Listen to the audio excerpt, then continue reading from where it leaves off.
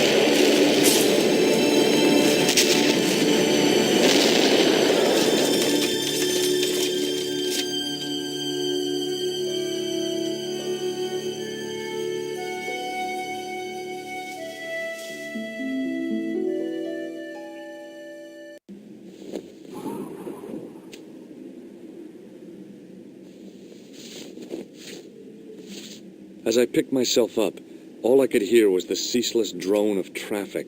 Life went on around me, but the explosion was to change my life forever. It was an iron lamppost. Wrapped around the lamppost was a newspaper.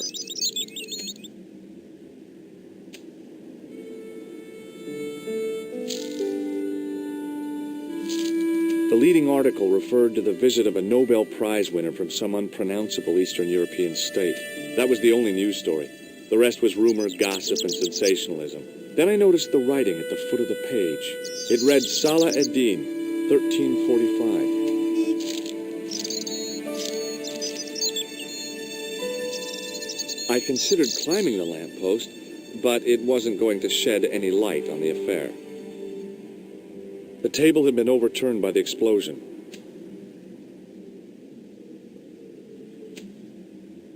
I considered straightening the table, but I figured it best not to disturb the evidence. The blast had blown out the glass, leaving a gaping hole. I examined the jagged glass remaining in the window. It was broken, all right.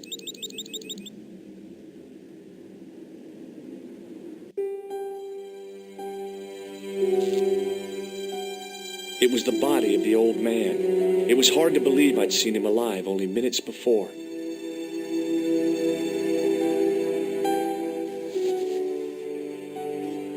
I tried not to meet his stare as I searched the dead man's pockets.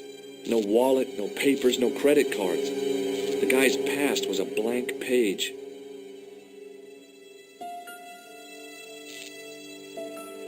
A mysteriously undamaged bottle of spirit stood on the bar. I needed a stiff drink, but I hated the taste of brandy. The pretty young waitress was unconscious.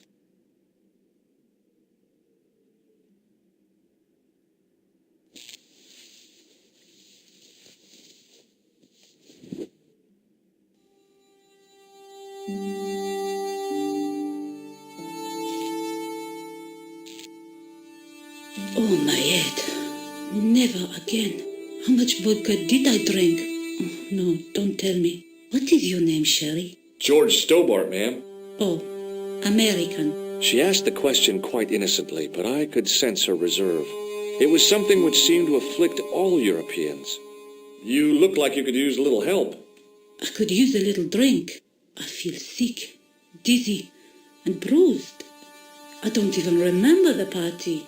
Just relax and take it easy. You've been knocked out. You don't say. What happened? There's been an explosion. You should try not to move. Are you a doctor? No, but I used to play hospitals when I was a kid. Can you remember anything at all? No. I need a drink. Pour me a brandy. Is that straight or with ice? Just give me the bottle with a teat on it. I guess a little drop won't hurt.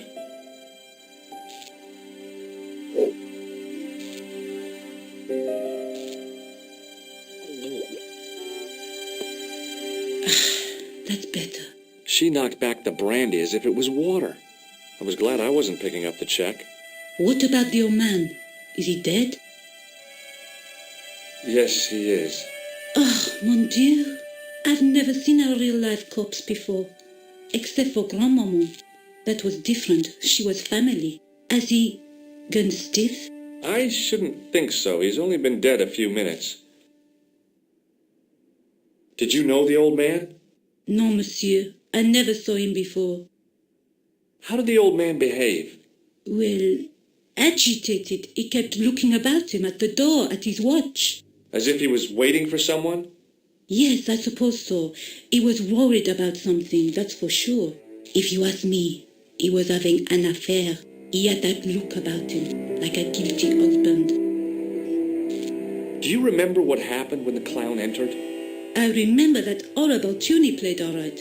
It was like a funeral dirge. I'd never liked accordion music either. Did the clown speak to the old man? No, he just laughed at him. Then he grabbed the old man's briefcase and ran out of the door. Did the old man try to stop the clown? Oh, he didn't have a chance. The clown dropped his accordion and ran out of the door. That's it. That's all I can remember. Did you see what the old man had in his briefcase? No, he didn't open it. What did the old man do when the clown snatched his briefcase? Nothing. He just sat there like he was frozen. Did this newspaper belong to the old gentleman? I don't know. Someone has scribbled a note on it. It reads, Salah Ed-Din, 1345. Does that mean anything to you? No, monsieur, nothing. Stay here, mademoiselle. I'm going to look around for evidence.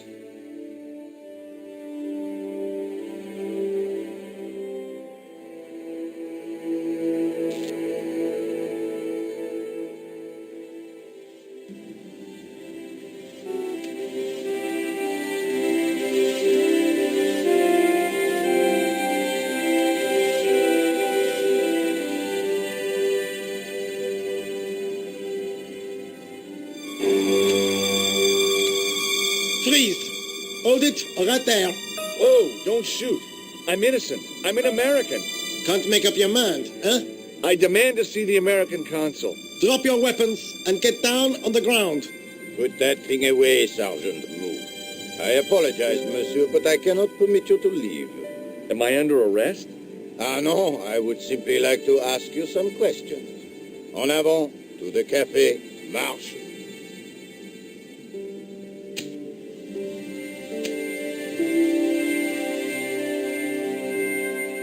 What a mess. This bombing is an outrage, is it not? Stop that, monsieur. Stop holding your breath at once. Has it occurred to you that he may be dead, Mou? Oui, monsieur, but I prefer to look on the bright side. Besides, I recall a case where the killer escaped by feigning death. However, in this case, the man is quite dead. Clearly, the killer knew of his presence and... How How many times have I warned you about premature extrapolation? All we know is that he is dead. It seemed reasonable to assume that... A great detective assumes nothing. Take Maigret, for instance. But he was a fictitious character, monsieur. Why, he was no more real than Poirot or Tintin. That's different, Moo. They were comedy Belgians. Anyway, it is unlikely that even you will learn much from talking to the dead. Examine the girl and take her statement, if you can.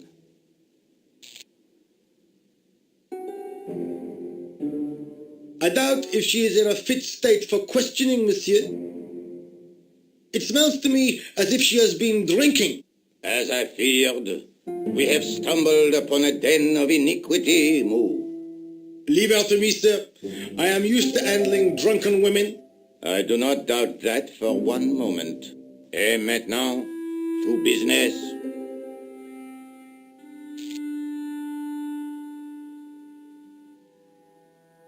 Your name, please? George Stobart. I'm from California. And what brings you to Paris, Monsieur Stobart? Travel. I'm touring Europe. You chose well. The city is most beautiful at this time of year, no? Yeah, I guess so, apart from the bomb blasts. Were you in the vicinity of the cafe at the time of the explosion? Yeah, I was sitting out on the sidewalk. I was lucky I wasn't killed. The inspector passed over my remark with no reaction. Did you see the deceased enter the cafe? Yes, I did. Was he alone? Yeah. And did he say anything to you? No, he was more interested in the waitress. Did you see anyone else in the cafe? Yeah, there was a guy dressed as a clown. He was carrying an accordion. An accordion? Bon, the picture is forming in my mind, and it is not a pretty one. Is the girl all right, Moo? She'll live if she survives the hangover. She doesn't remember seeing a clown, monsieur. That's odd, don't you think, monsieur?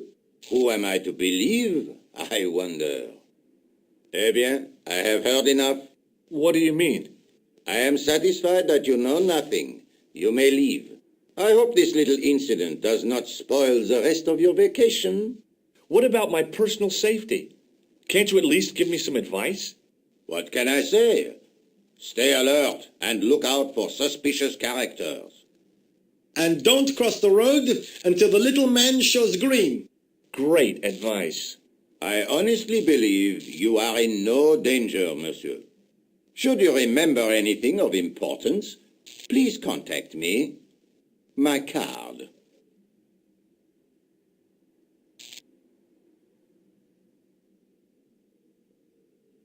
Thanks. That is all. You may go. There's not much to go on, monsieur. On the surface, no. But what lurks inside the subconscious? If the door can only be opened. Are you serious, monsieur? I thought your interest in psychic detection was purely academic. Academic? You are about to witness a scientific breakthrough.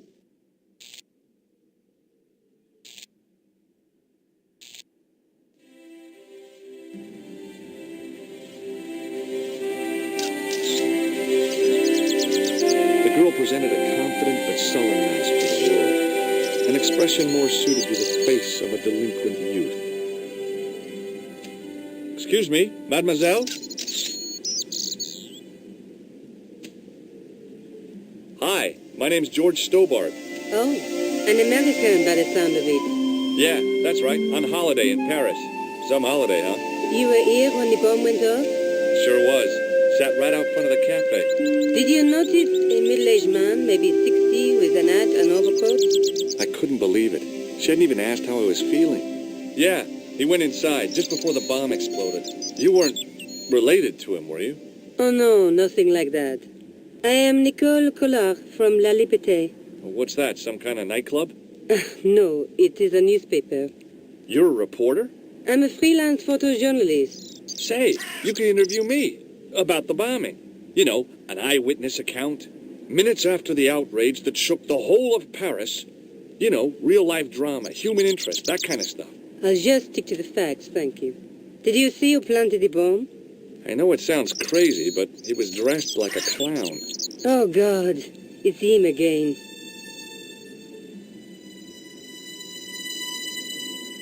Have you met the clown before? It's a long story. I have plenty of time. I don't. Who's the guy you were supposed to meet? His name was Planter. I didn't know him, but he called me last night. He said he had a story which would interest me. He asked me to meet him at the cafe. I guess I'll never know what he wanted to tell me. Not unless you have Rosso's gift for psychic interrogation. Do you know a police officer called Rosso? Rosso? Our paths have a knack of crossing. If I didn't know better, I'd say it was deliberate. Have you seen Rosso? Is he here? He's inside, attempting to question a witness with his psychic powers. What? That guy is weird. Yeah. Rosso didn't blink when I told him about the clown. It's as if he already knew. That is typical of a cold fish like Rosso. I've seen cheeseburgers with more spunk. How did Plantar get your name? Through the newspaper La Liberté. I'd written an article linking 2 unsolved murders. One in Italy, the other in Japan. The cases were remarkably similar. A wealthy victim, no apparent motive, and a costumed killer. Plantar said he could supply me with more information. Why won't you tell me about this clown? Why do you want to get involved? Because he almost killed me. Isn't that reason enough? I guess so. Listen, I'll give you my phone number.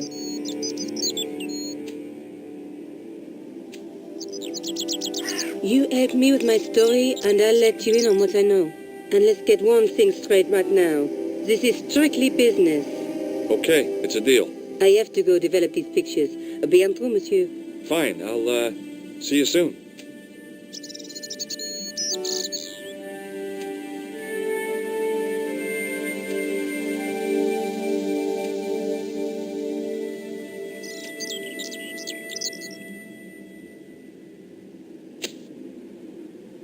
The muscular workman wore a morose expression, like a silent warning to leave him to get on with his job. It was a huge and weighty-looking engineer's telephone.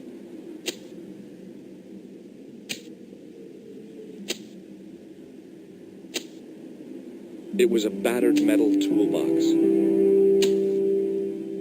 Hey, stop that! Get away from there!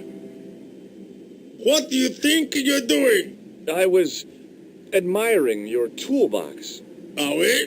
Had a good look, have you? I'm warning you, if you touch it, I'll crack your nut. Okay, I get your point.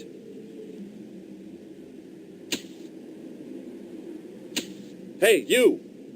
I thought you'd been arrested. No, it was a misunderstanding. When he pulled that gun, gah! I thought that was it. Those automatics pack quite a punch, you know? He made a mistake. He thought I was a terrorist. You? A terrorist? Ha! He was only doing his duty, I guess. Did you see an old guy with a briefcase? Wait, silly old coot. Do you know what he said to me? Work fascinates me, he says. I could watch it all day. Care beat. I could have knocked his block off. Did you recognize the old man? No. Should I have done? Was he a celebrity? No, but I guess he is now. His name was Plantar. Was? He's dead then? Yeah. That's too bad. Now I wish I hadn't called him what I did. If only I could turn back the clock. If only I'd been more tolerant. Regret and remorse are strange emotions. They really bring out the hammiest actors in people. Did you see a clown come by this way? A clown? Like in a circus? Yeah, with makeup and a big red nose. Huh! Those guys are funny, aren't they? Not in my experience.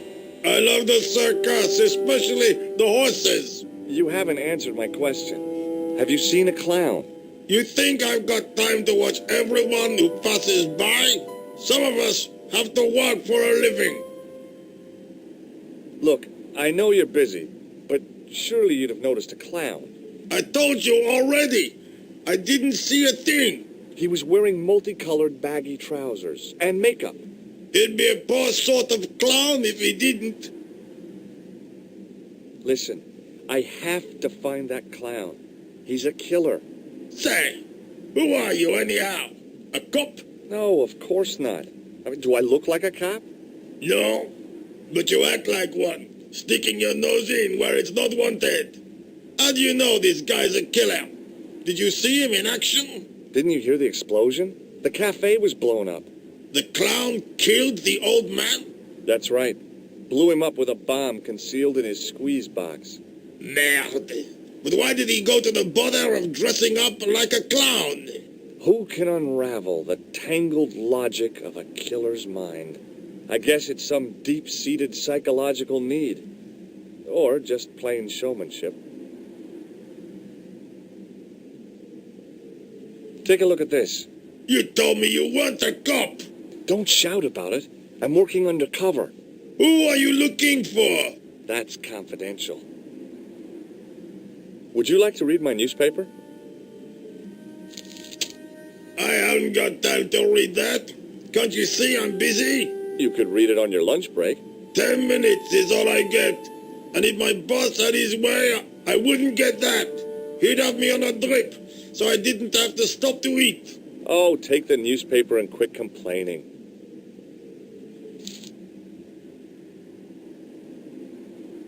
Bah! Look at this. Damn bleeding heart liberals. Tcha! Save the dolphins, catch them and eat them, I say. All that fuss over a bunch of fish. Nah, that's more like it. Look at the size of those. Like champagne bottle corks, no? Ah, what's this?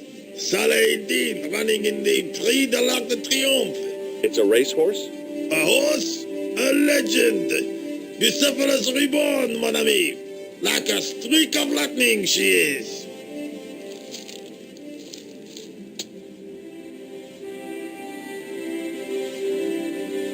Do me a favor, won't you? Keep an eye on my hole. I'm off to put some money on that nag. What about your toolbox? Stuff it. Help yourself.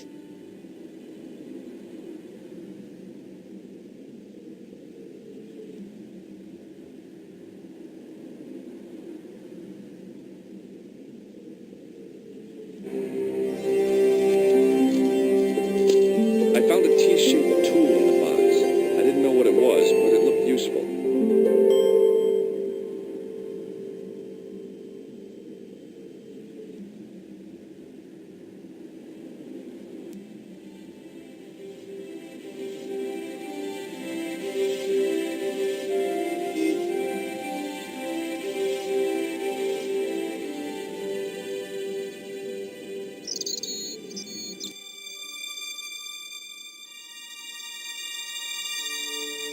The window was protected by stout-looking iron bars.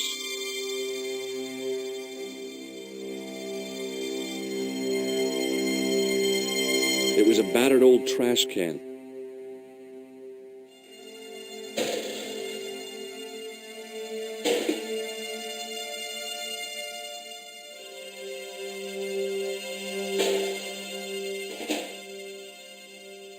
It smelled like someone had dumped a truckload of fish in a locker room on a hot summer afternoon.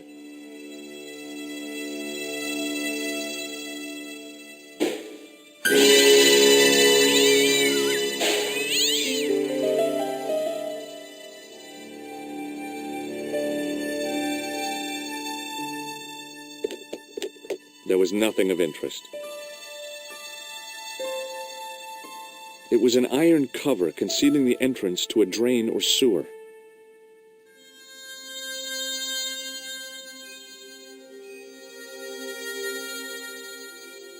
I tried to lift the cover with my fingers, but couldn't gain any leverage.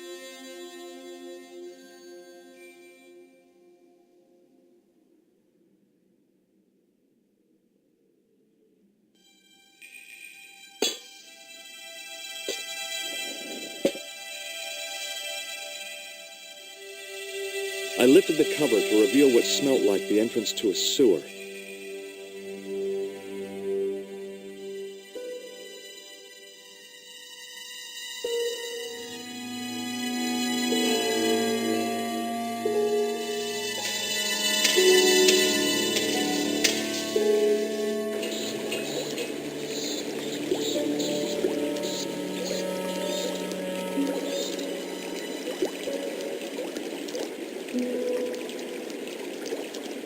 It was a shiny red plastic ball sat incongruously on the slippery green slimed floor. As I picked up the plastic ball, I realized it was intended to be worn. It was the clown's red nose.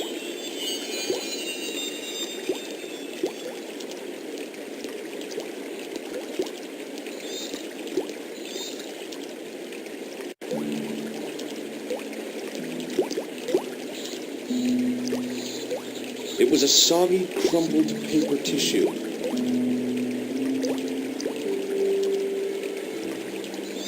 I scooped up the sodden tissue. It was cold and greasy, like breakfast leftovers.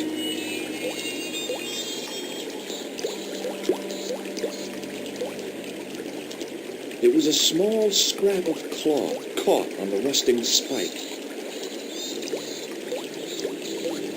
I took hold of the scrap of material and unsnagged it from the spike. The railing was put there for a simple reason, to stop people getting past.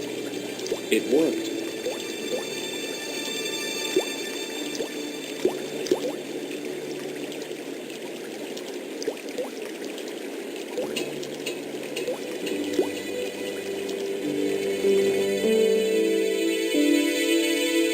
Hi there.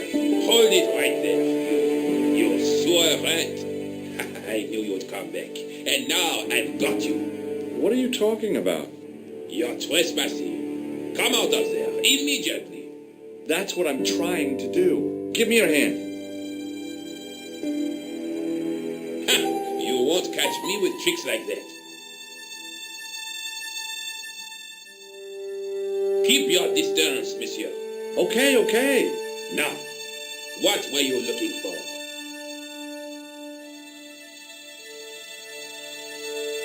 I was looking for a clown.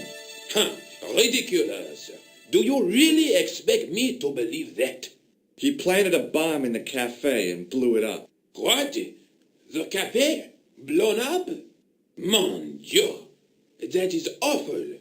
And you say the person responsible was dressed as a clown? That's right.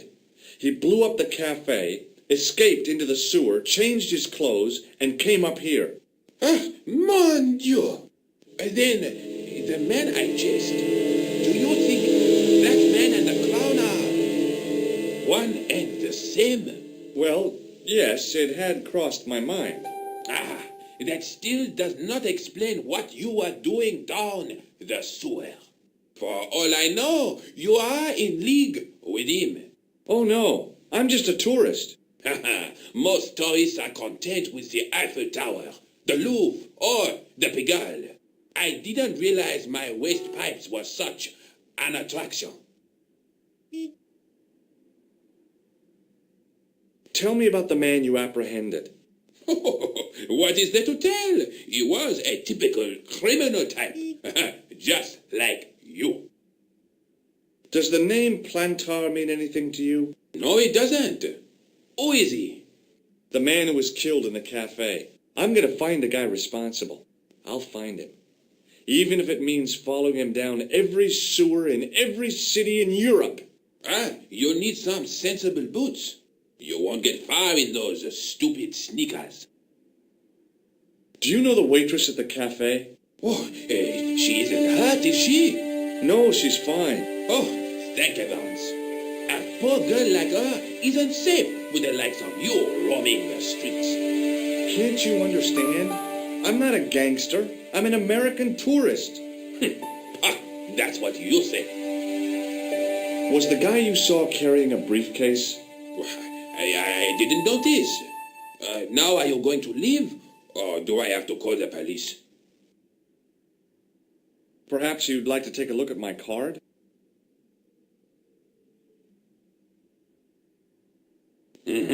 What is this? Inspector Augustin Rosso? What does that say? Hominoid Division? A homicide. I think the ink's smudged. Then you are not a tourist. Okay, I'm not. I lied to you, and I'm sorry. Don't apologize, monsieur. You know, I had a feeling there was something different about you. It is your posture, your poise. Oh, yes. There is no mistaking the bearing of a disciplined man. And I should know. I was in the army, you know. When I was your age, I was fighting for my life in the African desert. How can I help you, Inspector? Let's start over from the beginning and tell it just like it was. Tell me about the man you apprehended. He was a mean one, monsieur. He grabbed me in an arm lock, his face suddenly next to mine. His grip was like iron, but he did not know what he was up against. Oh no, he made a big mistake when he took on one of the desert hyenas. Yes, I get the picture. Does the name Plantar mean anything to you? No, it doesn't. Do you know the waitress at the cafe? So you don't want to hear about my experiences in the desert? I fought to make this country what it is today. I'm sure you did, but I'm a little short of time. Do you know the waitress at the cafe? You can't suspect her, surely. Just answer the question, please. Yes, I know her. Quite well, you could say. She came to work at the cafe 6, 7 months ago. I look forward all week to the relief she gives me when she visits. Really? So you'd miss her if she wasn't there? Oh, mais oui. Who else would I find to cut my toenails? Was the guy you saw carrying a briefcase? Why, yes, he was. Clutched in his arms like a baby. That belonged to his victim. Oh, what do you think was in it? Drugs? Stolen jewels? I don't know, but the killer thought it was worth a man's life. Nothing is worth that, monsieur. What does this tissue mean to you? Nothing, monsieur. It's disgusting. What on earth possessed you to show it to me? Someone has emptied their nostrils into it. Does this piece of material mean anything to you? That is the same cloth as the jacket I found. I'd recognize that pattern anywhere. Now, about the jacket you found. Do you have it here? No, monsieur. One of the sleeves was badly torn, so I sent it for repair. A pity, because otherwise it was a fine piece of quality tailoring. It had the tailor's name inside on the label. Where did you send the jacket? I gave it to an itinerant Romany seamstress. Just my luck. Was there anything in the jacket pockets? Not a sou. You know what I think? Do tell me. He changed out of the clown suit and cunningly disguised himself as an ordinary person. Looks like I'm up against a mastermind. What was the name on the label? It was a foreign name.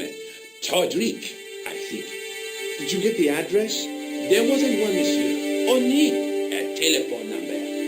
Well, I don't expect you to remember a phone number you've only seen once. 74 98 08 59. You're kidding. That's his phone number? Yes, that's it. A little secret number that I learned in the desert. I was taught the technique by actual shame. That's incredible. It comes in handy at the supermarket checkout. Do I get a reward? Honesty, monsieur, is its own reward. Then I'm glad I do not rely on honesty to pay the bills. Take a look at this false nose. Aha!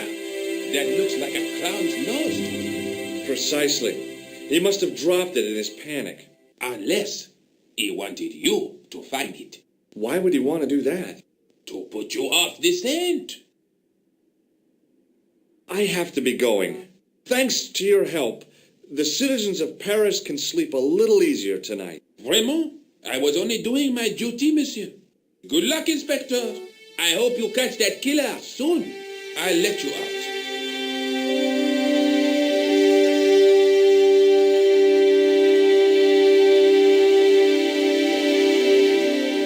I hope you find your man, Inspector.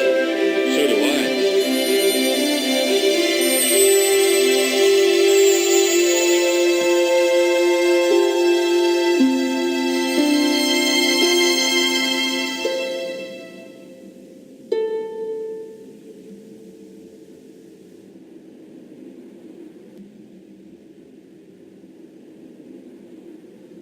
The sergeant was a scrawny man in his 50s who resembled a constipated chicken.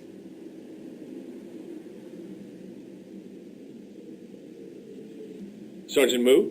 You heard the inspector. Go on, monsieur. Did you find the victim's briefcase yet?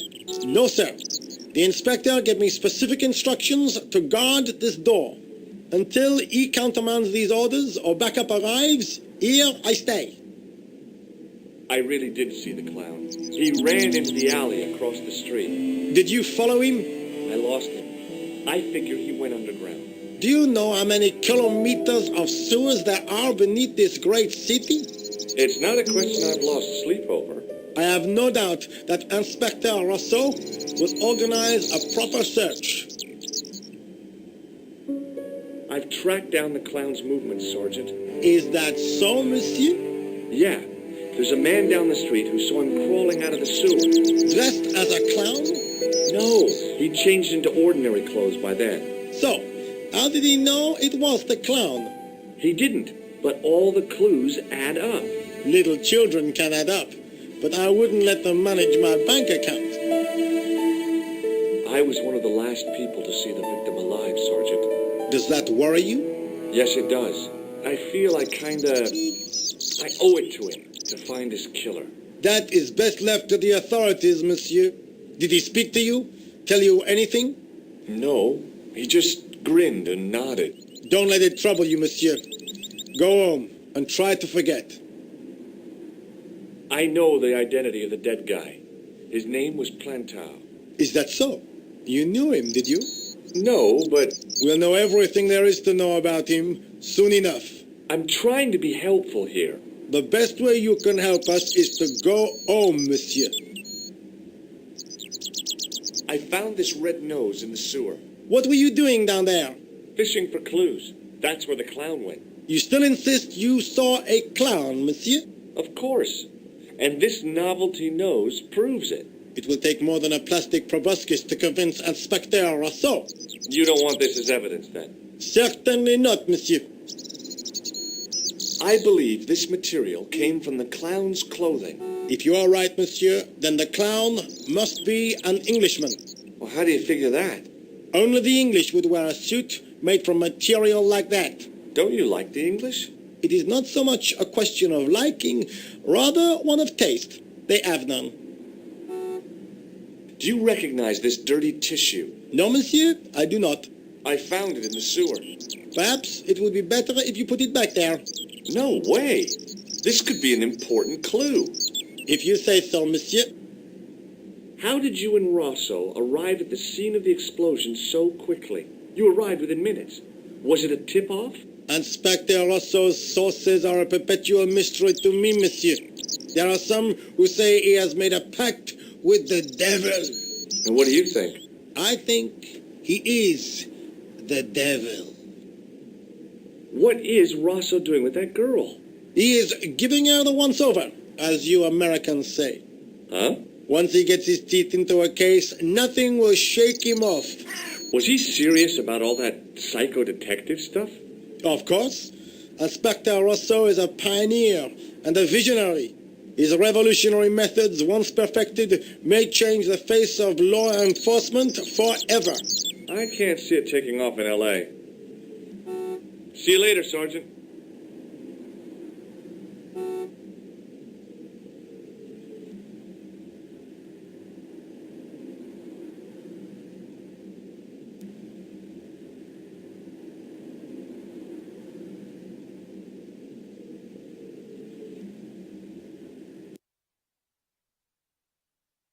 Bonjour, couleur. Oh, hi. It's George Stobart, the American at the cafe. Ah, oui. You said to call if I could help. Have you any news for me? You bet. I met a witness who spoke to the clown. And I know where the killer gets his suits. No kidding. Hey, I'm impressed. You are? Well, it wasn't easy. Look, why don't you come here to my apartment? Fine. Where do you live? 361 Rue Jarry. Okay, I'll come right over.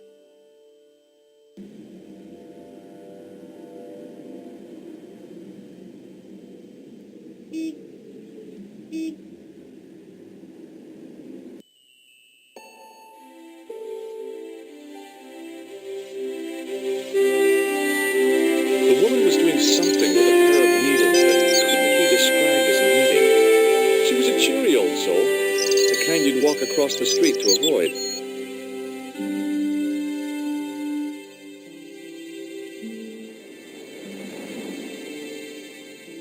Oh, hi. Bonjour, monsieur. Would you like me to foretell your future? No thanks. I'm very good, and it only takes a minute. Thanks all the same, but I'm not superstitious. Besides, if it only takes a minute, that's not much of a future to look forward to. Are the flowers for sale? Oui, monsieur. Okay. I'll take a bunch of those white ones. I wouldn't do that if I was you. No? They are lilies, monsieur. Some people associate them with death. Yikes. Well, thanks for telling me. What other flowers do you have? Dahlias? What do they signify? Insecurity. I don't want to give her the wrong idea about me. What about the tall yellow ones? Those are iris, the flame of passion. And the little yellow ones? Sensuality. Well, they're no use to me. I want to make an impression, not jump down her throat. Do you know a young woman called Nicole Collard?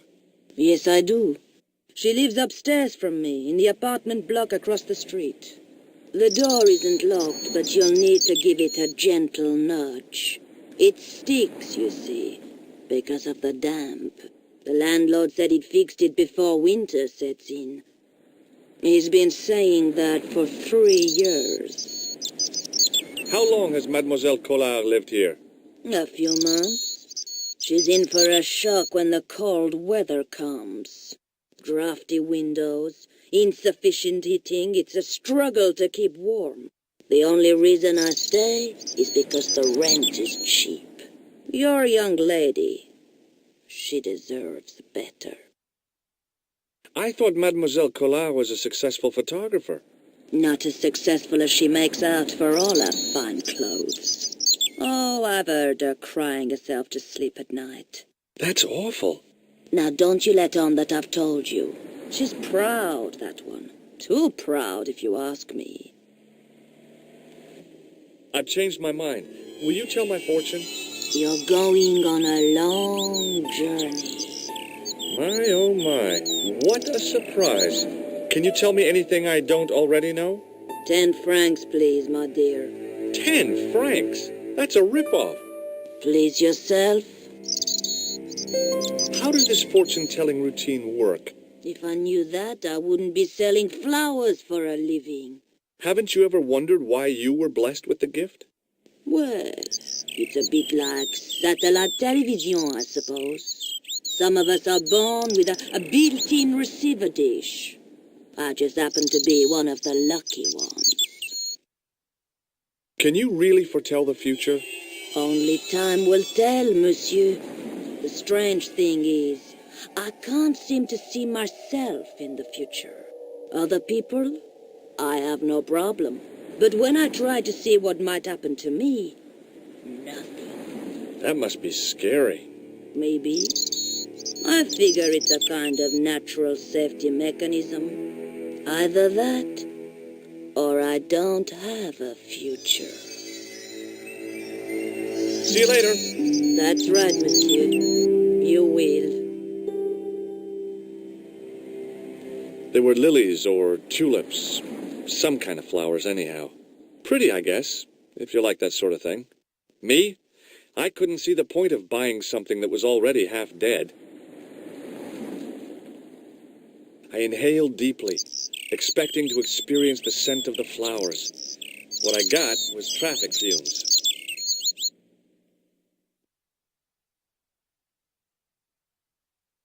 I glanced without much interest at the fruit.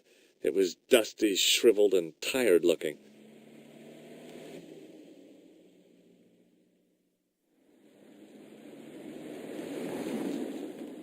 It wasn't the style of the clothes in the shop that caught my eye, but the prices. The same amount of money would feed a starving family for the rest of their lives.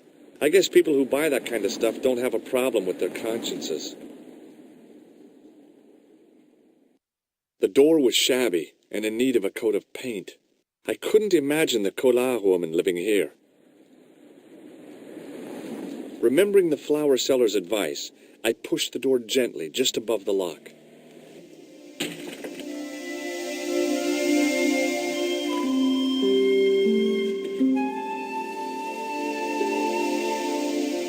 Bonjour. I'm glad you could make it, monsieur. Please, call me George. Fine. I'm Nicole. Take a seat, George.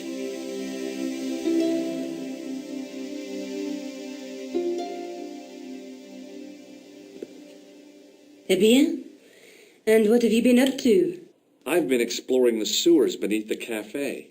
I thought I could smell something bad. The clown used the sewer to escape and to change out of his costume. I guess he was in a hurry. He left his jacket behind. And? I got his tailor's phone number. You had better luck than I did. Luck, she said. Luck! Hard work, I'd call it. What happened? I took my photographs to the editor, but he wasn't interested. Can you believe it? He told me to drop his story. But you're not about to do that. Oh, no. I am going to find out what's behind these killings. You know what I think? It's a conspiracy. The police in 3 different countries have kept very quiet about the murders. The press don't connect them at all. They blame them on political, religious, or militant minority extremists. Well, that covers just about everyone. Tell me more about the clown's previous victims. The first was Nobel, the millionaire pharmaceutical baron. He made his money from amphetamines in the post-war slimming and diet boom. Imagine it. Millions of housewives literally speeding their butts off. Was he killed for his money? No. He had no living relatives, and his fortune went to the orphanage where he grew up. The only witness in the case was his Filipino au pair.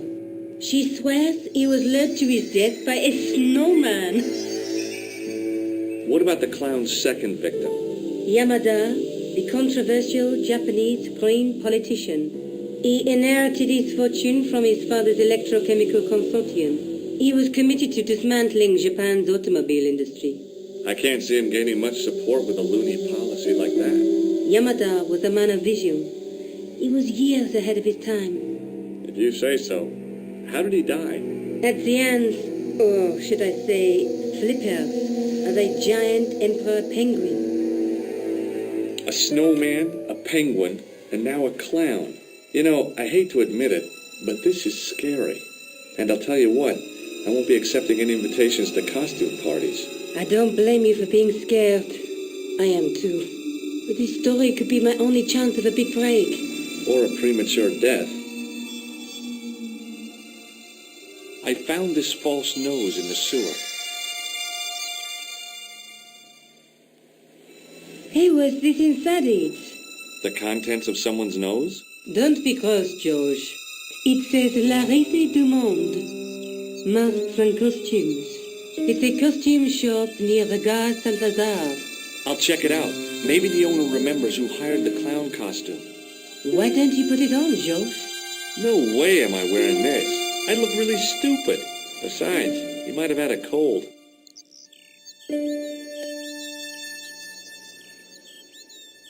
I found a piece of material near the cafe.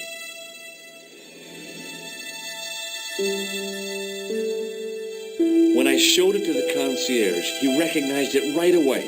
It's very distinctive, all right. Just wait until you see this. I developed the film I shot at the cafe. Here, George, it's an enlargement I made. Look what that guy's wearing. Checkered pants. The same material as I found in the sewer. That's right. This guy shouldn't be difficult to find. Oh no? Take a close look at his left cheek. A scar. In the shape of a horseshoe. Oh, a crescent moon.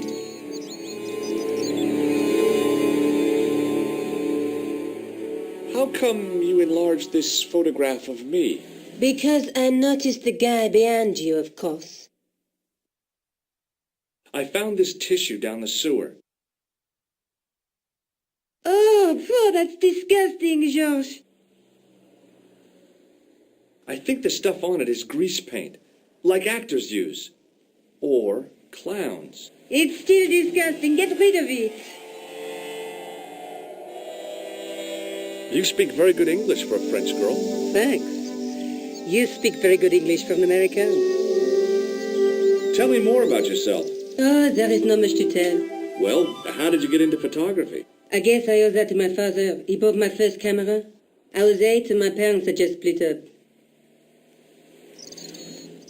Did you live with your father?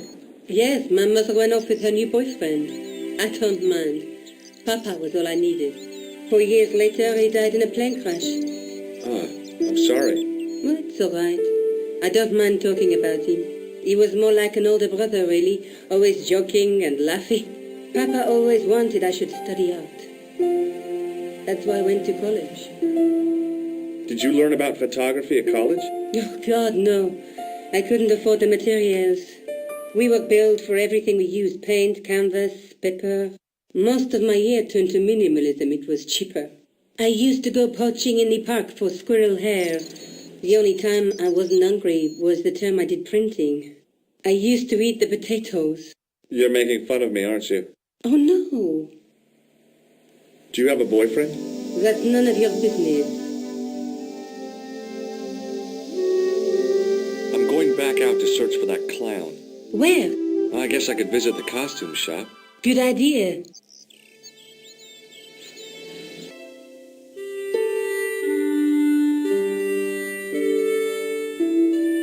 The dummy wore a traditional Pierrot costume. At least, I guess it was a dummy. I gave the dummy Pierrot a tentative prod, but it didn't move. She reminded me of a girl I dated back in high school. Come to think of it, the dummy had more personality. As I was about to touch the dummy, I realized it had the same color eyes as Nico. The strange thing was, I hadn't realized I'd noticed the color of Nico's eyes.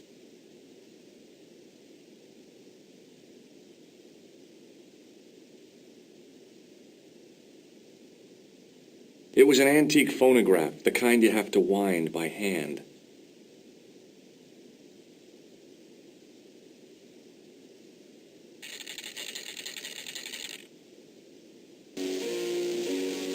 The guy's spoon-shaped face was mournful and humorless. He looked like a vegetarian in a slaughterhouse. Excuse me. Bonjour, monsieur. Please, come in. Welcome. Leave the mundane world behind, for in these four walls, fantasy is king. I don't want a costume. Didn't you ever dress up when you were a child? Not that I remember. Incredible! You'll be telling me next that you never shared your elder sister's lingerie. I don't have a sister, and I think I'd look pretty silly in a brassiere. I just need some information. Of course. How can I help you? Have you heard of a man named Plantin? I do not recall anyone of that name. I'm looking for a man who hired a clown costume from you. Oui, monsieur. I do not see how I can help. Don't you keep a record of costumes that you've rented out? Of course, monsieur, but... Well, then, I'd like to check your records. Give me the names of everyone who's rented a clown suit. Impossible. There are too many. The clown I'm looking for is a cold-blooded killer. Give me his name, and I'll see he's brought to justice. I'd help you if I could, but you can't expect me to remember all my customers. You see, the clown costume is our most popular line, monsieur.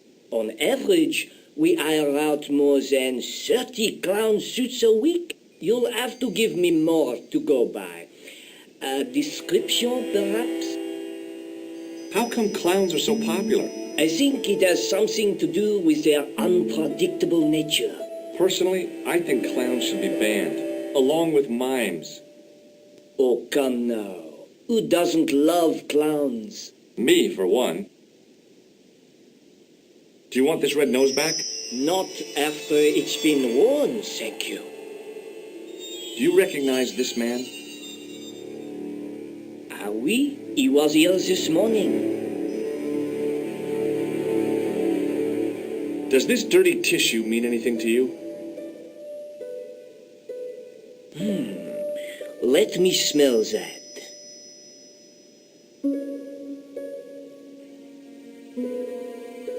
Bestheimer's number 7 white pancake. Theatrical grease paint, right? Oh, oui, monsieur. La crème de la crème of Thespian accoutrement. Have you sold any of it recently? Yes, 2 cans. About this tissue. I have already given you my professional opinion. Are you sure this is the man who bought grease paint? Oui, monsieur. He chose 2 costumes. Bozo the clown and Seamus the pixie. A pixie? Very smart. Green silk with a taffeta lining. He gave me his name as Monsieur Khan. Are you sure this is the same man who hired the clown suit? Certainement, Monsieur Khan. Thanks for your help, buddy. My pleasure, monsieur. Allow me to shake you by the hand. Huh? Well, okay.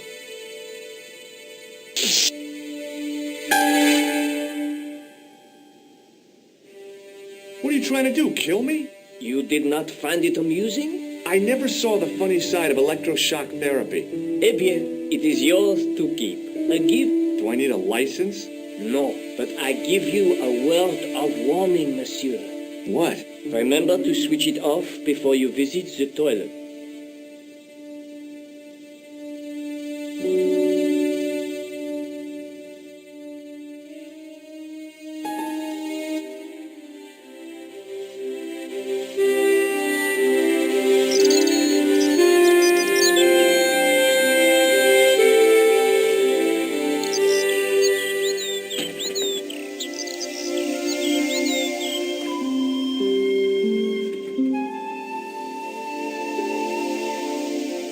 Salut, George. What news?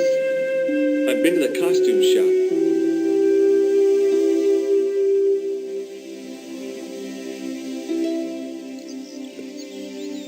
Yeah, I like it. What are you supposed to be? I didn't hire a costume. These are my clothes, and you know it. Did you ask about the clown? Yeah. He used the name Khan. He hired 2 costumes, the clown and a pixie. Then we're one jump ahead of him. How do you make that out? He probably plans to use the pixie suit next time he kills. Oh, God, don't let it be me. I don't deserve to die at the hands of a pixie. Don't be silly, George. That won't happen. Oh, no? No, because every time you see a pixie, you're going to run like hell. May I use your telephone? Sure, go ahead. Thanks.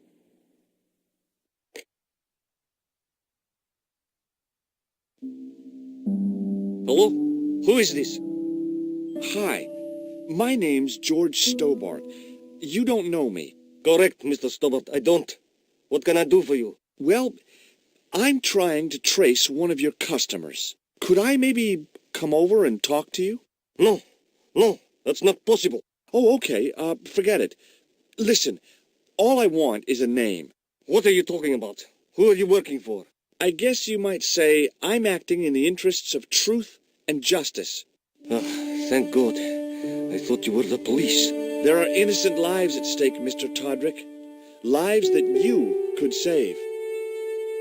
You're collecting for charity, yes? No, I'm not. All I want from you is information. Go on. I'm listening. The man I'm looking for is called Khan. He bought a suit from you, remember? Mr. Khan. Yes, I remember him.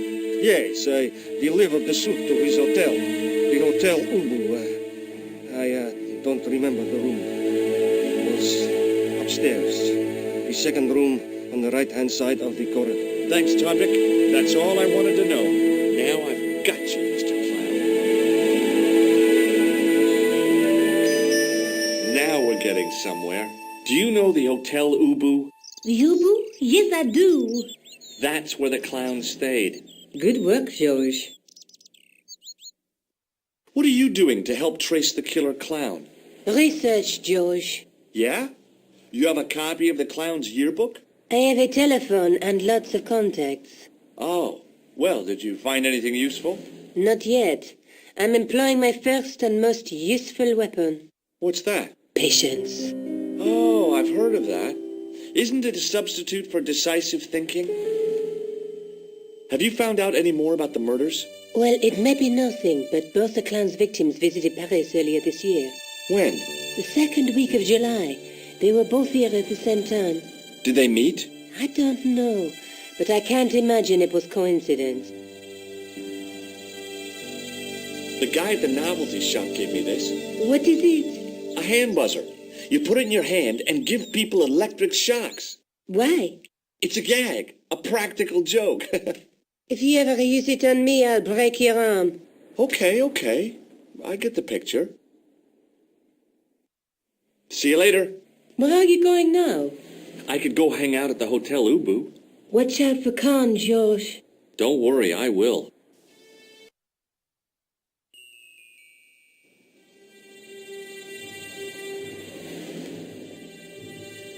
The guy looked just like a weasel. Excuse me.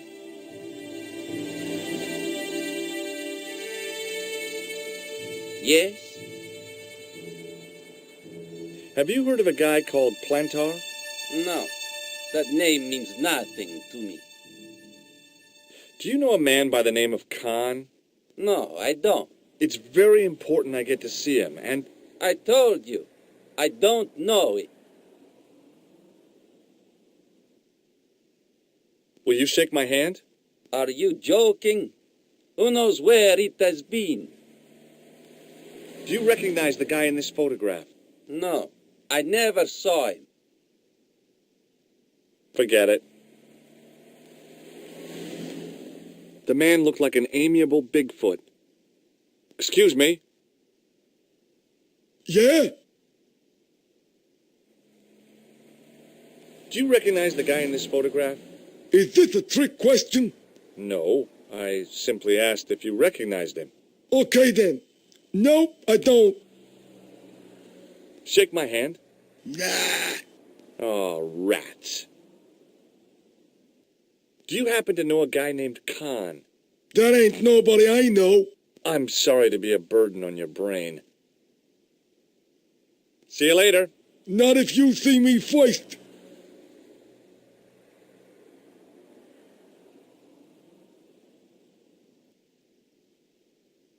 The sign listed the price of rooms, and boy, were they expensive.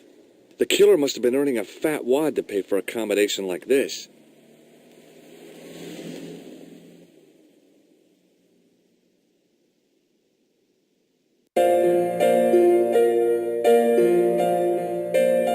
The woman was obviously obviously English. She had all the qualities of Boadicea, Elizabeth I, and Margaret Thatcher rolled into one.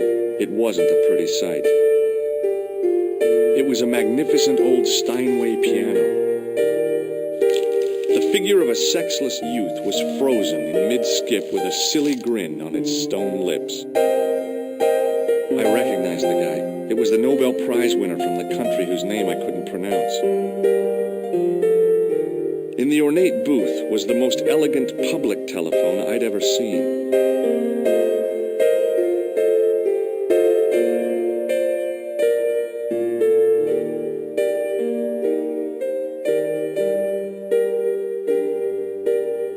Hanging from a brass hook was a key and a plastic tag. The clerk wore a disdainful expression, like he'd been born with it. It was the register of guests staying at the hotel. There was no one registered under the name of Khan. If the killer was staying here, he'd used a different pseudonym.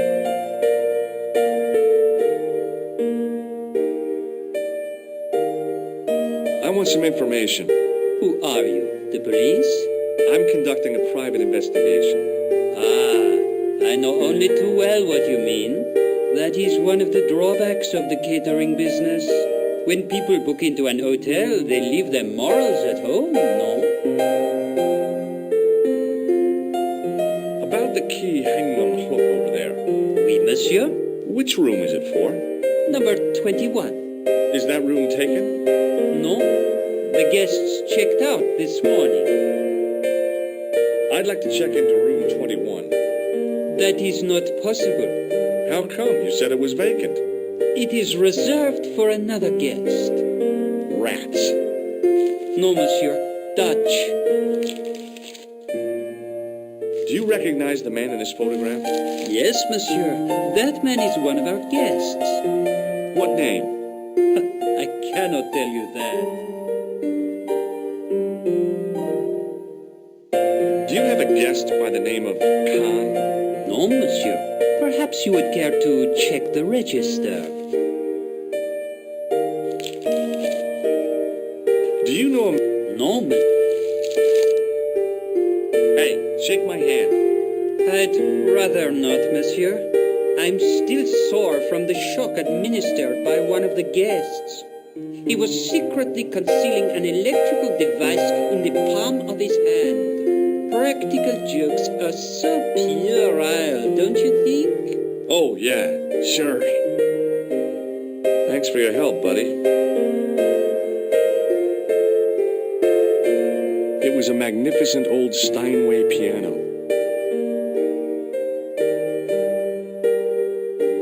I figured the lady at the keys wouldn't appreciate a duet with a musical illiterate like me. Hi there, ma'am. Well, hello. What can I do for you? I'm looking for a man. You disappoint me, my dear. For one foolish moment I thought... But never mind. Aren't you going to tell me your name? George Stobart, ma'am. How sweet! I once had a stable boy called George. I am Lady Piermont. The common reaction is to kneel and stutter, but it's not obligatory. A real lady? I mean, you're an honest-to-God aristocrat? Oh, I don't know about that. Few of my ancestors are honest, not even to God. I can trace my family back to the Normans, but don't let that intimidate you, George. Beneath that impressive pedigree, I'm just flesh and blood. The blood may be blue, but the flesh is the plump beef of old England, so to speak. You appear distracted, George. Is there any way I can help you?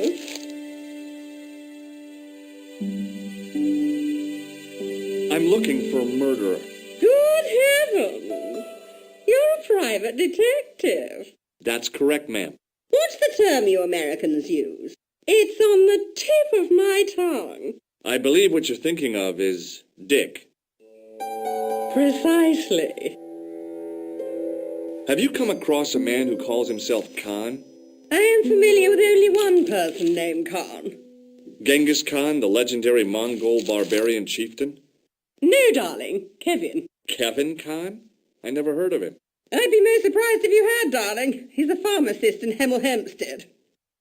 Organises fundraising for the Rotarians. Lovely man.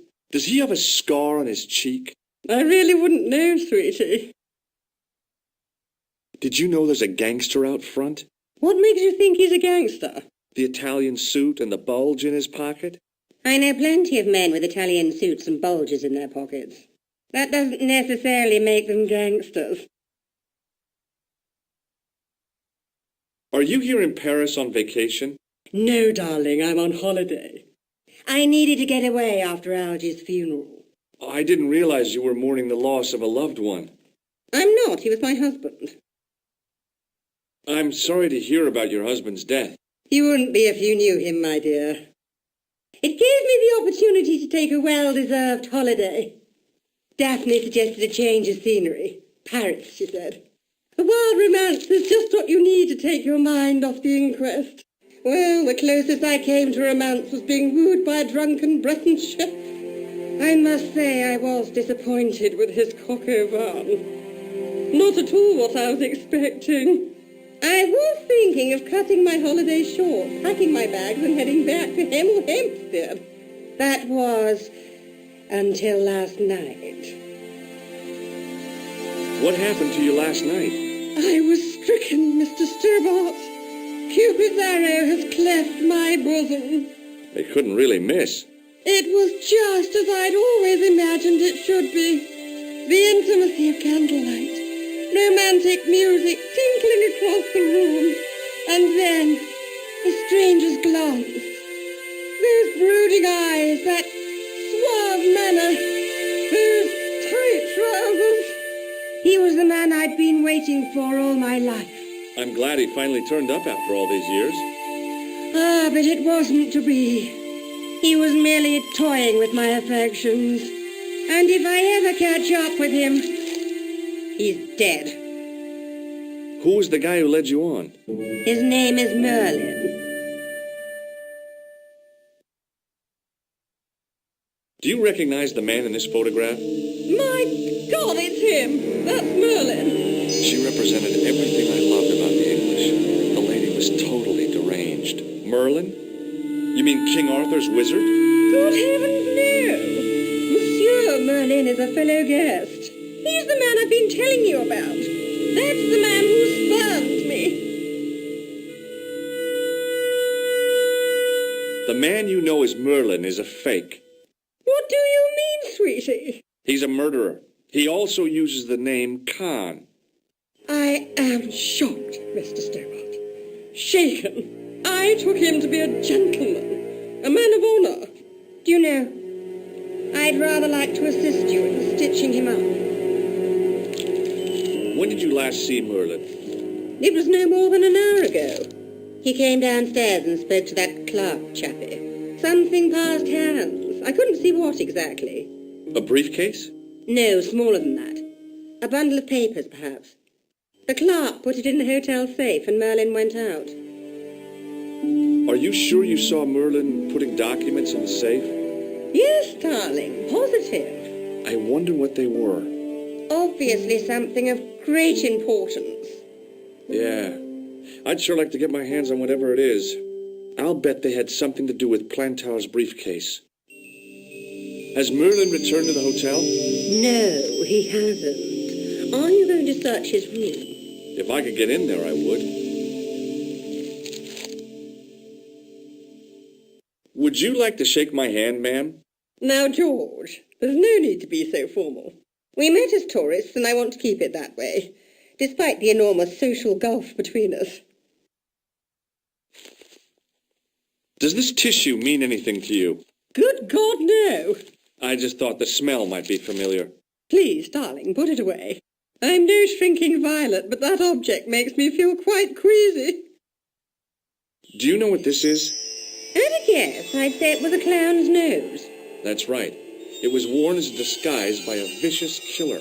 Ah, Mr. Merlin, perchance. That's him. Did I show you this photograph? Yes, darling. Would you distract the clerk while I borrow a key? Are you asking me to aid you in a criminal act, darling? Oh no, it's the key to an empty room. And why, may I ask, do you wish to gain access to an empty room? Do you plan to squat? No, ma'am. Scouts honour? I was never in the Boy Scouts, ma'am. Oh, you should have been. What were your parents thinking of? It's a fine way for a boy to get licked into shape. Now tell me, why do you want to get into that room? I'm hoping it's the key to Merlin's room. Well, how can I refuse? I shouldn't think my feminine charms would be much use in this case, but a good dose of English arrogance might do the trick.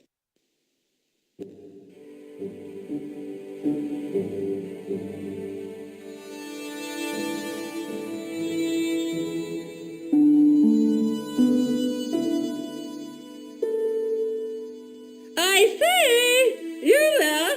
Flunky! Oui, madame. Listen carefully. You do understand English, don't you? But of course, madame. Good. I wish to deposit some jewellery for safekeeping. I understand. Are you quite certain? Oh, bien sûr, madame. Over to you, my dear.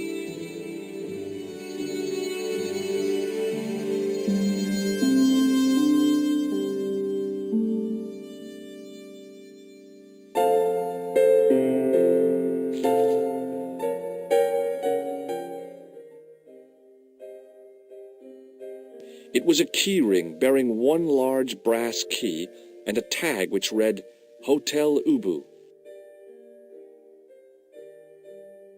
The sign on the door read 21.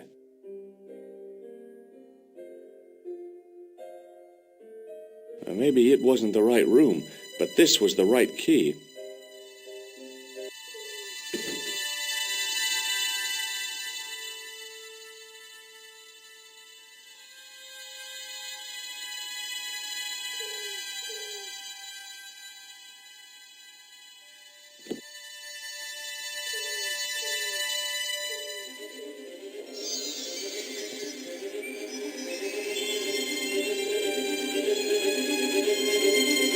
Cobbles of the alleyway looked very distant and very hard. If I wanted my shin sticking out of my shoulders, I could have jumped. Mama Stobart didn't raise no suicidal fools, though.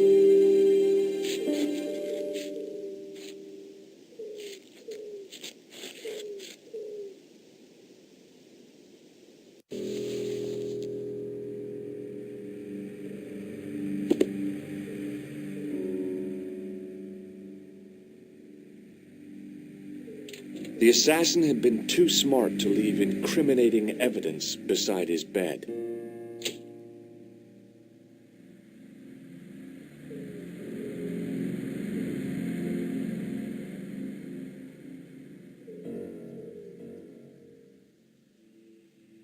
The bed was freshly made, and the crisp white sheets told me nothing about the killer's habits.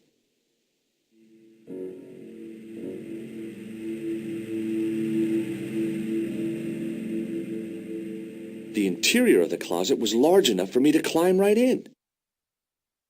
There was nothing in the pockets of the pants. The pants were newly laundered and pressed with immaculate creases. It was the battered leather briefcase I'd seen Plantar carrying just before he died.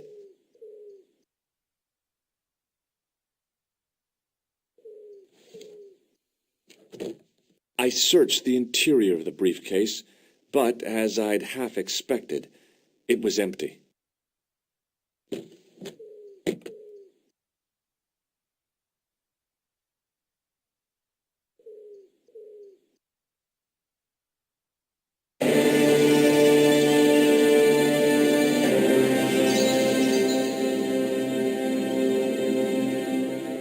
I had the kind of feeling in my stomach that would usually send me running to the bathroom.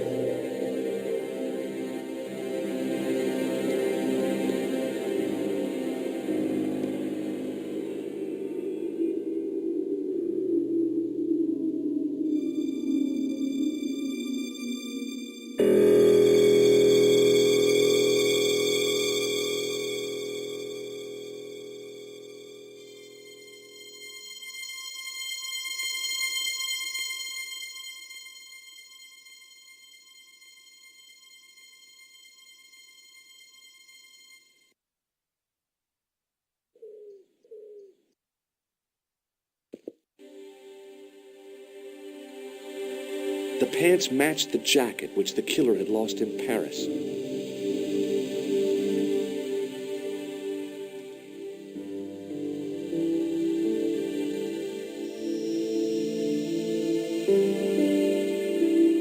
I couldn't believe my luck when I found 2 items in the pockets of the pants. The first was an ordinary matchbook. No matches, no clues. The second was a pass card which read, Thomas Merlin, Gruber Electronics Corporation. The matchbook bore a pattern of swirling color and the words, Club Alamut. It was the card I'd found in the hotel bedroom. It read, Thomas Merlin, Gruber Electronics Corporation.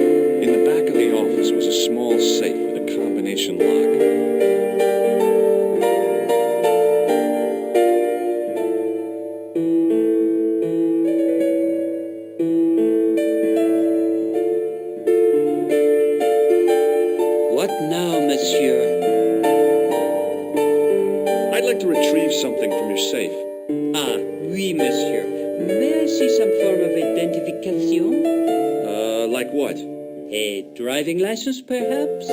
I don't drive. Your passport? I don't have it with me. I could show you my operation scar. I'm sorry, monsieur. I must have some form of unique ID. You won't find a more unique ID than my scar. I'm sorry. I must insist on a more traditional identification. Rats. Does this pass mean anything to you? That is Monsieur Merlin's property. That's right. Merlin the murderer. I want to see what he's left in your safe. Impossible. I cannot betray his confidence, no matter what you say he's done. You're making a big mistake. Maybe. I can live with that. Does this matchbook mean anything to you?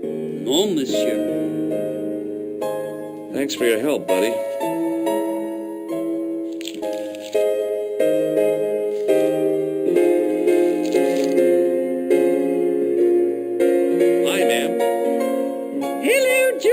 What can I do for you now? I got the key. Thanks for your help, ma'am. I found this matchbook in Merlin's bedroom. It came from the Club Alamut. It might be useful to find out if that club is in Paris, George. I found this pass in Merlin's room. So, that deceitful little man is passing himself off as an electrician, is he? Uh-huh. This guy probably has 1,000,000 faces. I showed the pass to the clerk, hoping he'd give me Merlin's papers. But he wouldn't buy it. He's too scared. I'll give him something to be scared of. Follow me, George!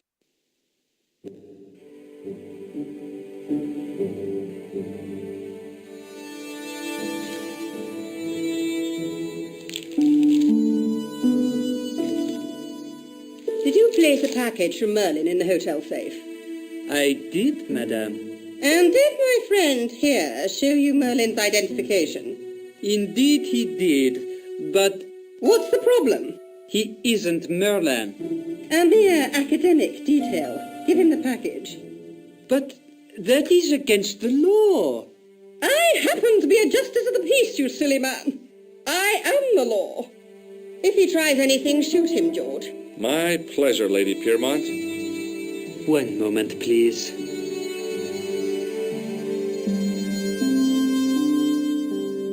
You know, I haven't enjoyed myself this much since Greenham Common. I don't know what I would have done without you, Lady Piermont. Voilà, monsieur. Le manuscrit de Monsieur Merlin.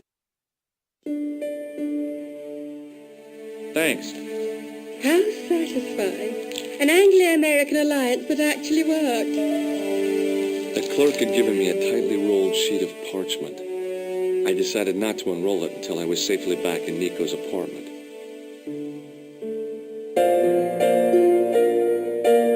It was the ancient manuscript which Khan had stolen from Plantau.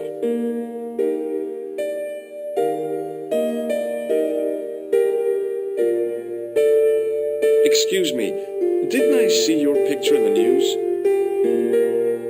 You're that Nobel Prize winner from some unpronounceable Eastern European state.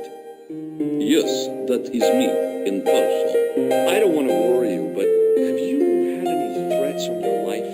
You know, mysterious phone calls, letters made up of headlines cut from the newspaper. I don't know what you're talking about. Do you know a guy called Plantau? I don't know anybody in Paris. Oh, well, this guy's dead anyhow. Why do you ask me about dead men? I have seen enough of death to last me a lifetime. I'm, sure you have. Have you seen a clown? I beg your pardon? The clown. A guy in funny pants. Have you seen him? My pants are from England. Marks and Spencer. They are a pleasure and a comfort to wear, with much support. I'm real glad to hear that. You know, it's good to know you Nobel Prize winners are human too. In my country, the people make do with string and egg cartoons. For pants? For everything. Oppression is the mother of ingenuity. Do you recognize this man? He calls himself Khan.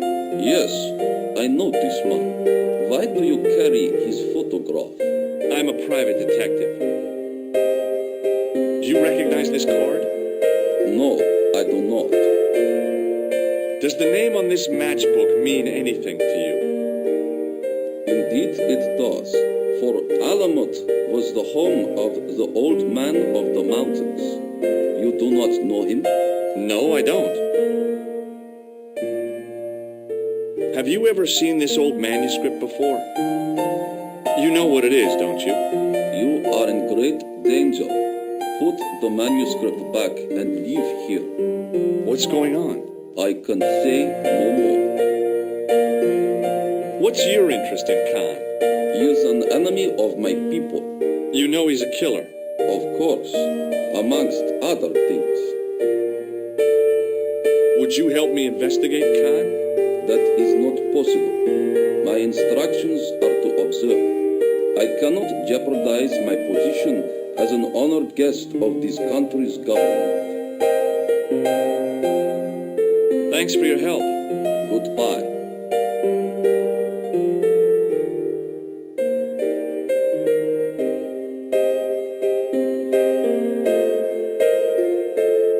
Hi, ma'am. Hello, George. What can I do for you now? This is what Merlin was so keen to hide. Really?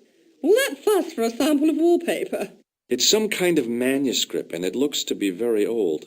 If I was you, I'd keep it well out of sight until you're clear of this place. That's exactly what I was thinking. I could roll it up and put it down my pants. No, that wouldn't do at all. You'd attract far too much attention. I have to go, ma'am.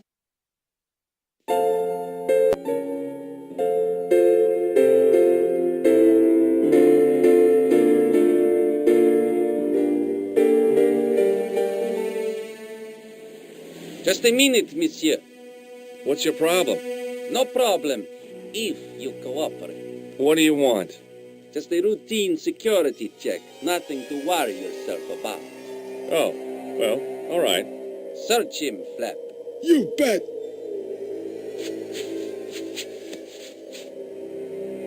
Hey, knock it off. Get off, you big ape.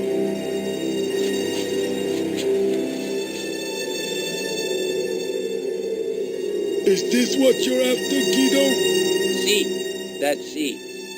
I can explain everything. Well, almost everything. Too late. You're on your way to feed the fishes.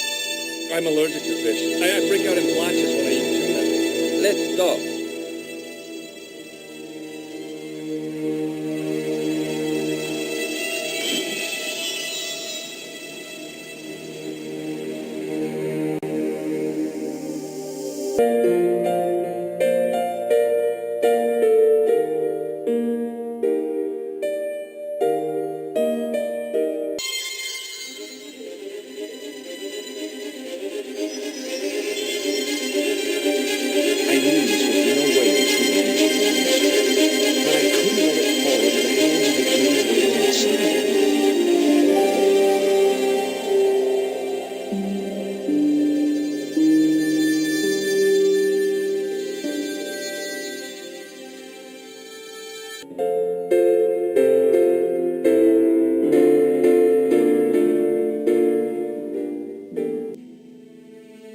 Just a minute, monsieur. What's your problem? No problem, if you cooperate. What do you want? Just a routine security check, nothing to worry yourself about. Oh, well, all right. Search him, Flap. You bet.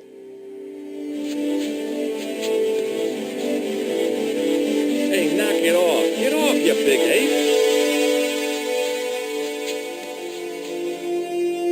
Nothing, Guido. Zilch. Our apologies, monsieur. What? I had to report you to the authorities.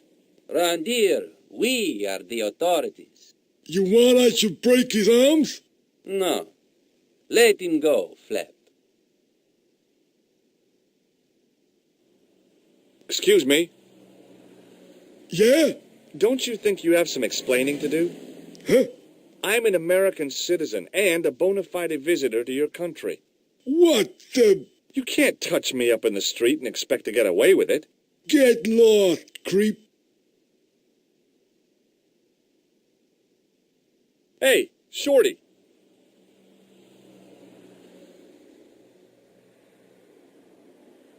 I'm looking for a clown.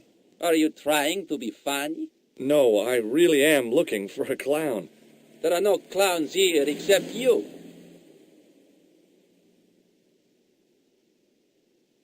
Forget it. Hey, Shorty.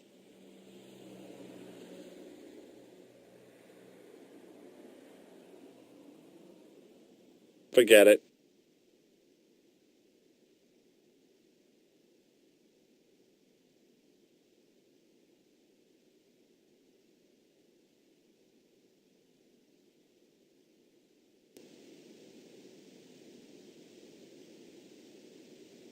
If the manuscript was what Flap and Guido were after, they were going to be disappointed.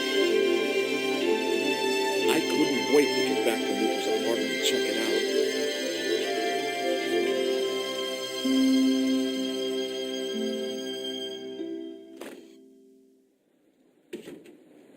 You're just not going to believe what I've found. It's not another part of the clown's costume, is it?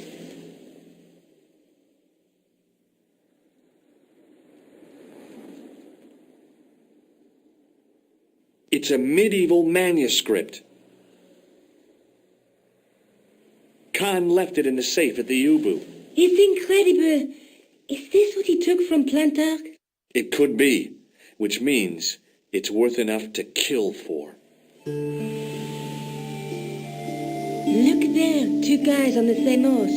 Oh, yeah. Maybe they couldn't afford one each. What of it? Have you ever heard of the Neo-Templar? Their official seal was an image of two knights sharing a horse. Whatever this manuscript means, it's connected with the Templars. How come you know about these knights? I learned about them while writing an article on the Crusades.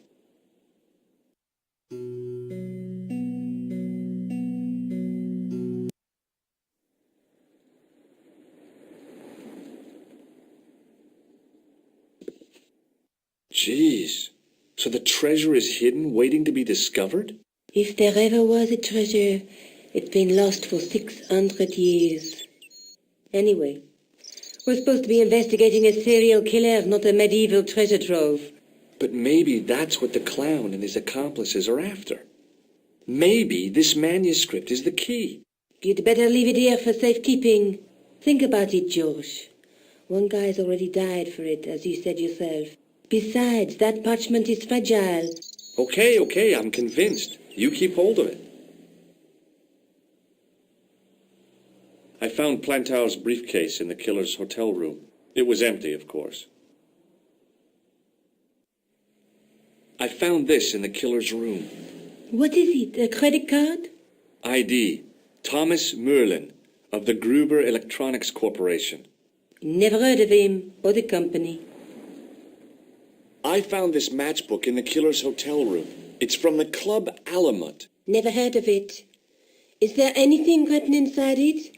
No, what were you expecting? If this was a movie, there'd be a clue, a name or an address.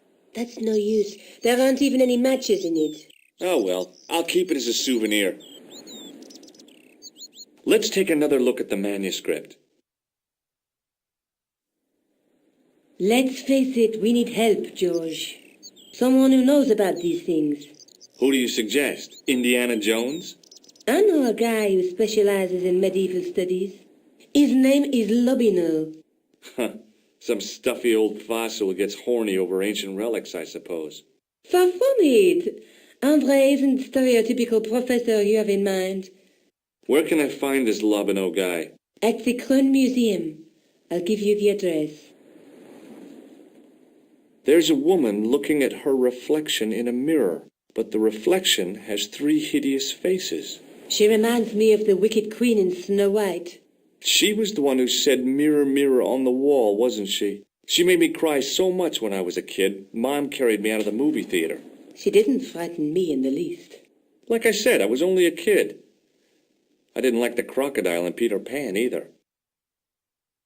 There's a woman looking at her reflection in a mirror, but the reflection has a knight with a crystal ball. There's something written on the scroll beside the knight. Yes, but it's written in Latin. Per disciplinam mea lux videbis. By my teachings, you will see the light. You speak Latin? Where did you learn a trick like that? A trick? I studied law, okay? I can read Latin. My, you're touchy. Tell me that again. Through my teachings, you will be enlightened. There's a guy working on a loom. He's weaving a carpet or a tapestry. Or a duvet cover. It's a clue to a place, I reckon. Somewhere famed for weaving and ships. Where folk live in barrels? It beats copper boxes. There's a guy with a sword and a bull. The only mythological bull I know of is the Minotaur, but he was only half bull. I don't think I'd like to be half a bull, even if it was the bottom half. What's that object between them? It looks like a gem on top of a tripod.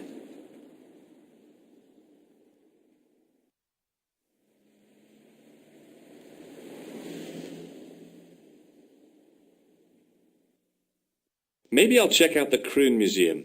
I'm sure you'll find it useful, George.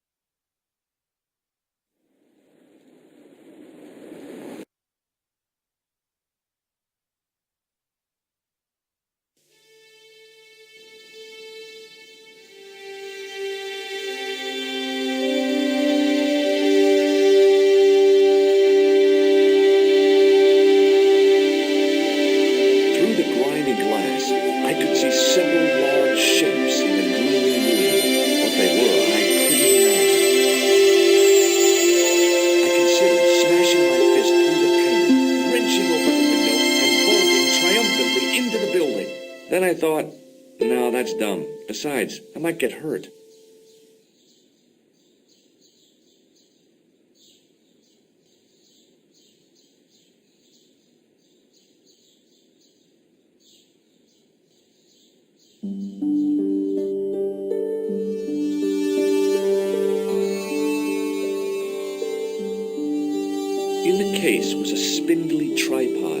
blackened with age and pitted with rust. It was identical to the tripod pictured on the manuscript. A notice identified it as 15th century from Western Ireland. It had been found in Loch Marn at the site of a Knights Templar preceptory. Ireland! What's that? This tripod was found in Ireland. I will have to ask you to keep your voice down. I'm sorry, I was excited. As I reached toward the display case, a shrill piping filled the air. I froze, then tried to get myself together and act nonchalantly. Hey, no! No, monsieur. No. What's wrong? You must not handle the exhibits. I'm sorry. Pardon me. Oui, monsieur? Are you Lobino? Oh, no. Fancy you mistaking me for him. No. I am the deputy custodian. But Lobino does work here. Work? I wouldn't go so far as to call it that. He studies here most days, but as you can see for yourself, not today. Can you give me any further information about the tripod? Certainly, monsieur. It's infamous. That tripod, that belonged to John Dee. What's the importance of John Dee's tripod? Dee was the most famous escapologist of the 16th century, the Houdini of his time. Don't you mean alchemist? Escapologists use ropes, chains, and handcuffs, not tripods. Well, whatever he was, that is the tripod he used in his experiments. What kind of experiments did John Dee perform with his tripod? Oh, the usual. Didn't you study chemistry at school? Yeah, but we skipped over thaumatology.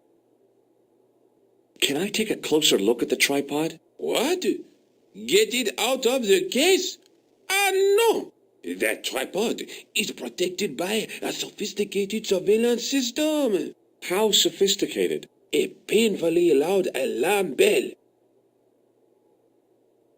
How is the alarm bell triggered? By the slightest pressure on or movement of any part of the case wherein that tripod is situated. It strikes me that to call your alarm system sophisticated is, well, stretching the truth a little. It has never failed yet.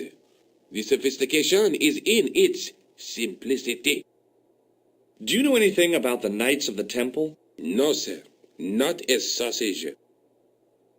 The sign on the tripod says it was found at a Templar preceptory. It does? Yeah. It doesn't mention John Dee at all. Most remiss. You don't know anything about the tripod, do you? No, I don't. I never had much of a start in life, you see. I owe what little education I gained to my uncle. He was an optician, but he also doubled as the village school teacher. He taught me the alphabet. Well, 19 letters of it. The bottom row of the chart was too small even for him to read, so he left them out. Why don't you start over and enroll for adult education? You know, I never thought of that. Do you think if I studied hard and did all my homework, I could be a professor of history? At your age? Dream on. Do you know anything about medieval manuscripts? Not me, monsieur. I am no scholar, though people often mistake me for one. It is the uniform, I guess. They see the clothes. They are impressed. And they ask you to park their cars? They ask me to park. No. They assume I am an authority on the exhibits in my care. Whereas you know next to nothing about history. Of course not. All I am saying is I am no scholar, not like Monsieur Lobino. Do you recognize the man in this photograph? No, monsieur. Is there any reason why I should? I guess not. Have you ever heard of the Club Alamut? Oh, no. I don't frequent places like that. Thanks for your help. It was a statue from ancient Egypt. Those old civilizations sure could teach us a few things about art and beauty. The case contains some fragments of pottery. They look to me like broken flower pots. A Above them, a sign read, L'Age Paléolithique. The case contained 2 rows of silver coins. Each coin on the lower row showed a portrait of a guy with a huge nose. I looked down at a collection of tools with wooden handles and tarnished metal blades. There were knives, chisels, and spikes fanned out in a semicircle. I guess there's always been a need for home improvement. It was a large brass urn. There was nothing in the urn. It was a tapestry of a lady, a lion, and a unicorn. If I'd had more time, I could have stared at it all day. The totem pole looked distinctly out of place in the setting of the museum.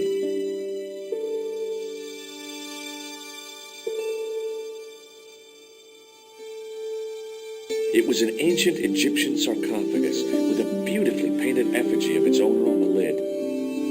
It was a stone carving from ancient Egypt.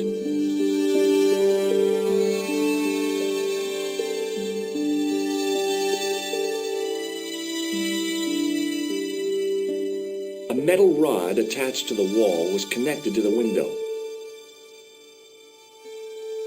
Attention! Please do not open the window, monsieur. Don't you think it's kind of stuffy in here? Better stuffy than dead. What's the problem? Fumes from car exhausts? Not just that, monsieur. There's a new burger bar opened up across the street. The Laughing Buffalo. So what's the problem? They cook their burgers on a charcoal grill, and the fat falls on the open flames. The amount of organic compound and smoke particles released is astounding. Since they opened, local air pollution has doubled, and it stinks like a funeral pyre. That is why I keep the windows closed.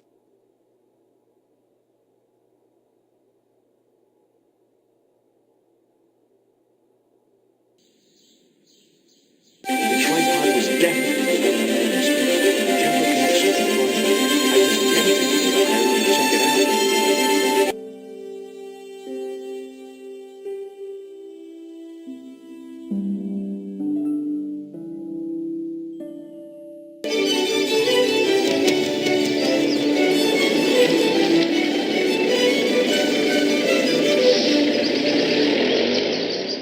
Several hours later, I arrived in Ireland, the Emerald Isle. I'd been lucky to get a bus from Dublin to the tiny village of Lochmarn. On the way out, the driver told me there was only 1 service a day.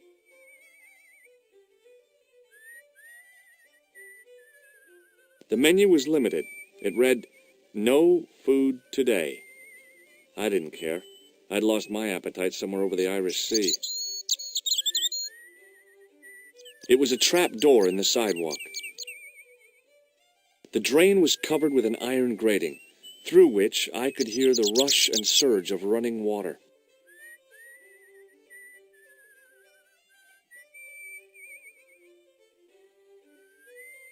It was a featureless plastic box firmly attached to the wall of the building. The lad was doing his best to express his adolescent aggression. His effort was somewhat diminished by the fringe of milk on his lightly feathered upper lip.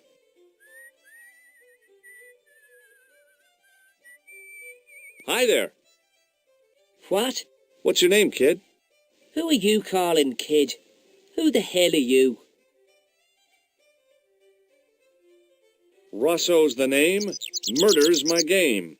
Are you a detective? Let's just say I'm here to find the truth. Cool. Just like on the telly. Cut the crap and tell me your name. Liam McGuire. What are you doing hanging around the bar, McGuire? I'm on the run from me dad. Why? Did you do something bad? I ain't done nothing, boss. You can tell me, kid. Is it your dad? Oh, sir. He drinks every last penny down his evil throat. And there's me poor old mother, bedridden and dying of presumption. I tried to buy her medicine. Chopped firewood for Father Mahoney till me fingers bled. The old skinflint cheated me too. But I took the pennies he gave me back home. Look, Ma, says I, See what your darling son has earned with his own sweat and blood, when suddenly me dad appears and grabs the loot. I'm off to Dublin heavy drinking, says he. Watch out till I get back. That's why I runned away. Something in the grin on his face told me he wasn't being strictly truthful. Compared to him, Huckleberry Finn was a candidate for Altar Boy of the Year. What can you tell me about the castle, McGuire? What do you want to know? Well, can I get inside? No, it's locked up. Does anyone live there? No, only... What? Oh, nothing. You know something about the castle you're not telling me, don't you? No. What is it you're covering up? Is it something you're scared of? I ain't scared of nothing. I'll give you one last chance to tell me about the castle. Oh, yeah? And what if I don't? Then I'm taking you back to school. Oh. There's a ghost. It's called the Phantom of Loch Man. You're not telling me you believe in ghosts, are you? Mister, I seen it with me very own eyes. Last Tuesday night, I went up to see what that dig was about. I just reached the top of the wall when I hears this awful noise. What sort of noise? A horrible snuffling and snorting, like O'Brien's pig, only worse. It was coming from inside the castle. Did you find out what was making the noise in the castle? No fear. I just sat there on the wall like Humpty Dumpty. The moon was cracked and greasy like an old dinner plate. The yard was full of shadows. I could have been hiding anything. I would have gone home, but me legs had lost their stuffing. Did you get to see the ghost? Indeed I did. And a fearsome sight it is too. I sat on my arse, waited while the moon went down. Then out it comes from the shadows, all grey and tattered and hunched over like an old bent willow. Then I hears this spluttering and splashing and horrible laughter in the dark. I was so scared. Oh, I fell off the bloody wall. I'm sure there's a rational explanation for what you saw at the castle. There is. The bloody place is haunted. Have you seen a guy dressed as a clown? Here in Lochmarn, they all dress like clowns. The man I'm looking for is a dangerous psychotic. Jesus. It's just like that film I saw. There's this clown, see, and he's after this kid who saw him kill a guy. He tries to warn the sheriff, only no one believes him. Then, while he's in the tub, the clown cuts him up with a chainsaw. My God, that doesn't sound suitable for a kid like you. Who are you calling a kid? I'm 25. Yeah, right. You're not a day over 14. Oh no, it's 25 that I am. Married with a car and 3 kids. 10 kids if you count the wives. Have you ever seen this man before? What a slimy character. No, I never seed him. Take a look at this, McGuire. It's an ID card. What of it? Ever heard of Thomas Merlin or the Gruber Electronics Corporation? No. Do you recognize this matchbook, McGuire? No, sir. I never seen it before in my life. Give me your hand. Get lost. Oh, come on. I just want to show you a little trick. No way, mister. I don't do tricks. Father Mahoney told me I'd burn in hell if I did. I just want to shake your hand, that's all. Oh, all right. Gotcha. Neat, huh? Didn't feel a thing. See you later, kid. Okay, mister.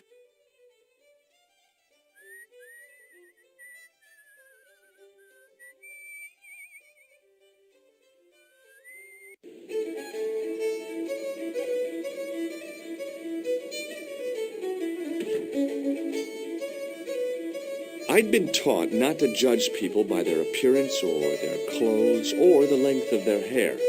Nobody ever said anything about runny noses.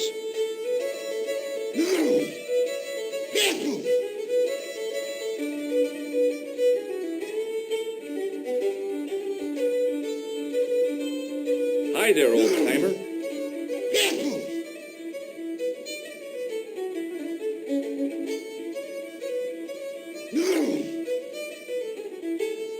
What? Nasty cold you've got there. As soon as the words left my lips, I regretted them. Is there such a thing as a cold which isn't nasty? I put the question to Father Mahoney. Father, says I, why were we born to suffer snot? What did he say? He said, it's my reward for being out all night like a sinner. Pious prig. Anyway, this is no ordinary cold. It's the hay fever. Pollinosis? Thank you. You're not a policeman, are you? Excuse me? Police? No, I'd know it if you were. Can you tell me how to get into the castle? Don't even think about it, me bucko. Lochbarn Castle is haunted. That's what the kid outside told me, but I don't believe it. Then you're a fool. Ghosts don't bother me. I still want to visit that castle. You can't. It's not open to the public. There's no one around to stop me, is there? That's right. Nothing human, anyhow. Have you ever seen the ghost? To be sure. With me very own eyes. Can you describe the ghost? It was horrible. A wee stunted beast, long beak, straggly, flappy wings. Are you sure it wasn't a wild animal? A rabbit or a skunk or something? Skunk? In Lochbarn? That'll be the day. No, that was a ghost, to be sure. I think I know what you saw on the castle wall. I know what I saw. I don't think so. It was the kid, McGuire. What? He was up on the wall last Tuesday night. He thought you were the Phantom of Lochbarn. Oh! Can I buy you a beer? Very kind, I'm sure. But I don't drink the stuff Leary sells. What's wrong with it? I've seen what it can do.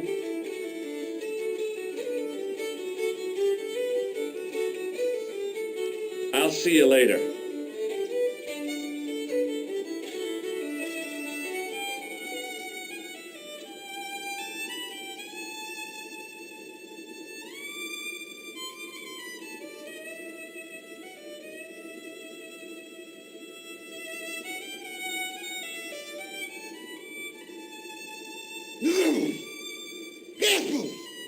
As soon as the old guy looked away, I grabbed his piece of wire. Hello again.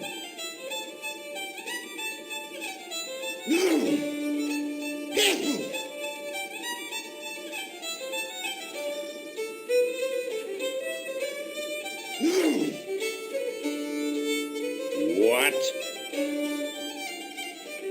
What's that you're making? It's a necklace, me bucko. Oh, sure. Made out of steel wire? That's right. A necklace for my pretty one. When my little lover feels it round her slender neck, she'll be mine. All mine. If I was a woman, I wouldn't think much of a wire necklace. It's not made for a woman. I've got my sights on tastier dishes than women. Flesh as smooth and tender as a maiden's. Bones as soft and white as a newborn babe's. Rabbit, lad. That's what gets my juices flowing.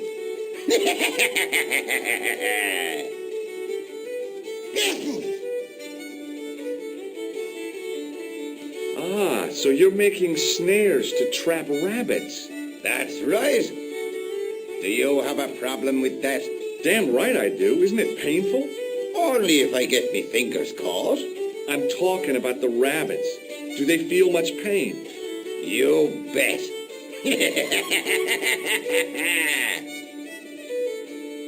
I'll see you later.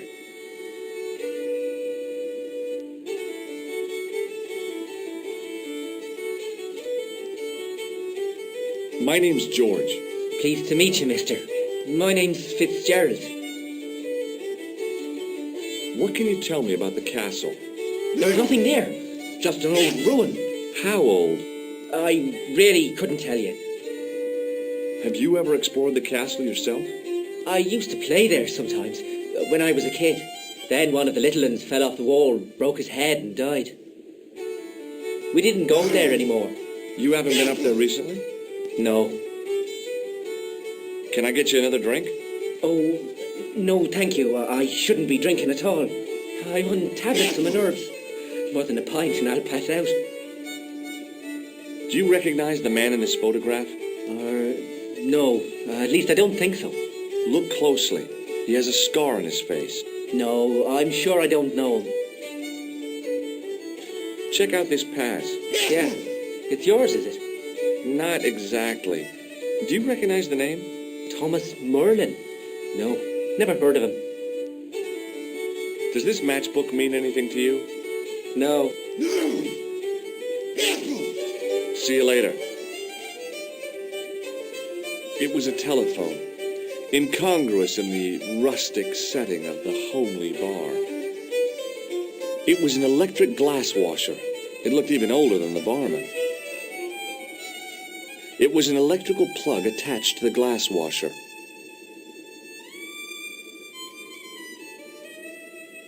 The young red-haired guy was plainly nervous about something.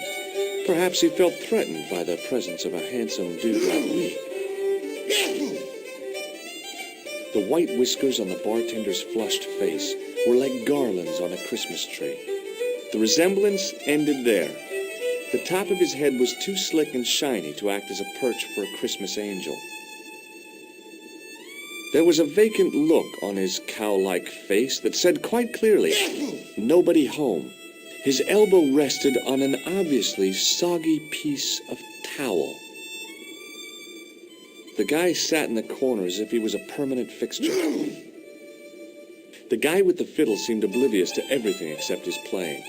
Meanwhile, everyone else in the bar seemed oblivious to him.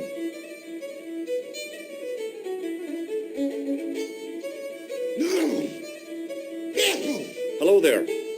My name's George Stobart. Pleased to meet you, I'm sure. I'm O'Brien. Can I help you? What can you tell me about the castle, Mr. O'Brien? It's a fine site now, isn't it? Dates back to the 10th century, you know. Most of the existing building was added much later, of course. Are the ruins open to the public? Oh, no, it's much too dangerous. Anyway, there's nothing of interest remaining. Can you tell me about the tripod which was found at the castle? Now, there's a bone of contention and controversy. It was dug up by an Englishman of the archaeological persuasion. Who was this Englishman? Professor Pegram, the same man who dug up the gem. Do you know where I can find Pegram? You're too late to meet that fella. Is he dead? Not that, but he's gone from the village. A sore point with our esteemed host, I might add. Why has Pegram's departure upset the landlord? He's lost a paying guest, that's why.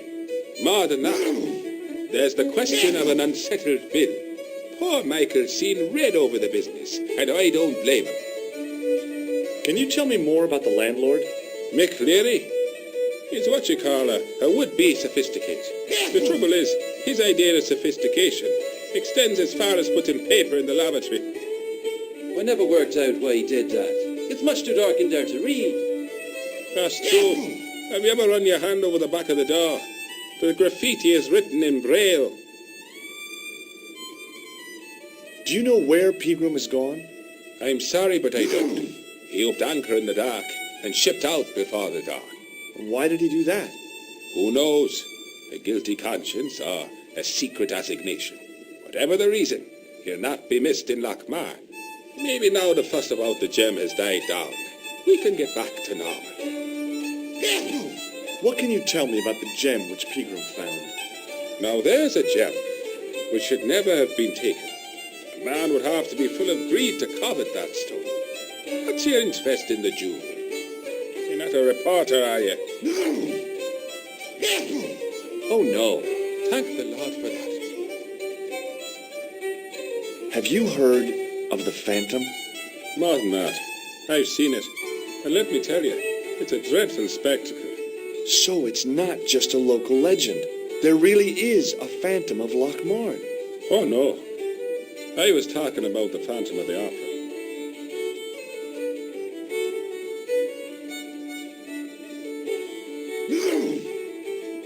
Goodbye for now. Hi, my name's Stobart, George Stobart. Hello there, mister. What can I do for you? Do you know Professor Pegram? Do I know him? Do I know the good professor himself? No, I don't. I mean, I know who he is, but I don't know him to talk to. Do you know anything about Pegram's excavation? Only that he didn't have the right tools for the job. What he needed was shovels and a JCB. Pegram was digging for historical remains, not coal. Is that a fact? What the hell for? It's the science of archaeology, Pat. Understanding how people used to live by what they've left behind. One day archaeologists might be digging up our remains. Imagine that, Mr. O'Brien. I wonder what they'll find. Well, it won't be arrowheads and beakers. Fast food cartons and flavoured condoms, more likely. Is it true that Pegram found a valuable gem? What? First I heard of it. Where have you been, Pat? For that gem is the talk of every town from Lochmarn to Ballydoon. Nobody told me. Lucky sod. So that's why he scampered. Did anyone from the village work at Pegram's dig?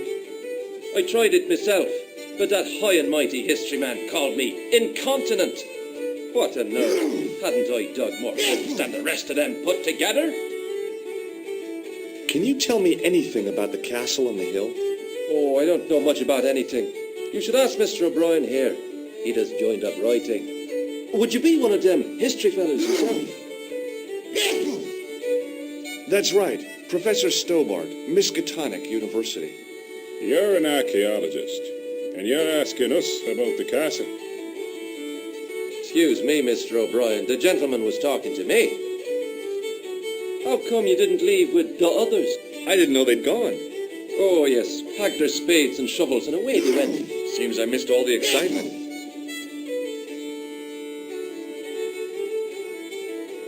Bye for now.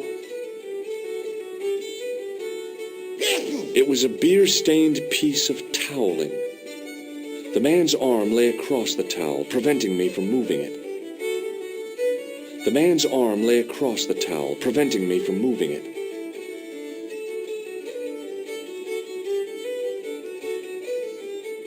As the man raised his arm to drink, I snatched the towel away.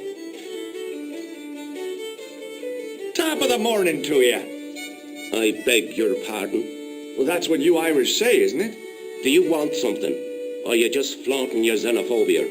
Well, I was trying to be sociable. Is it a room you're after? That's not a bad idea. Do you have a vacancy? I could, if you don't mind waiting until the last guest checks out. No problem. When will that be? When the undertaker comes to collect him. Do you know a man called Pegram? Indeed I do. Are you a friend of his, by any chance? Oh, no. I'm just trying to track him down. Me too. That son of a bitch should be locked away. Did Pegram stay here? That's right.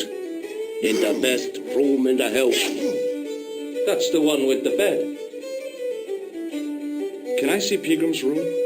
It's been taken by one of the brothers from the reformatory. They come every year for spiritual refreshment. That's a good one. Their idea of refreshment is a good full of stout. I wouldn't want to disturb a man of God, especially not a big fella from the bad boys' home. I don't blame you, Mick. That brother's got muscles like a muscle man. What can you tell me about the castle? You're the second person to ask me that today. I don't know anything about the castle. It's only an old ruin anyway. Who else was asking about the castle? He said he was a reporter. He was asking about the little people. I could have told him a tale or two about the little people. He might have paid me to hear what he wanted me to say. Anyway, I chucked him out on his arse. Good for you, Mick. That's the way to deal with journalists. Have you served any, clowns recently? No. You're the first today. Seriously, I'm looking for a man dressed in a clown costume.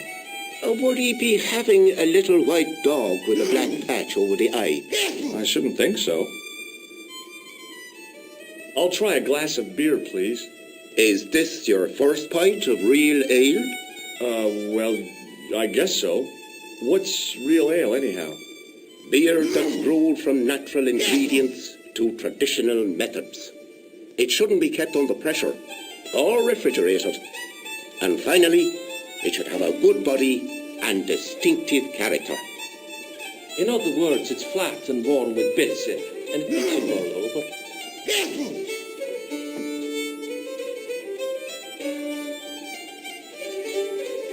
Do you recognize this man? No, I don't. What do you want with him? I've got a score to settle. I don't want any trouble in the bar, mister. If it's a fight you're looking for, see Father Mahoney. A priest? A man of the cloth? Sure. And he teaches the boys how to box at the youth club. According to Mahoney, it develops character. Isn't that right, Pat? Didn't he teach you the art of pugilism? Dial. Sorry, Michael. I was miles away. What did you say? Never mind. May I borrow this towel? Sure you can, on one condition. What's that? You keep it away from old Ron. Who's Ron? That's him in the corner, with the hygiene problem. Does this piece of wire mean anything to you? Good God, man. Put it away. What's the problem? Don't play the innocent with me, mister. What you do with that wire is your own business, but don't drag me into it. Do you recognize this matchbook? No, sir. Thanks.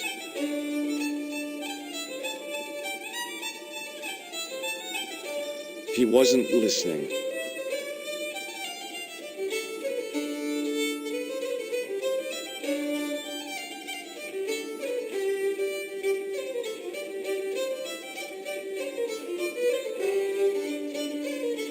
Hello.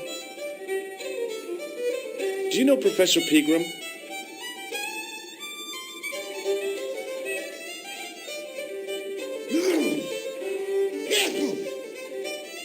He's the archaeologist, isn't he? That's right. Did you work at Professor Pegram's dig? What gave you that idea? Where can I find Professor Pegram? I heard he's gone fishing. I don't know where. Have you heard about the gem which Pegram found? Not a rumour, but you can't believe everything you hear or see, can you? See you later.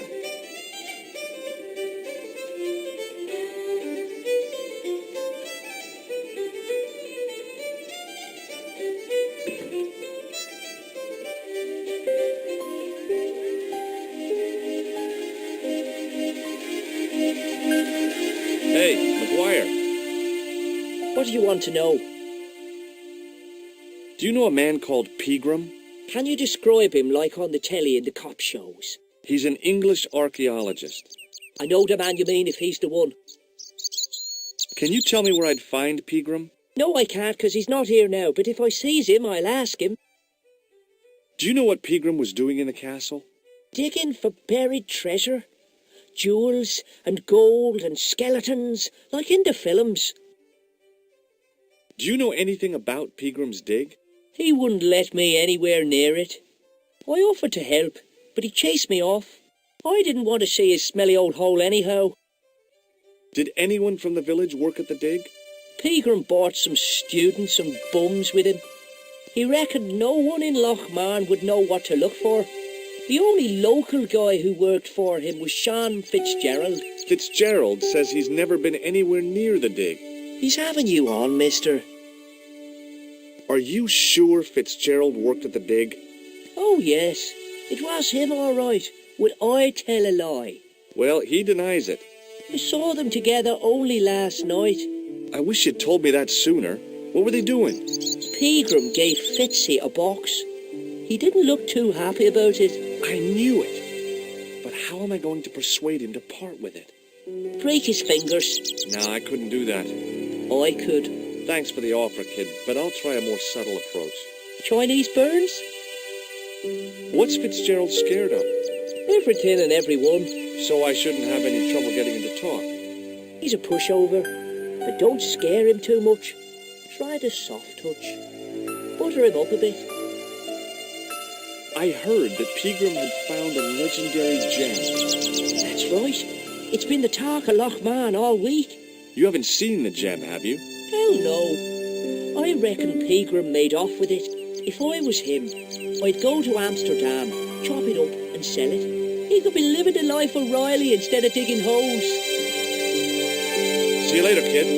Okay, mister.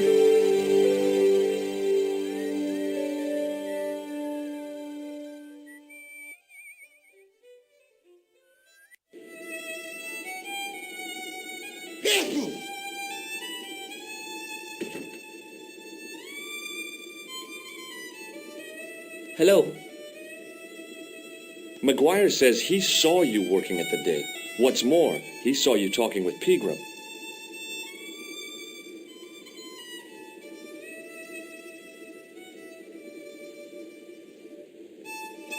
He's a little liar.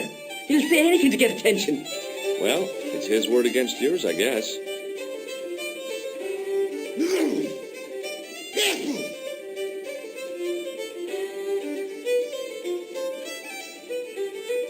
See you later.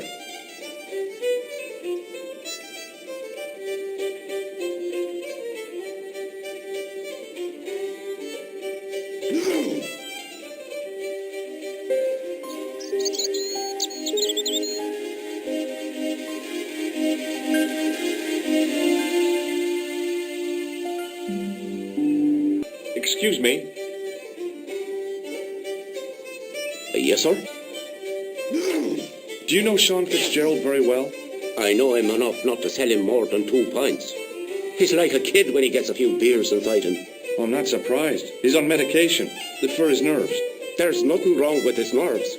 He's just screwy. Thanks. Hey. Hello there again, mister.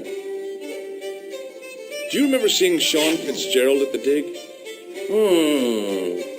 Let me see now. I think me brain box needs a spot of lubrication.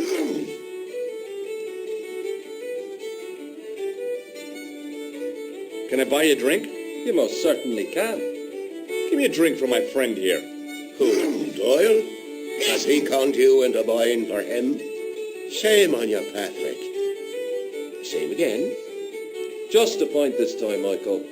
1 pint of brown coming up.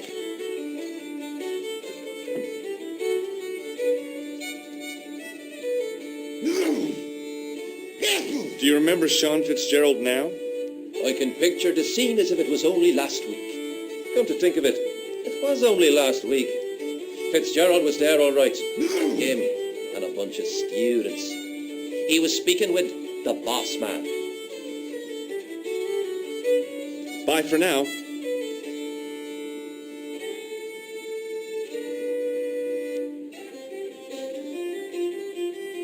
Hello. Doyle told me you definitely worked at the dig. He's seen you there. You might as well admit it. Just my luck. Grasped up by a delinquent and a dimwit. I need to talk to Professor Pegram, if he's still alive. What do you mean? Is he in danger?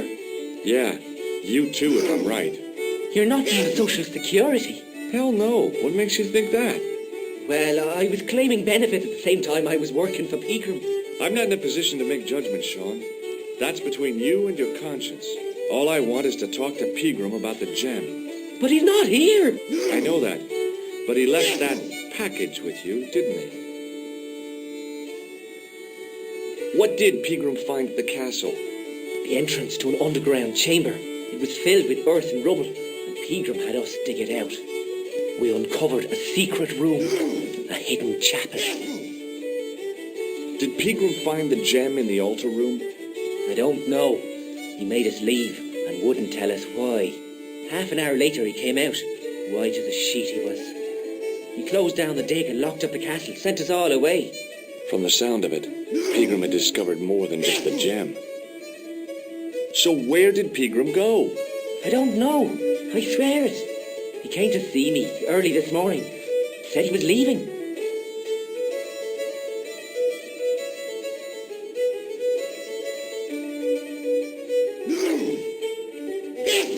He asked me to give this package to a guy called Marquet. Show me what's in the package, Sean. I can't do that. Why not? I promised the professor. So what? You didn't have any qualms about your benefit scam. So where's the harm in taking a peek inside Pegram's package? You don't know these people. I can't. I don't dare. Shake my hand. It's a trick, isn't it? Damn it, you're right. I can't seem to fool anyone. This is your last chance to show me the package, Fitzgerald. I've been patient with you, but now it's time to kick ass. But he'll kill me. Who will? The man from Paris. Jack Marquet. Pegram told me if I gave him the package unopened, I'd hear no more about it. But if I double-crossed Marquet, I'd be dead. I'll deal with Jacques Marquet. Give the package to me. No. Why should I trust you? I don't know who to trust anymore. I wish I'd never even heard of the Lochmarn gem.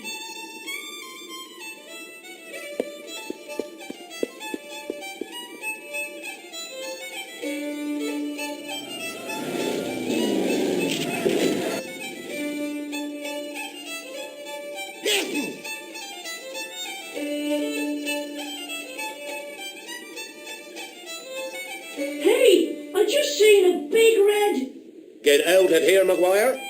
Come back when you're old enough. What's the lad howling about? A big red sports car. Sean Fitzgerald's been runned over. Get out! Noisy little tyke. Maybe you should send out some medicinal brandy, Michael. Oh, yes. And who's going to pay for it? Not me. Me too, neither.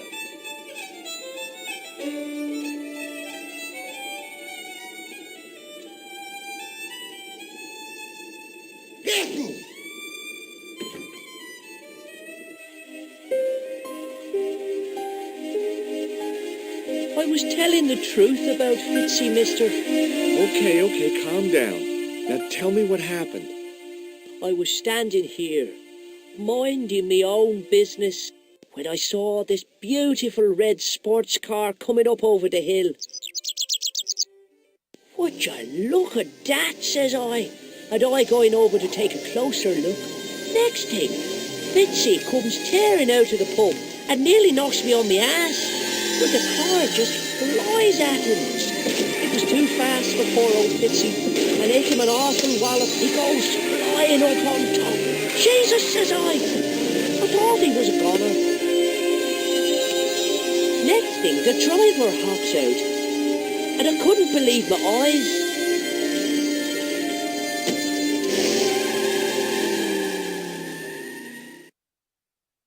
He was dressed like a bloody pixie. Did Fitzgerald drop anything when he was hit? I didn't see. It all happened so fast. Did this pixie have a scar on his cheek? I couldn't see. He was wearing a stupid mask. Are you a special agent? Sorry to disappoint you, kid, but I'm not.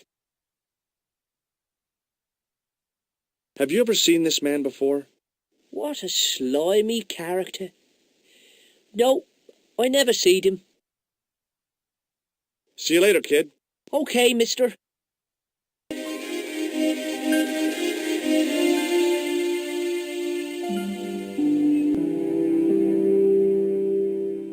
On the back of the cart was a crazily stacked tower of hay bales, leaning precariously against the castle wall.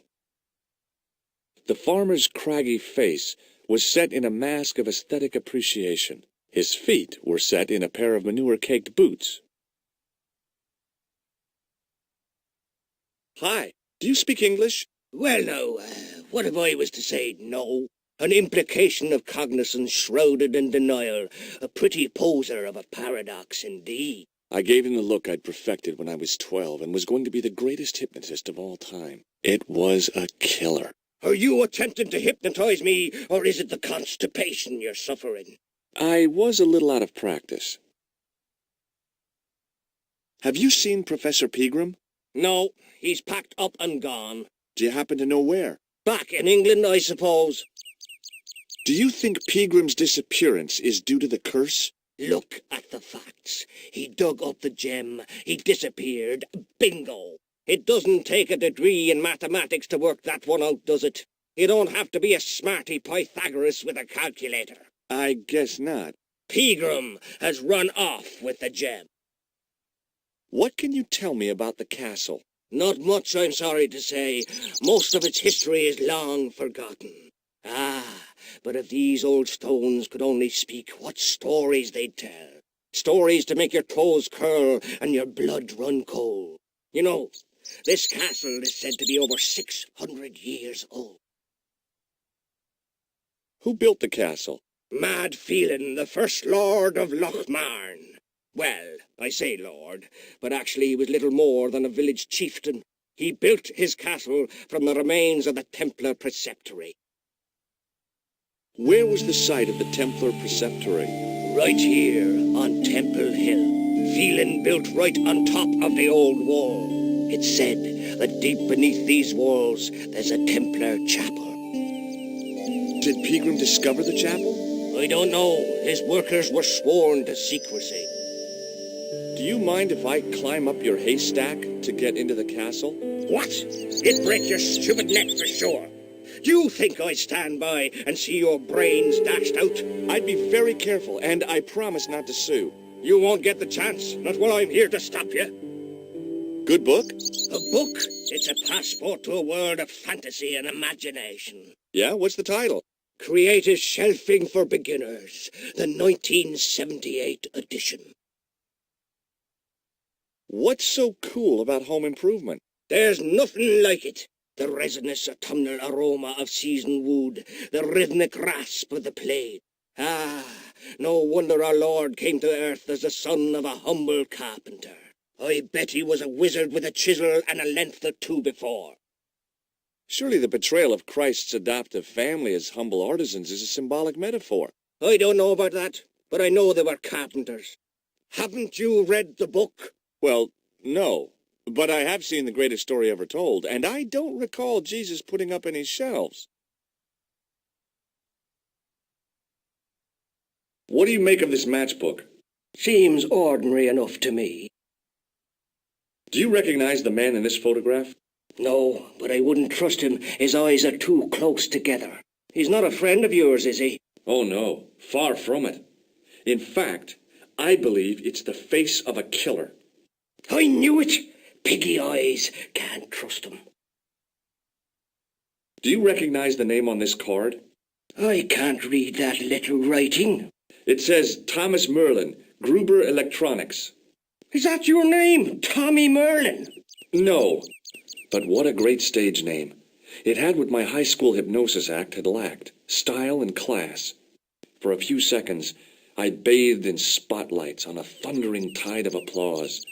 Tommy Merlin, hypnotist. Are you all right? I'm fine. I just remembered something. Did you happen to see a red sports car down on the road? I caught a glimpse of a flash of red on the hill and heard the racket. Sure, it was an awful noise. A sports car, you say? A Ferrari, to be exact. A racing car? And what was it doing here? The poor fella must have been lost. The driver of the Ferrari was involved in an accident. Is that so?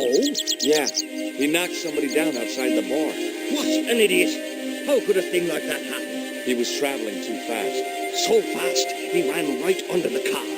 I mean, the car was traveling too fast. But you'd have thought the idiot could have heard it coming. Maybe you know the guy who was hit by the Ferrari. His name is Sean Fitzgerald. Oh, I know him all right. That's me nephew, the idiot responsible for the stacking of my hay cart. Was he killed by the car? Oh, no, but he has been abducted. Well, that's a relief now. Aren't you going to look for your nephew?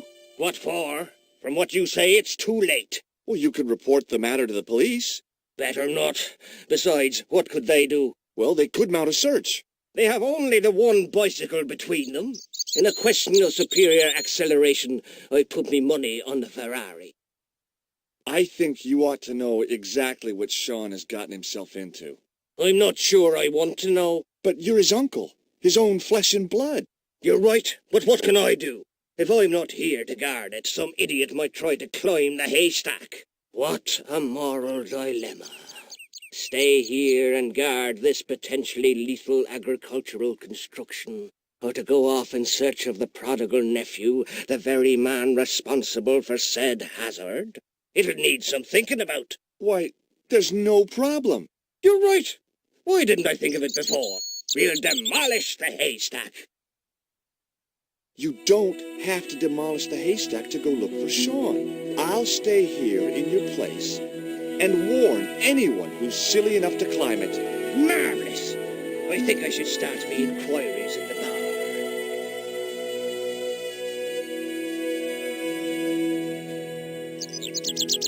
bar. He strode off in the direction of McDevitt's bar, leaving me to contemplate the stack of hay. The plastic cover had been smashed by the Pixie's car, revealing a switch. I pushed the switch down, but in doing so it snapped off in my hand.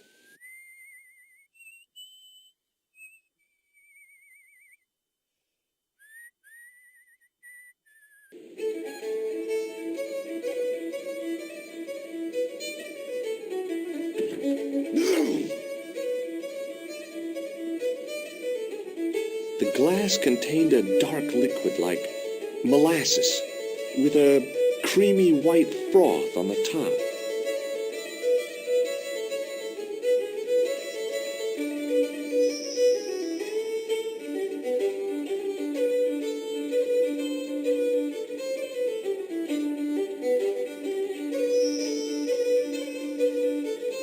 Somehow I'd managed to drink the thick, sweet brew. I felt strangely compelled to order another, even though my every instinct warned me against it. Excuse me. Yes, sir? May I have another beer, please? Certainly, sir. Same again? Yeah, please. How is this stuff made? That's the secret of the master brewer, sir. Each barrel is lovingly manhandled in time-honored fashion, suspended on skillfully tied ropes of the finest hemp, lowered into the cellar, utilizing the forces of original gravity, like manna from heaven.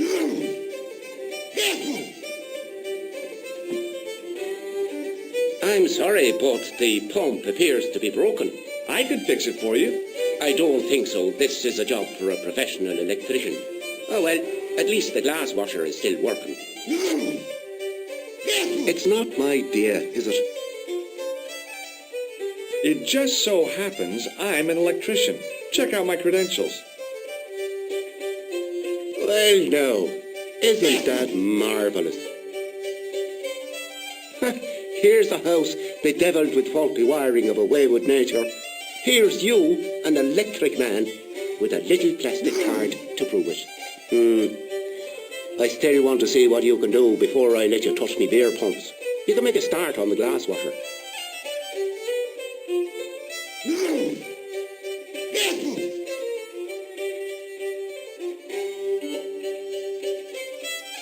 And when you finish that, will you take a look at the pumps?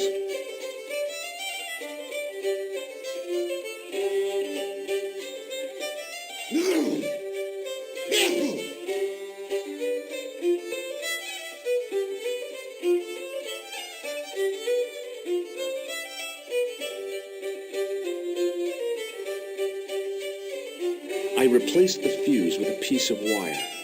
I knew it was dangerous, but I was desperate enough to disregard everything I knew about standard safety precautions. Excuse me, Mr. Leary. I fixed your glass washer, no problem. Bingo! And a blessing to all the saints. A free half-pint to that man, on the house. Now, could you take a look at the beer pumps? Well, I guess so, but I'm not making any promises. If you can't fix them, I'll have a riot on me hands. The pumps are in the cellar, right? That's right. You'll find a flashlight down there somewhere.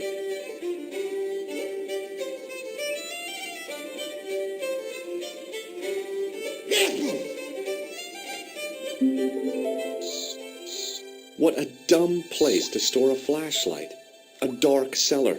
The only way I was going to find anything down there was to feel around.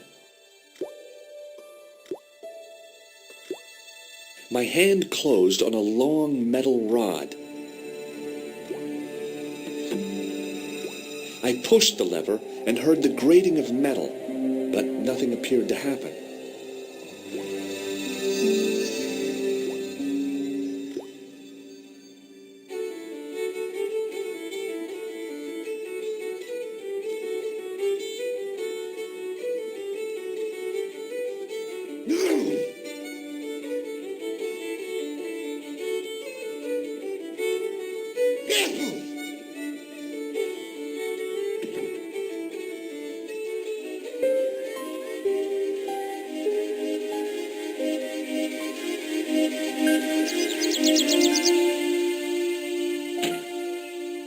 I lifted the trap door, and an overpowering smell of stale beer rose from the cellar below. I looked down on a stone-tiled floor, way too far to jump.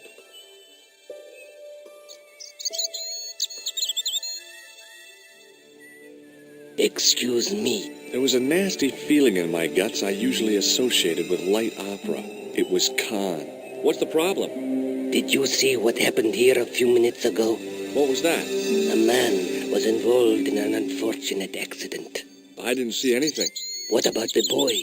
He doesn't know anything either. The kid, well, you know how it is in these rural communities. Not enough genes to go round.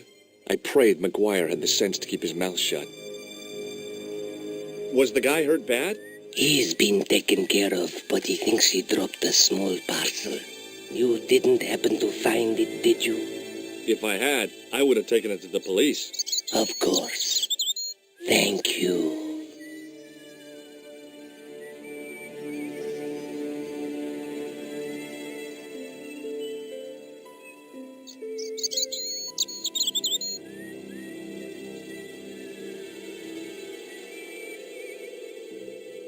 I took hold of the grating and pulled hard, but it didn't move.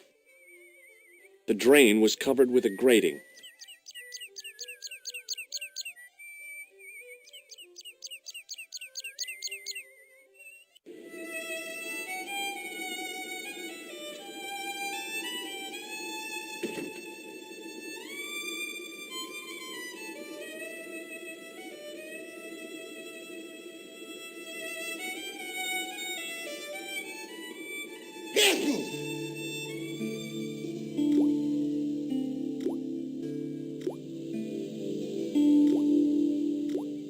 Then I noticed a flash of light, something sparkling beneath the open trapdoor.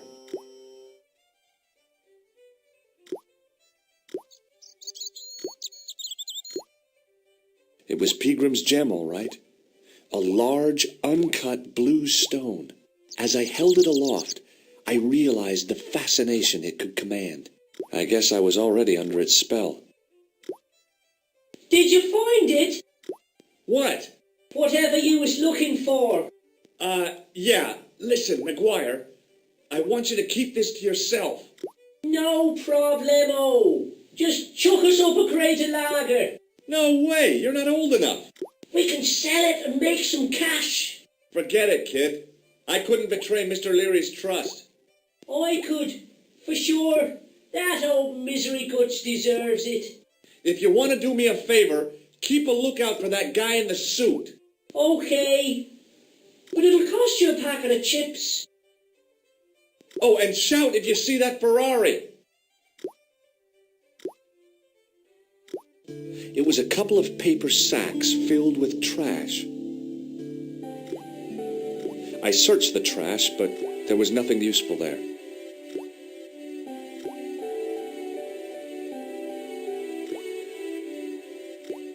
It was a calendar with a faded photograph of a prize-winning carp. It was a bunch of cleaning materials.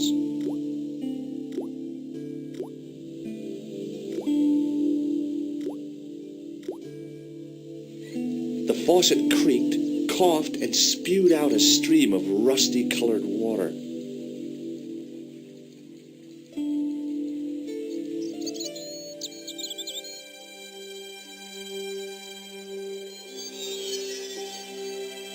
I held the towel under the faucet and soaked it with water. I shut off the faucet as tight as I could, but it kept on dripping. It was a large blue gemstone. It was the barman's flashlight. The towel was soaked through with water.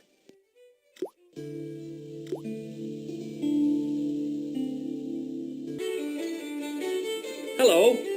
Hello there. Let me introduce you to my pals. We've already met. I want you to know you have my sympathy. Oh, it's just terrible, awful. It's the worst news I heard all day. It's top to bad news, all right, for this week and the next. The whole year? It's worse than that. It's the worst disaster in living memory. Isn't it the biggest calamity in the history of the village? I would say it's the biggest in the history of Ireland. The most awesome disaster since mankind paddled out of the primal plot. There's no beer. What about Sean? Why aren't you out looking for him? There's no point in launching an ill-equipped expedition to save the lad. In a life-or-death situation, preparation is essential. That's why I slipped in here. For a pint. Is a glass of beer more important than a man's life? Were you talking to me? To all of you. Sean Fitzgerald has met with God knows what, and all you can do is drink. Sean has gone for a ride in a flash car, that's all. Why don't you calm down and join us?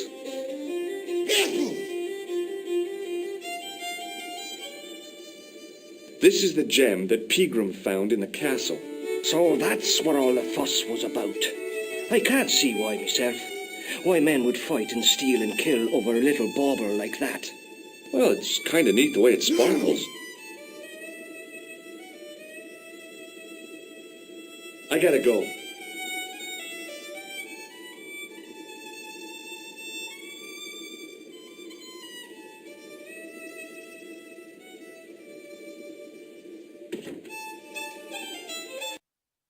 The gates were made of solid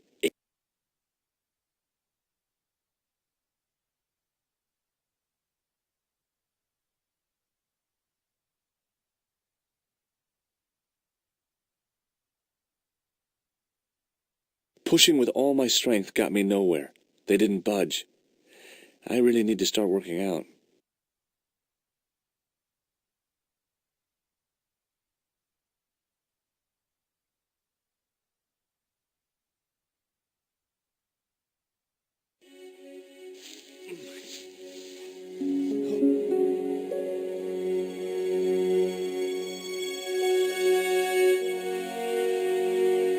Stack of hay stopped, short of the top of the wall. Even if I stretched as far as I could, the wall was out of reach. What I needed was a slice or two of Alice's Wonderland.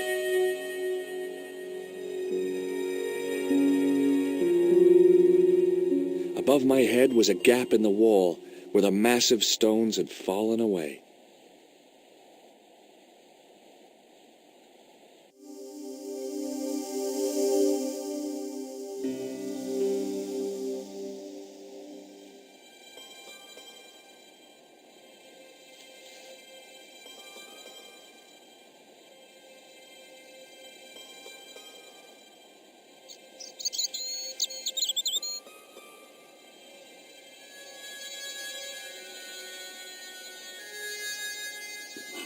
I inserted the end of the lifting key in the mortarless crack and gave it a firm shove. It remained lodged in the wall, jutting out to form a step. The lifting key was rammed tightly into the crack in the wall, forming a strong foothold.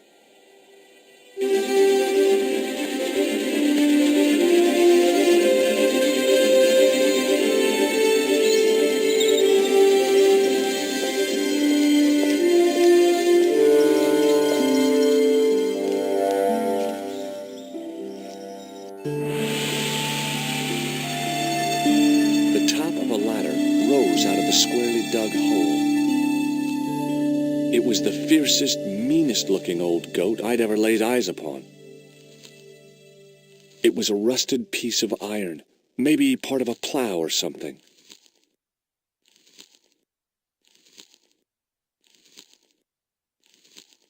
Hey, Billy. The animal fixed on me with an evil glare. Behind the malice and resentment, there was a cool intelligence. How you doing, boy? I felt as threatened as I'd been by the assassin and his goons in Paris.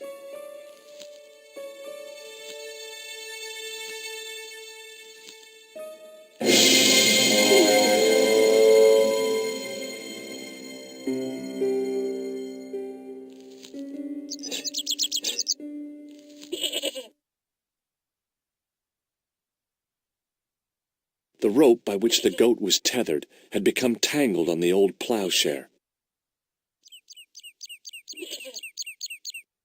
The goat was tangled up with the old plow. Hey, Billy. The goat responded with a cool and penetrating stare.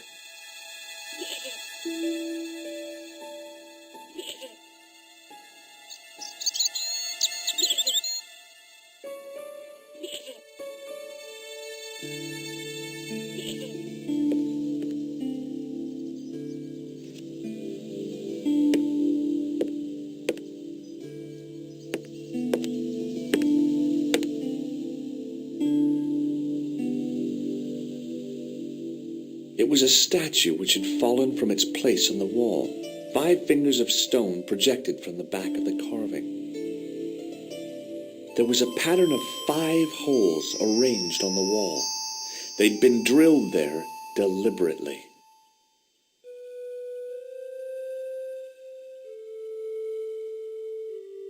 I placed my fingers and thumb into the holes in the wall.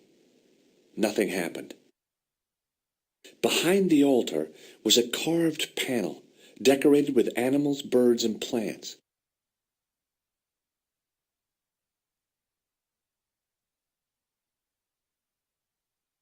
I tried in vain to move the panel.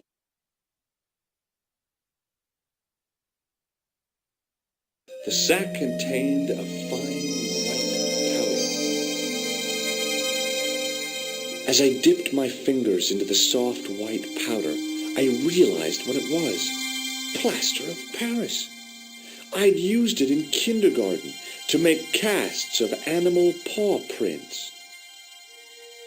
The bench had probably been used by Pegram and his archaeological team. The only object on the table which interested me was a small sack.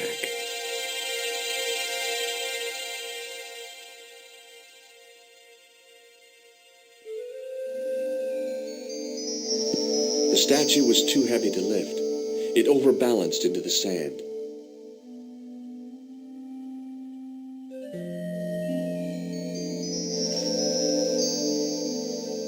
As I swung the stone upright, I noticed it had left a pattern of holes in the sand. The 5 fingers on the back of the statue had left their impressions in the fine sand.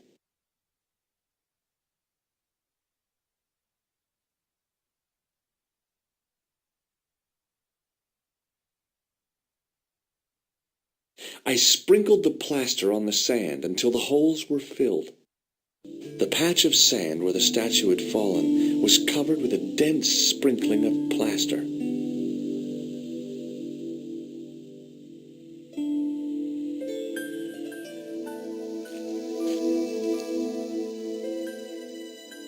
The trickle of water was quickly absorbed by the plaster.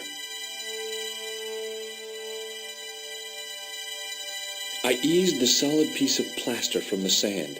Underneath, it had formed a perfect copy of the statue.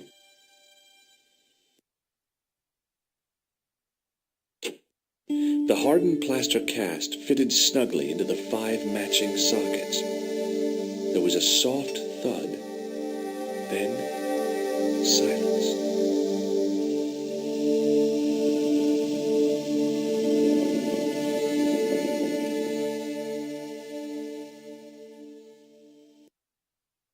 A flight of stairs led down into darkness.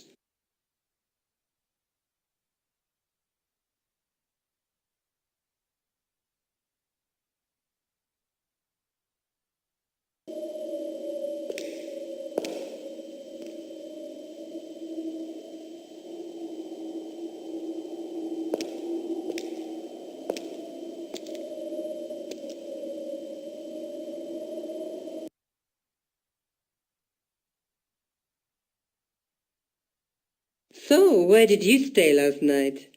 At McDevitt's. I got to drinking with Doyle and a couple of the guys. That explains why you look so ill today. Did you get any sleep at all? Not much. I had to share the room with another guy. Did he snore? Hardly. He was dead. And you say Pegram has disappeared? Without a trace. But my visit wasn't a complete waste of time. Pegram's gem? The Templars' gem. Whoever Jacques Marquet is, he's in for a disappointment. Jacques Marquet? He's the guy who should have collected the gem from Fitzgerald. I've been reading about Pegram in this magazine.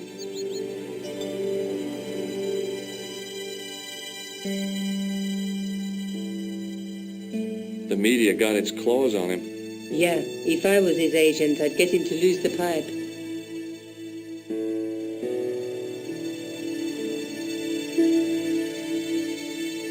That dig must have been pretty important to him. He resigned his chair at Durham University to go to Ireland. And now he's disappeared.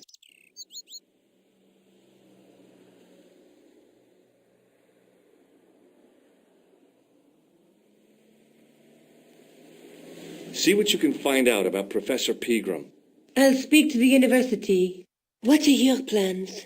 I want to find out who, what, or where Montfaucon was. All I've got to go by is the name and a picture of a hanged man.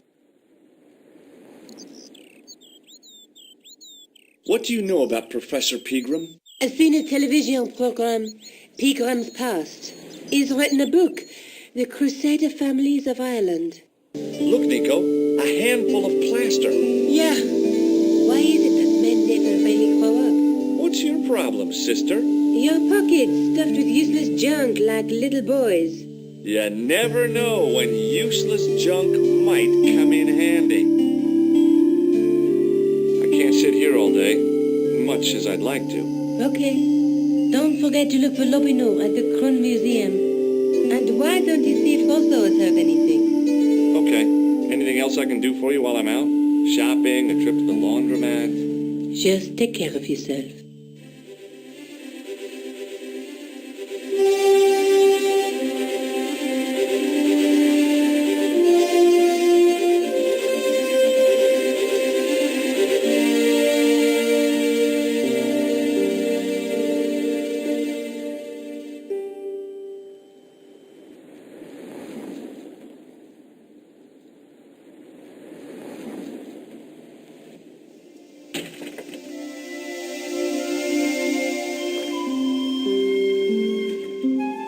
Hey, Nico.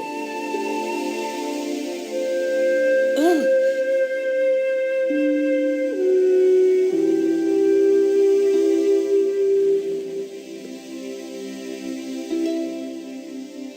Do you want to look after the gem? No, Josh. I'd be too tempted to sell it.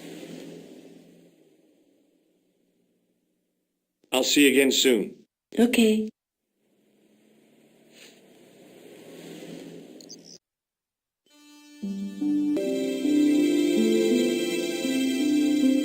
He was a thin-faced, pallid guy with a questionable taste in outlandish clothes. My mother used to dress like that.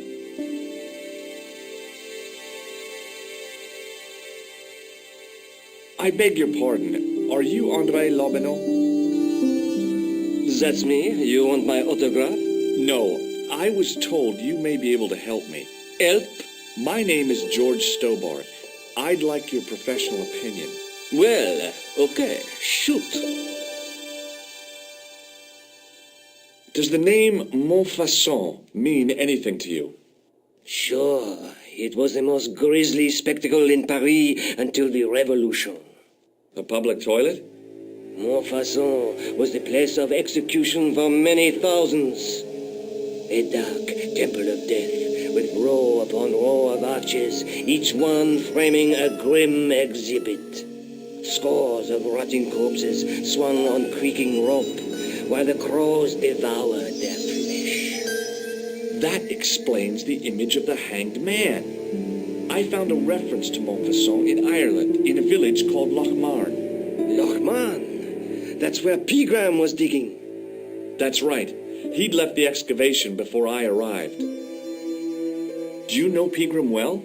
Not really. I met him at a conference. I would have liked to talk to him in depth, but I didn't have time. When was this? Oh, back in the summer, July, I think. The second week of July? Maybe.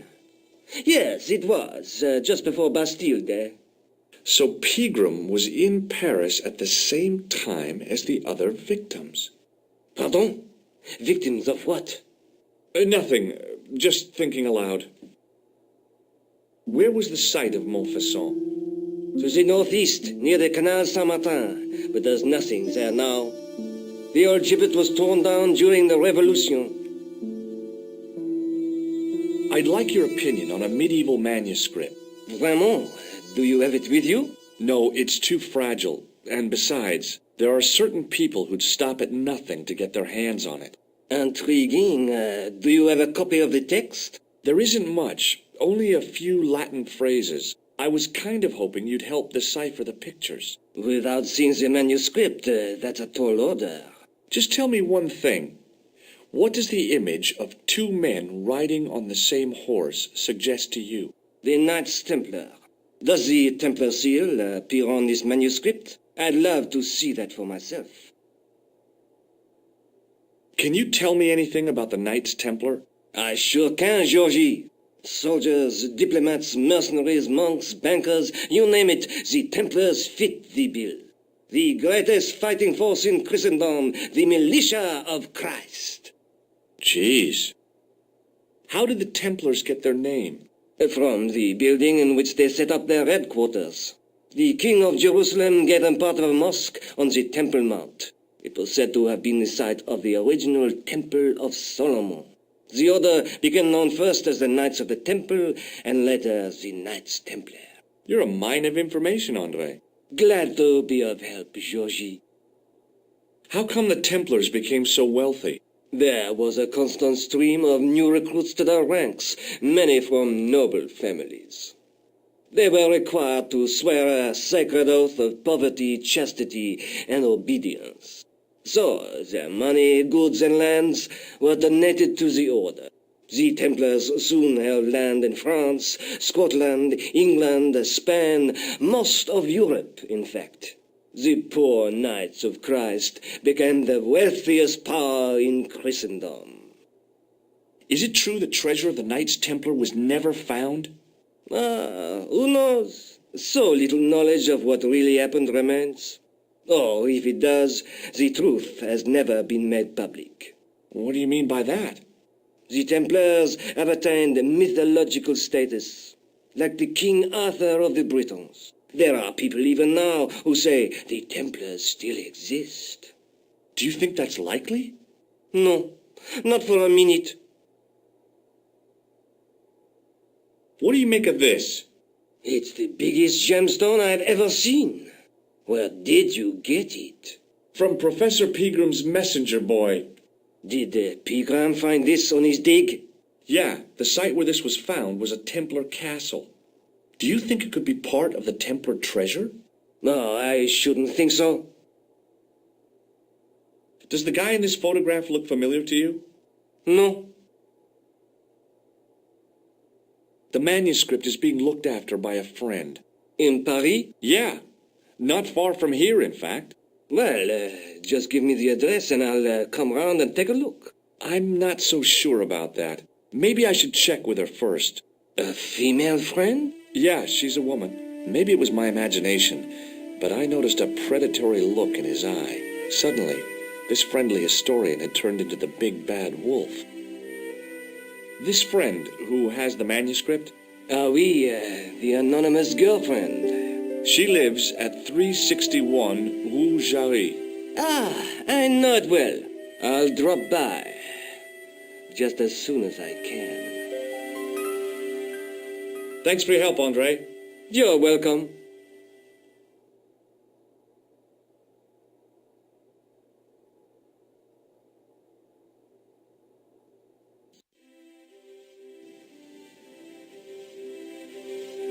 It was Rosso's sidekick, Sergeant Moo.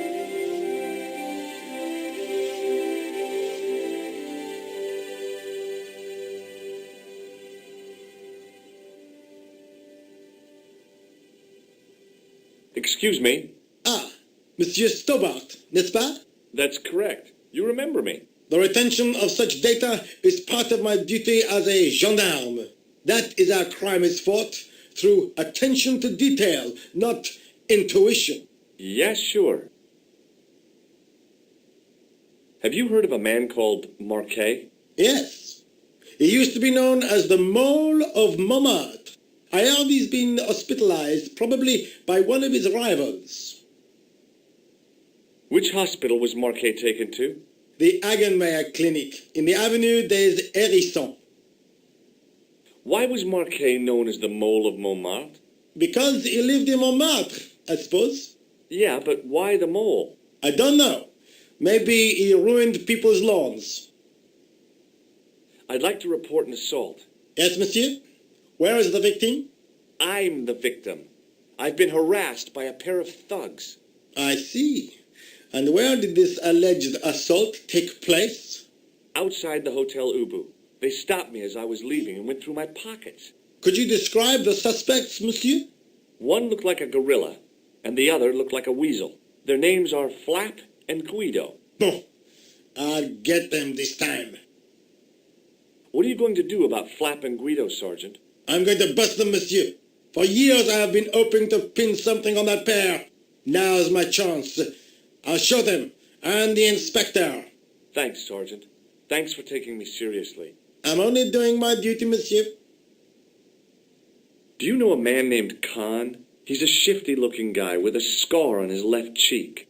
No, monsieur. Has this man any connection with the bombing of the cafe? Yes. I believe Khan was the name he used when he hired the clown costume.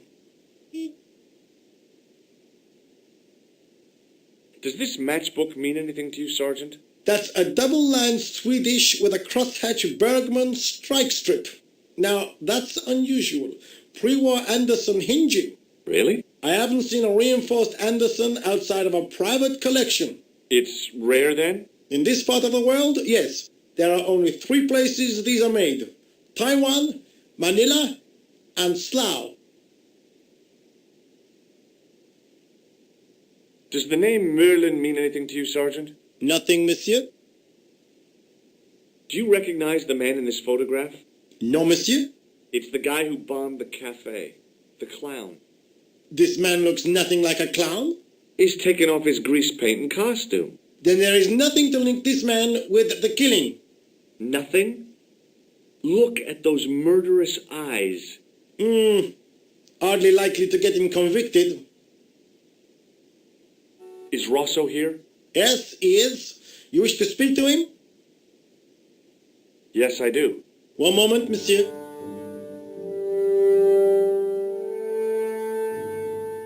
Stobart is here to see you, monsieur.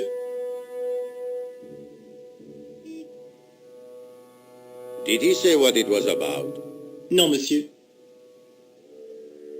Very well.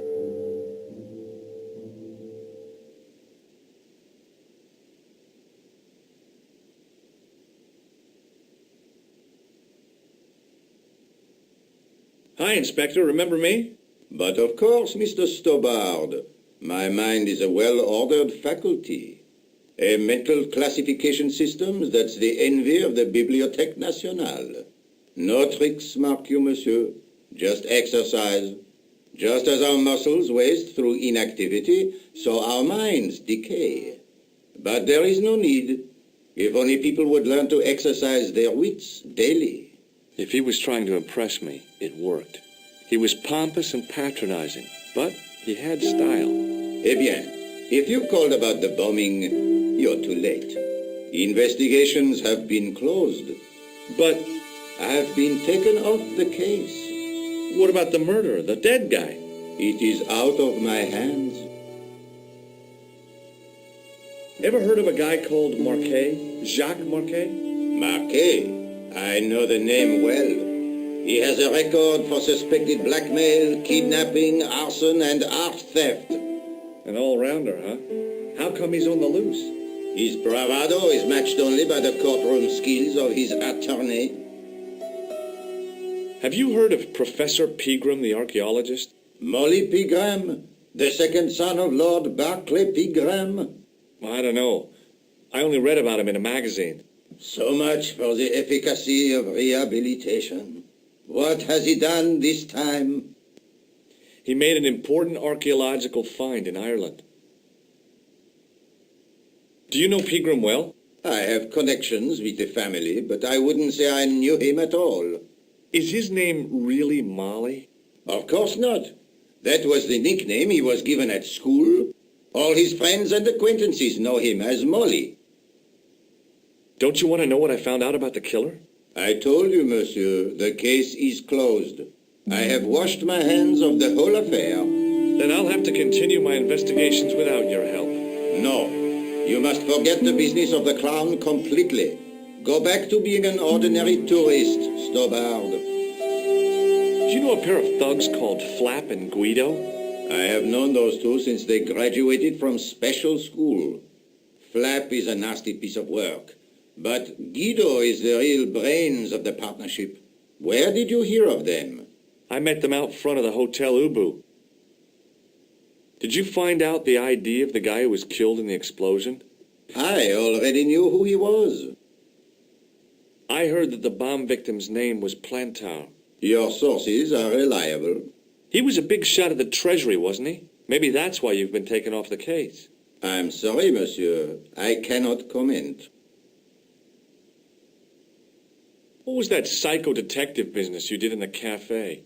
It is my theory that the passions evoked in violent crimes create ripples in the ether, invisible to all but the possessor of a highly developed and receptive mind.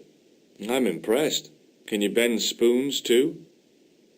I didn't think a man of your obvious intelligence would stoop to mockery. I'm not mocking. I've had personal experience of the power of the mind. I used to get ignored at parties until I read a book that changed my life. Really? What was it called? Hypnotism for Fun and Profit. He looked at me as if I'd farted at a funeral. The power of mesmerism is a rare gift, not a party trick. You're not going to try any of that psychic interrogation on me, are you? Do you find the thought of my probing distasteful? Let's just say I'd rather you didn't. I've got more doubts than Doubting Thomas when it comes to mysticism. Too bad. I think you would make an interesting subject under controlled regression. The day I let anyone mess with my mind hasn't dawned yet. What do you make of this, Inspector? Astounding. Where did you come by a stone like that? I was given it by a man in a bar in Ireland. Do you recognize the gem? It is unfamiliar to me. If such a jewel had been stolen, I would know it for sure.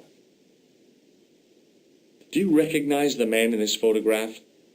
No. It's the face of a killer. The man who bombed the cafe?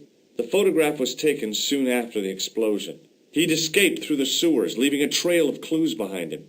Circumstantial evidence, Stobard. None of it proves a thing. Does this matchbook mean anything to you? No, monsieur. I suggest you ask Sergeant Moo about that. God only knows why, but he collects matchbooks. He claims it is a hobby. Have you heard of the Knights Templar? Les Templiers. But of course, monsieur, their fame is widespread throughout France. We haven't forgotten them, unlike the rest of Europe. It was the King of France who persecuted them, though. Indeed. That shook his cool. Underneath his cultured facade, the man was real twitchy. You're obviously a great admirer of the Knights Templar. They were men of great honor, monsieur. The flower of chivalry. Not everyone would share your views, Inspector. Not everyone shares my passion for Bartok. But if the Templars were as honorable as... That's enough. I do not wish to hear your uninformed opinions, Stobbard. Why do you get so wound up about the Knights Templar? They've been dead for centuries. I shouldn't have pushed my luck. Maybe his ancestors were Templars. Whatever. I saw the anger flare in his eyes like a distant summer thunderstorm. The Templars were the first true internationalists. 800 years on, and still the world is fragmented by nationalistic flag-waving fools. You will excuse me.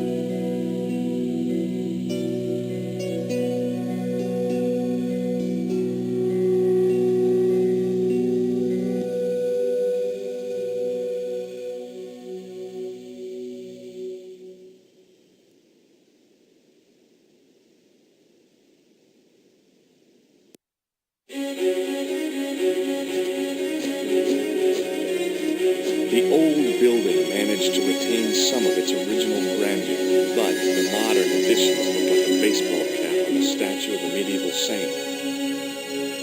There was no sign of the crew of the ambulance.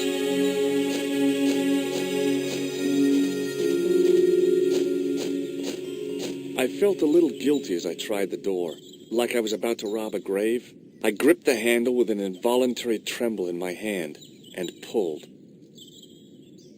The door was locked.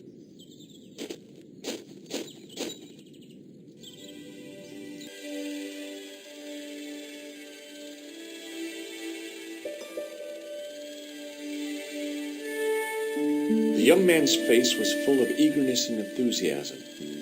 I figured he was fresh from college. The woman managed to look overworked and hassled, though she didn't appear to be doing anything.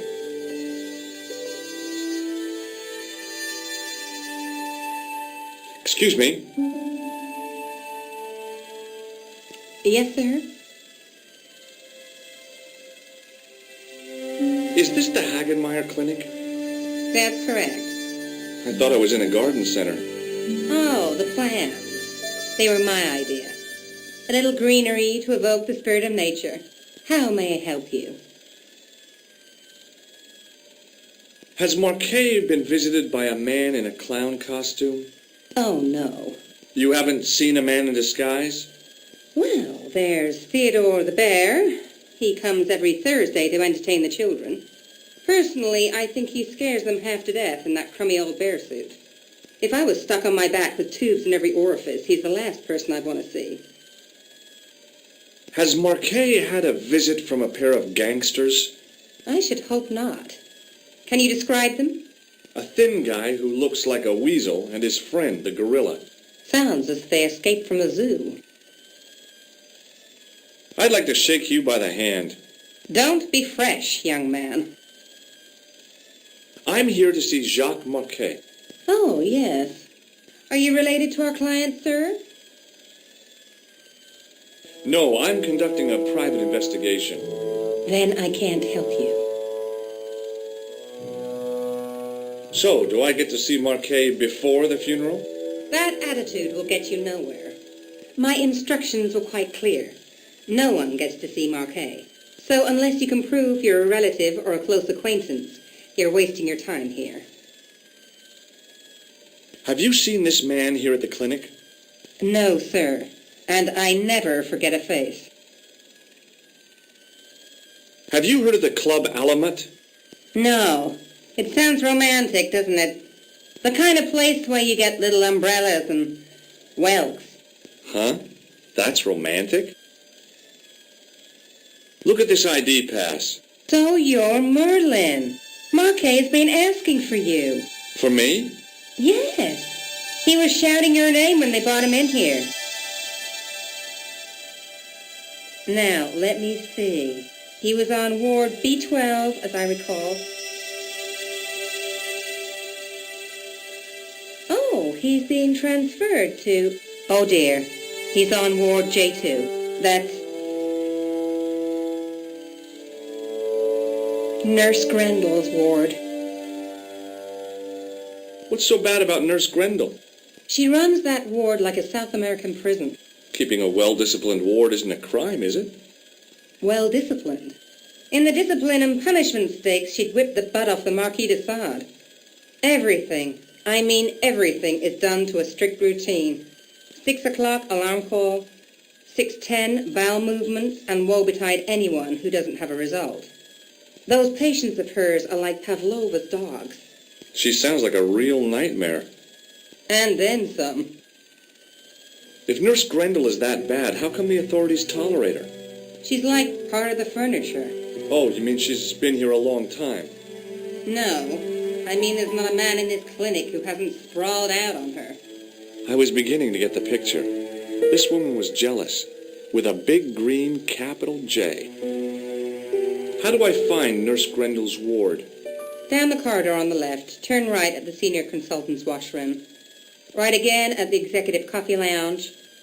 Bear left past the administrator's sauna. And turn left at the end. That's J2. And good luck. Is this plaster any use to you? I'm allergic to plaster. Thanks for your help, ma'am. You're welcome.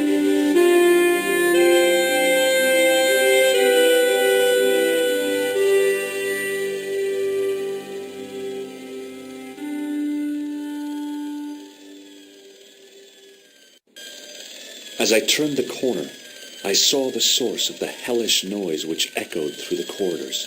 It was an industrial polishing machine with an odd-looking guy in tow.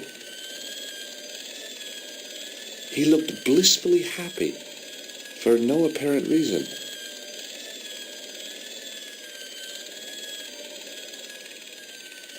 The door didn't have a sign or label or any kind of identification. It was a classic example of functionalism, like an early Soviet spacecraft. I almost expected to see a dog or a monkey leap out. Hey now, you can't go in there. How come? I'm responsible for the contents of that cupboard.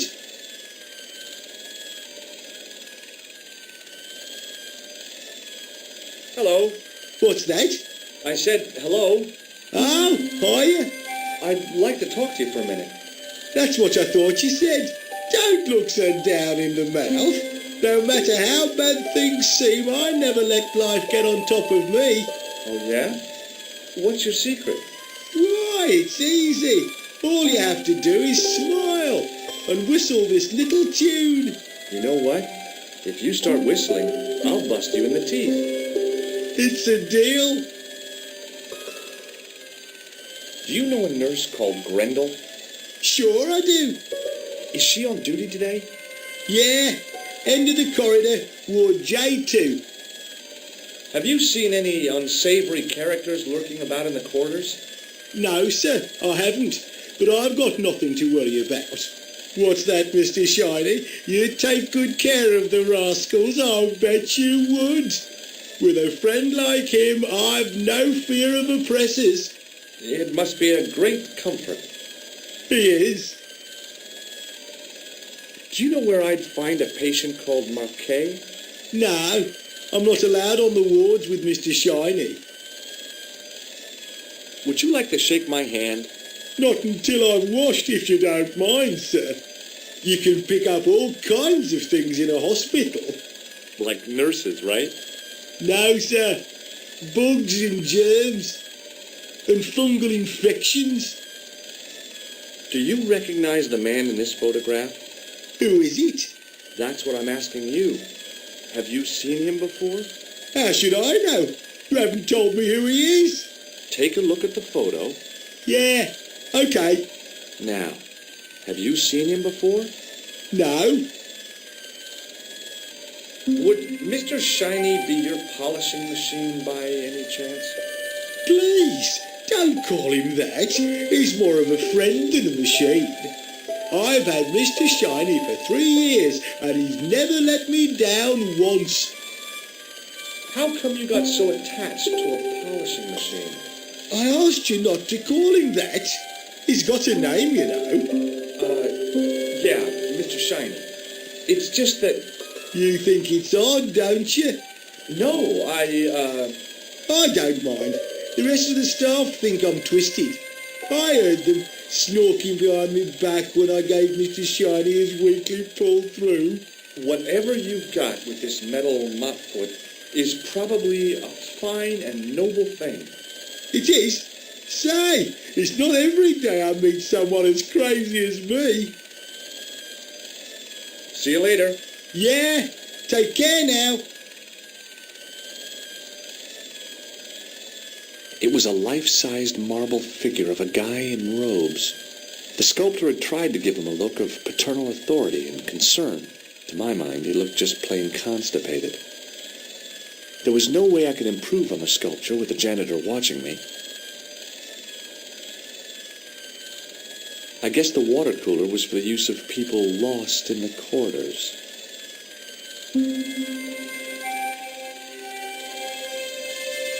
Maybe the face of the unaccountably happy domestic had made me unduly suspicious. I mean, I knew it was only my imagination, but the water tasted, well, peculiar. The connector in the socket supplied electricity to the polishing machine.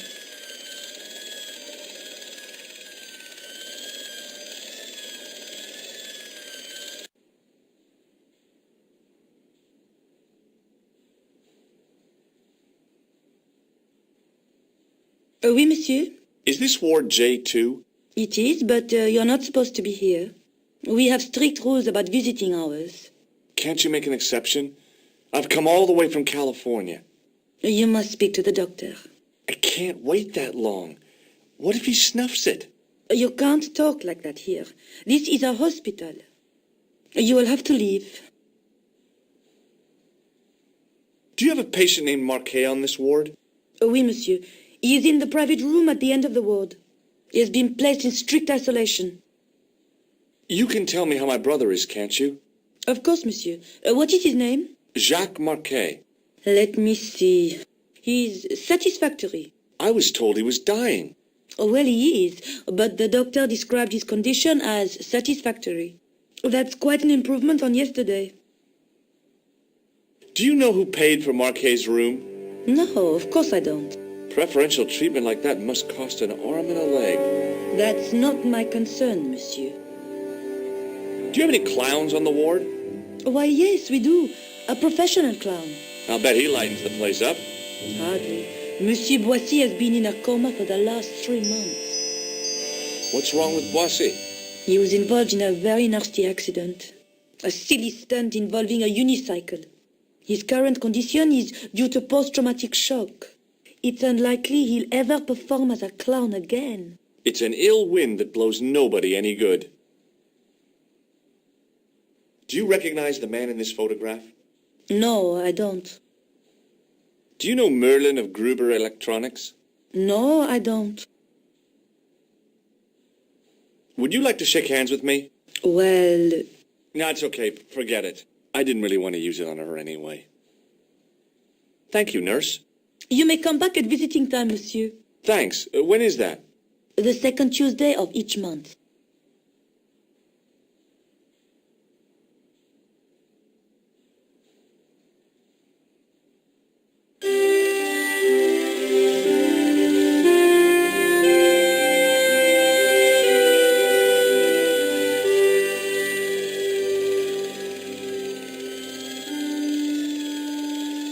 Hello. Oh, hi. No whistling, right? Right. What's the problem with Nurse Grendel? She's uptight and twisted. on account of a broken heart. Oh, that's too bad. I thought she was just plain bad-tempered. That also.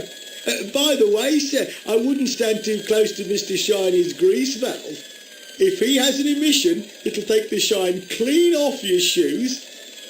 Say, nice sneakers. Thanks. Who broke the nurse's heart? Was it you? Oh, no. Talk to a woman, I wouldn't know where to start. My analyst says I'm socially inept. Some analyst? Weren't you offended? Not me. It's a comfort to have it made official. You shouldn't take any notice of him. Everyone shines in their own way. Yeah, I shine flaws. See you later. Yeah, take care now.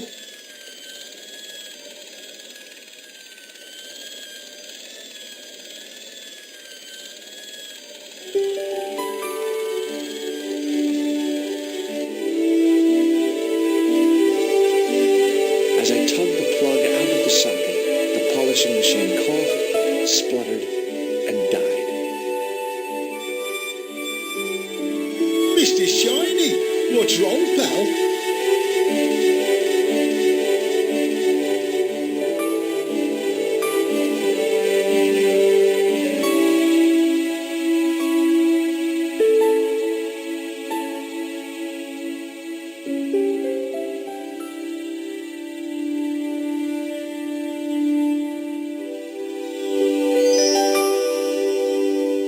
There was no way I could...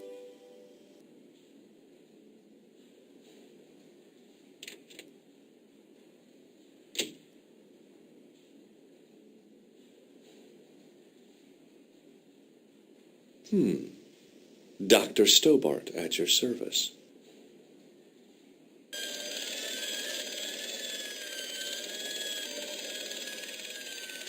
Hello. Oh, hi. No whistling, right? Right. Nothing really.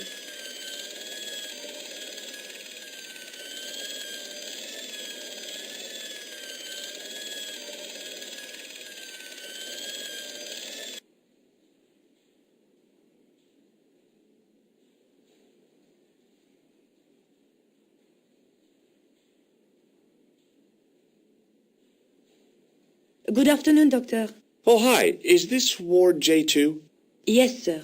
The patients are ready for your inspection, Doctor. Thank you, nurse. Well, who's first? Monsieur Croquet in bed 2. What's his problem? He's been complaining of loss of consciousness. You'll need this, Doctor.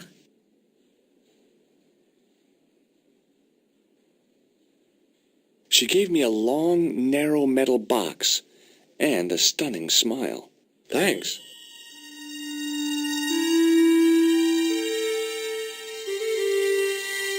Hi, I'm Dr. Stobart. Hello, Doctor. The nurse told me you keep losing consciousness. That's right. I've had the problem as long as I can remember. It's a real out-of-body experience. Like death, but not so conclusive. I see. How long does it last? Just a fraction of a second, and then I recover. I might not have been a doctor, but I was formulating a diagnosis all the same. This guy was nuts. I know exactly what you mean. It's known in the medical field as blinking. Is it serious? Of course it isn't serious. It's perfectly natural. But just think, 2 seconds every minute. Why, that's almost half an hour every day. 2 weeks out of every year spent in total darkness. I don't have time to listen to this baloney. Do you know what this piece of equipment is called? No, I don't.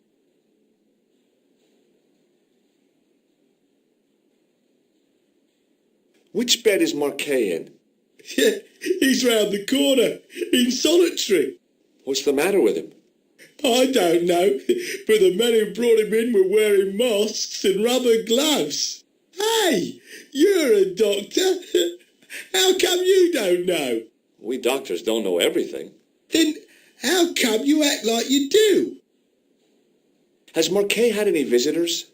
Nah, neither have I. That's the worst thing about being in hospital.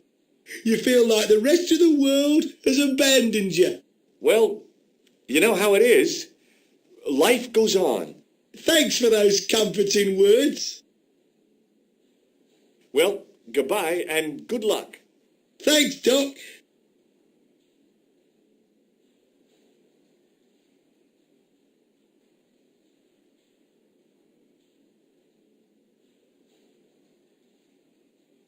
The graph showed a steady decline in his pulse rate and an increase in his blood pressure. It kind of shook me to see this guy's life reduced to a few jagged lines.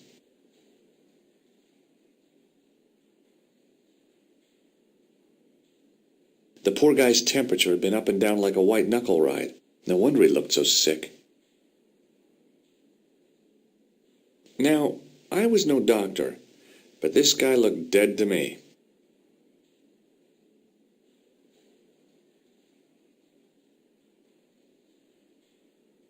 The guy was sick.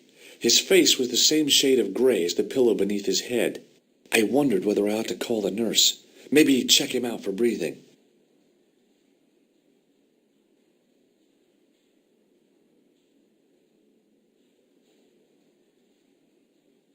His temperature was normal, with little fluctuation either way. The name on the chart was Sopmarsh. This guy didn't look sick to me. He didn't have spots or stitches, and he certainly didn't have a fever. The nurse was stunningly beautiful. The guys on this ward sure were lucky to be in her care.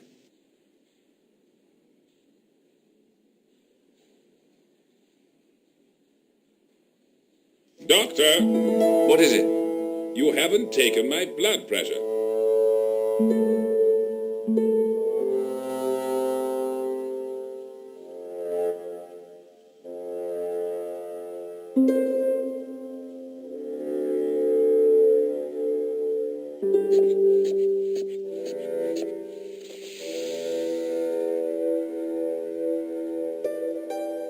Seems fine to me. You're not doing it right. Of course I am. No, you're not. Dr. Monroe never did it like that. I can't take a satisfactory reading while you're excited like this. I'll come back later.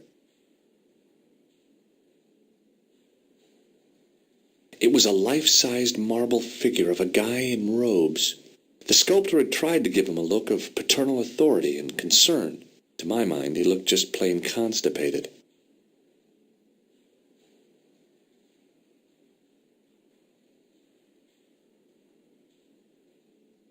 Oh, Doctor. What now? You didn't finish taking my blood pressure.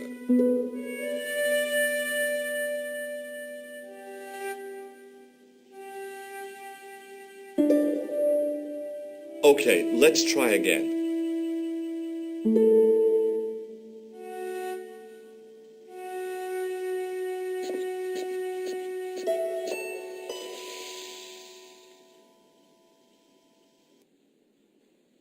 You don't have the first idea what you're doing, do you? I'll come back when you've recovered your manners.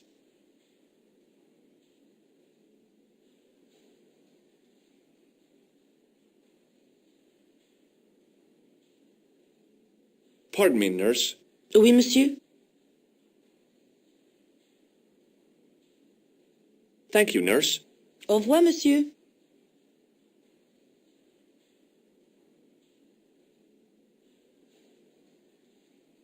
You haven't finished taking my blood pressure.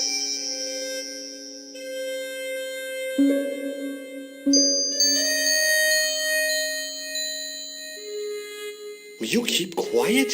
You're disturbing the other patients. I'll keep quiet when you've taken my blood pressure properly. I have to see Jacques Marquet first. How come he gets preferential treatment? It's because he's got money, isn't it? It's not like that. I'll come back when you've dealt with that chip on your shoulder. Hello? Anybody home? Who are you? My name is Dr. Stobart. And I'm here to steer you down the rocky road to recovery. Dr. Monroe said there was no cure for what I've got. Your problem is you stayed in bed too long. Are you sure you're a qualified doctor? You better believe it. What can you tell me about Marquet? He's the man in the private room, isn't he? That room was mine before I was tossed out like a common squatter. Do you know what's wrong with Marquet? They won't even say what's wrong with me. Tell me, Doctor, what's your opinion? It's too early to say. But I've been here for 3 months. What's your impression of Nurse Grendel? She's a very efficient young woman. Efficient? You make her sound like a vacuum cleaner. I've no complaints. The woman in reception described Nurse Grendel as a monster. Well, that's simply not true. She's quite strict, but that's her job, isn't it? You've got to have discipline in a place like this. See you later.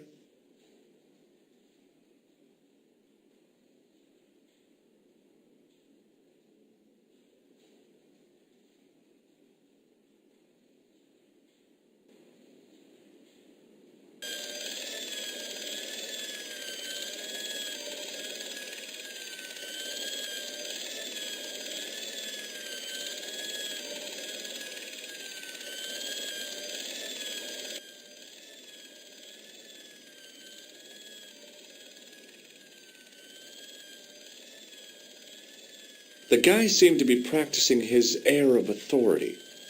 Today, he was working on his withering stare.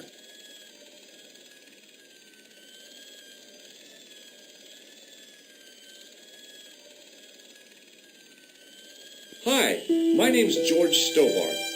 Aha! Just the man. You must be the new boy. Yeah, I must be. Well, stop wandering about and make yourself useful. Donnie, come here, boy. This is Benoit, my nephew. Can I trust you to look after him? Do your own babysitting, Gramps. Who do you think you are, anyhow? I am Felix Hagelmeyer. And may I say what an honor it is to meet you in person, sir. You are on my medical wall of fame. Right up there with Pasteur and Leary. I look on it as a privilege, no, an honor, to look after your nephew, sir. He is fresh out of medical school. It will open his eyes to see a real doctor on the job. I'll bet. Show him around. Let him see some real suffering.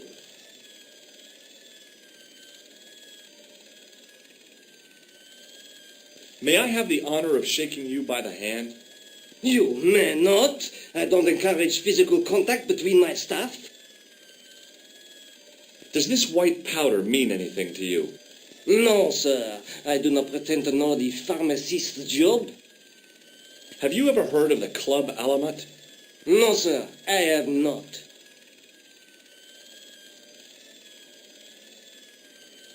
So long, Hagenmeyer.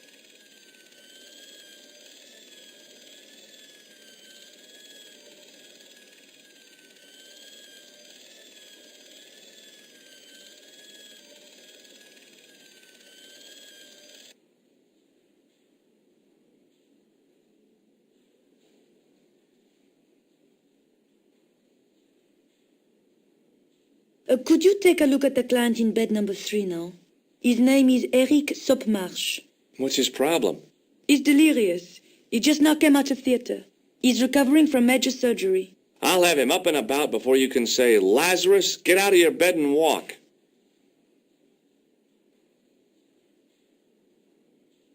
Hi, it's me again.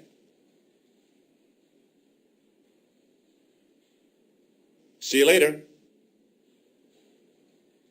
Hey, Benoit.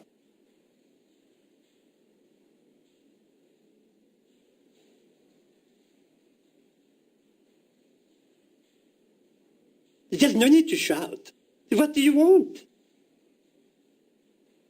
Do you know anything about a patient named Marquet?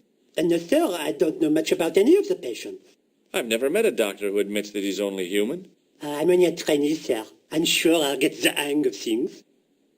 Do you know the nurse on Ward J2? No, monsieur. This is my first day here. I can't wait to get my hands dirty. I was talking about treating my first patient, of course. I didn't mean I'd get my hands dirty with a nurse. Shut up, Benoit. Okay, sir. Shake my hand, Benoit. I don't think that's a good idea, sir. How come? Dermatitis. I don't have dermatitis. I do. Here, take this pressure gauge. Thank you, sir. What do you want me to do with it? Well, keep it safe until I think of something. Are you ready with that pressure gauge? Primed and ready to pump, sir. What do you want me to do with it? Use it on Eric Sopmarsh. Okay.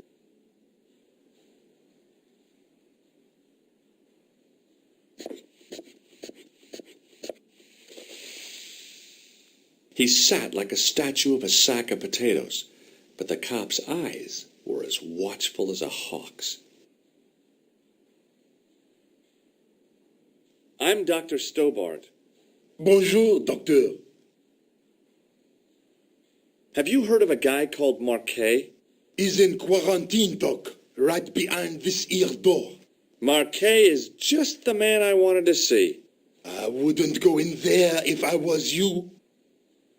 He has anthrax. I have to visit my patient. What for? Routine. I have to check he's still breathing. What if he's not? I'll sign the certificate and register his bed as vacant. That's a cold and distant attitude to death. Well, I've been institutionalized to the point of godlike aloofness. The white coat suits you. Thanks. Have you seen any suspicious characters on the ward? Yeah, I have. A gorilla and a weasel? No. This was a tatty old bear. How was the bear acting suspiciously? Well, he was wearing a homburg. Is that against the law? No, but it's pretty weird for a bear. Don't you think it's possible that the bear was a man in disguise? Well, obviously, I'm not completely stupid. But who would go to the bother of disguising himself as a bear? It's not as if he'd blend in with the surroundings. I checked with base to see if any bears had been reported missing from the zoo or a traveling circus. They told me to sit tight until reinforcements arrive. I guess they're right. I'd be stupid to tackle a bear single-handed. Catch you later, officer. Au revoir, Doc. If you see that bear, kick him in the nuts. Rather you than me, pal.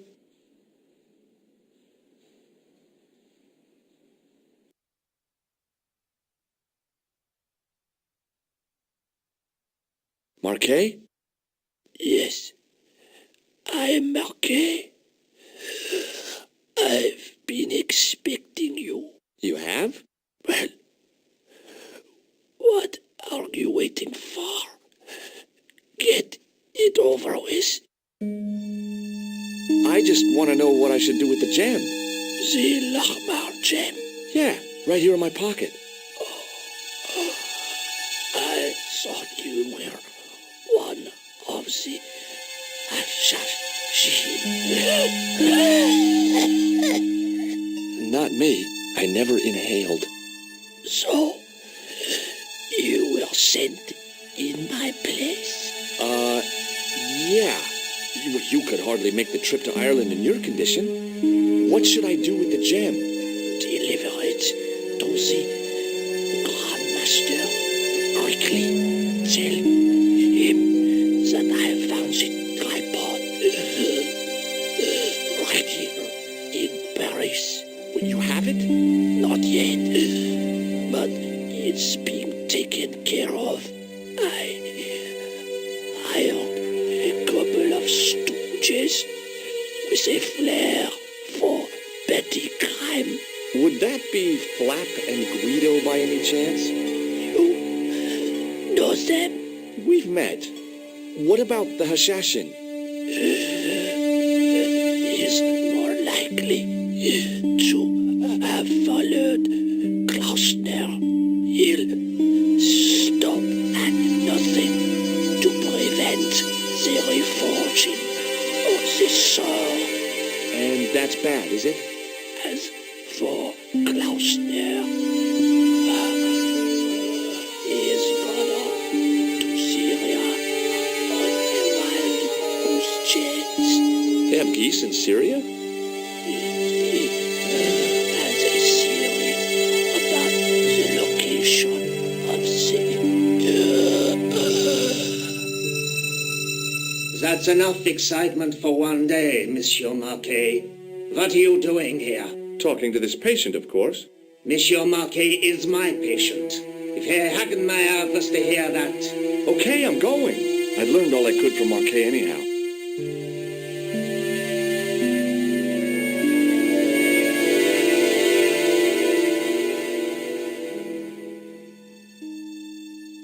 There you are, sir. I was just coming to look for you. I finished with your pressure gauge. Thanks, Bunny. What's that noise? It sounds as if someone's having a cardiac arrest. It's all right. The doctor's in there with him.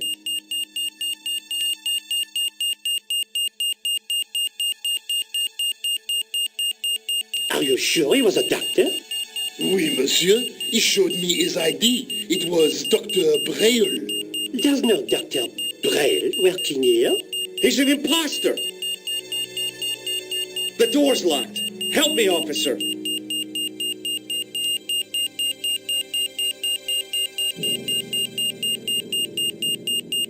Stand back, monsieur.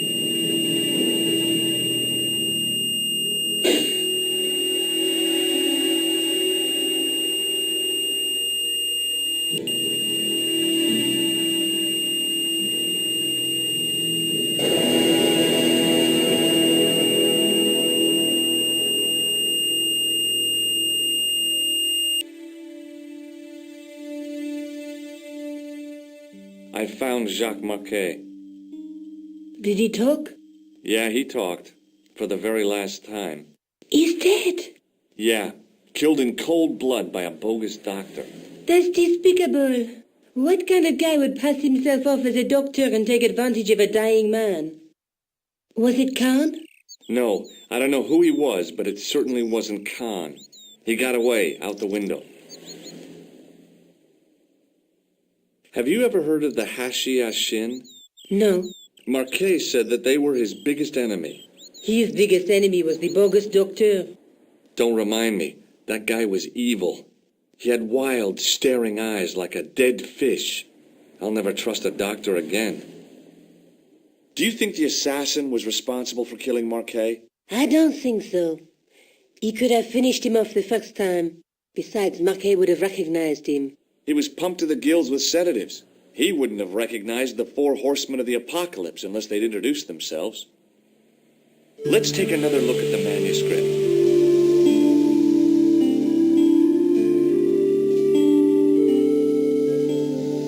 The Night Scroll bears a phrase in Latin. Through my teachings, you will be enlightened.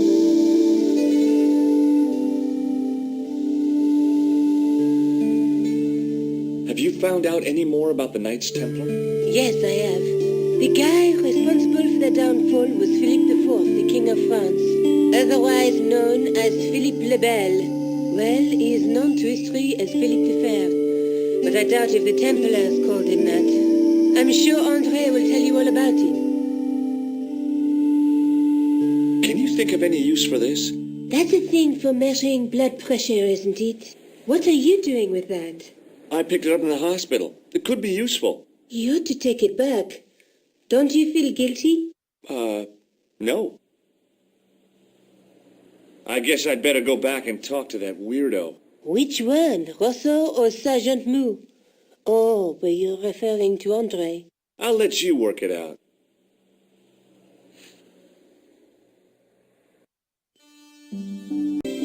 I've left it very late, monsieur. Late for what? And you see, I am closing the museum soon. You wouldn't like to get locked in. I can tell you, not in this gallery. Why not? It is haunted, monsieur.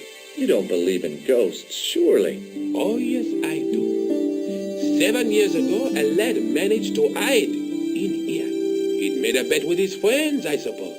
When I found him in the morning, he was cold as ice and stiff as a board. Well, what was the cause of death? They said it was a brain tumor. But on his face was a look of stark, desperate terror such as I have never seen before. Scary. What can you tell me about the collection of coins? A rare example of silver coinage from the reign of Philippe le Bel. That little old lay buried for centuries in a field on the outskirts of Paris. They're unique. Nothing like them has been found anywhere else in Europe.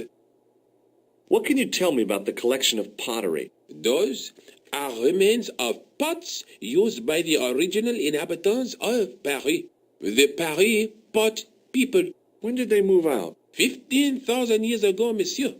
Vanished in the mists of time. Didn't even have time to pack up their pots. Thanks for your help.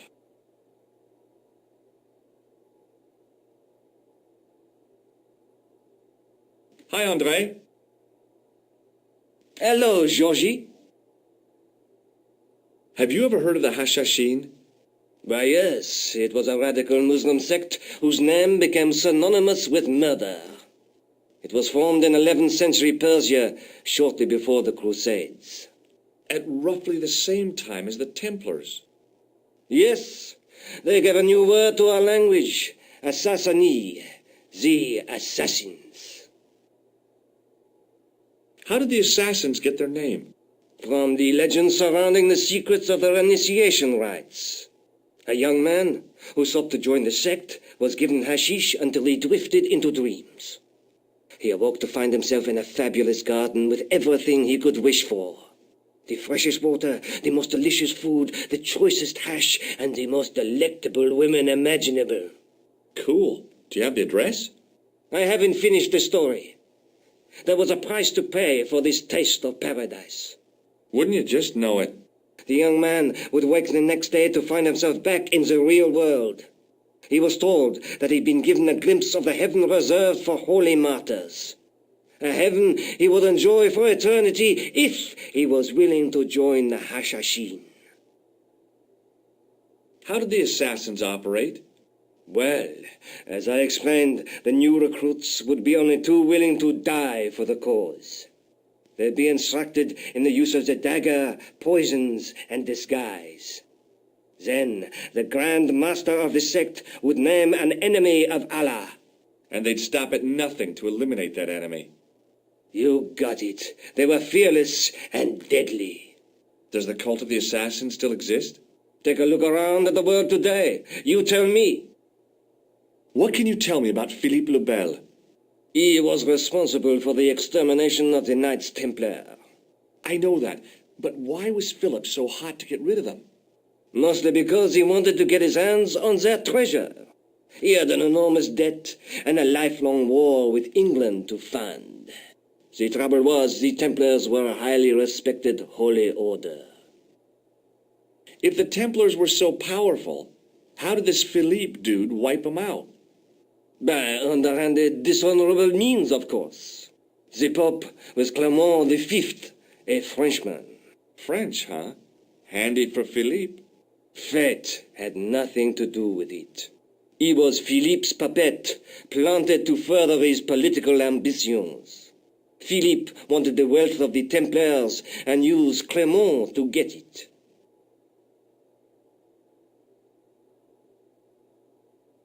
So what was Philippe's plan? What happened? Sealed orders were sent out all over France, not to be opened until the appointed day. That day was Friday, July 13th. That's the origin of our superstition regarding that date. At dawn, throughout the whole of France, the Templars were arrested. It was the biggest bust in the history of the world. What happened to the Templars after their arrest? Philippe was out for blood, so he handed the Templars over to the Inquisition. Not surprisingly, they confessed to a sensational and sordid list of blasphemies. Like what? Oh, the sort of things you read about in the gutter press. Devil worship, lewd sexual practices, spitting on the Holy Cross, that kind of thing. Well, that must have given their lawyers some headaches. Whether or not the accusations were true, this was not good publicity. Most of the charges were probably cooked up, but so were the Templars, literally. Hundreds of them were found guilty of heresy and flamed grilled at the stake. They died protesting their innocence. But surely Philippe had no proof of his charges against the Templars. A man will admit anything under torture. The Inquisition fabricated some nonsensical demon called Baphomet, and then suggested to their victims that this was what they worshipped. But they didn't have to agree. The records show a Templar coming to trial with both feet burnt off. Fragments of flesh and charred bone falling from the stumps. What would you not admit to stop such torment? So there was no truth at all in the Baphomet accusations? Not a shred. Almost every victim described the idol differently. No, Baphomet never existed outside the sick minds of the inquisitors. So Philippe stole the Templars' riches, huh? Oh no, they weren't stupid. The king's troops marched first on the temple in Paris, then to the Templar home port at La Rochelle. There was no trace of the treasure, and the fleet of the Knights Templar had set sail. I think you ought to know that the tripod is going to be stolen. The Lochman tripod? No. It's true. I can give you a description of the thieves. Before the supposed event has taken place? I heard them planning the raid. They're wasting their time. The tripod is protected by a state-of-the-art alarm system. Well, don't say I didn't warn you. Why don't you loan the tripod to me for safekeeping? Because I'd never see it again. Well, don't you trust me? It's not a question of trust, George. That tripod is hundreds of years old and extremely fragile. I get your point. Thanks for your help, Andre. You're welcome.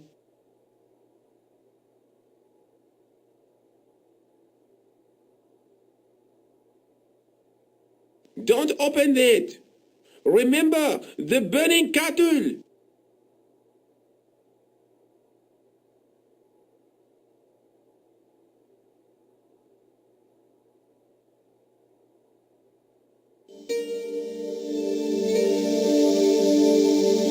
Leave it alone. That closet is over 3,000 years old. Closet? It's a sarcophagus.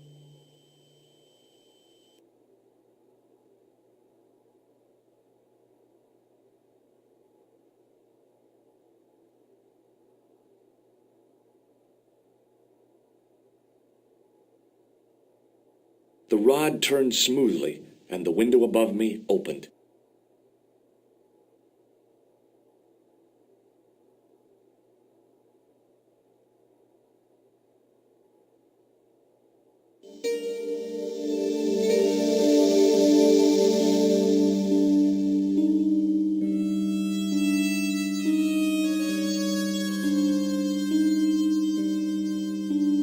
It is closing time, Monsieur Lobino. Already, there just aren't enough hours in the day. More than enough for me. I can't wait to get home and put my feet up. Eh bien, see you tomorrow. Good night, Monsieur.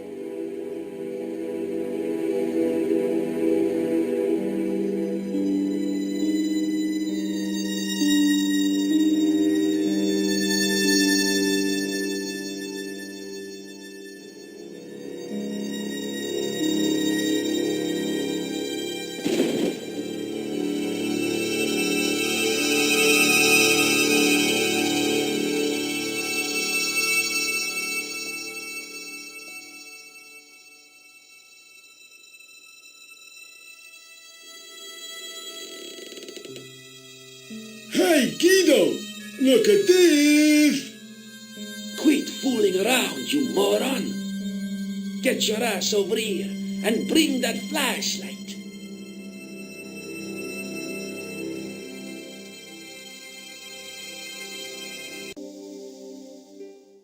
Oh, Guido! What's the big idea, you dummy? Shine the light down here. The mummy! It's come alive! If that's a mommy, I'm glad I'm an orphan.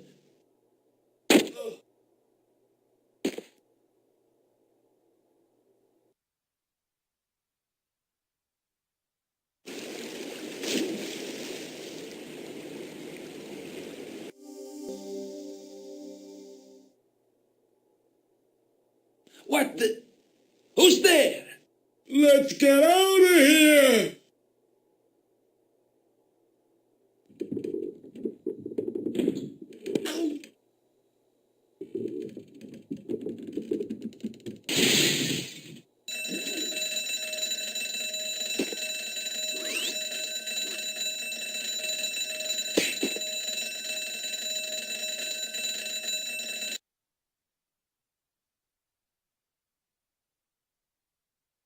And when I woke up, I was at the police station. Luckily, I managed to persuade Rosso I was innocent. Poor George. What a mess. I bungled the whole thing. I don't think so. You made a pretty good job of distracting those two crooks.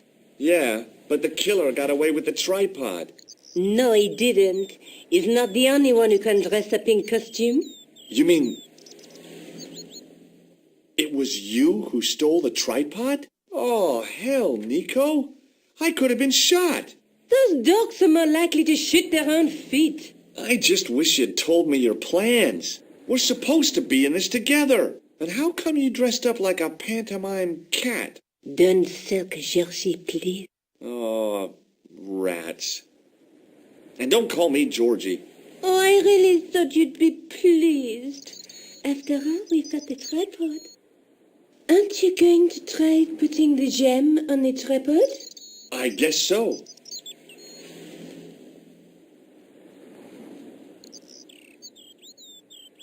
Nothing happened. Yeah. The gem fits perfectly, but what does that prove?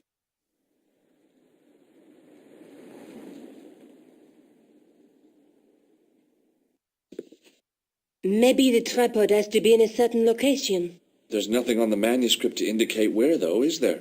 Oh, by the way, I had a visit from André Lobineau. Oh, yeah. I hope you didn't mind me giving him your address. Not at all. It was lovely to see him again.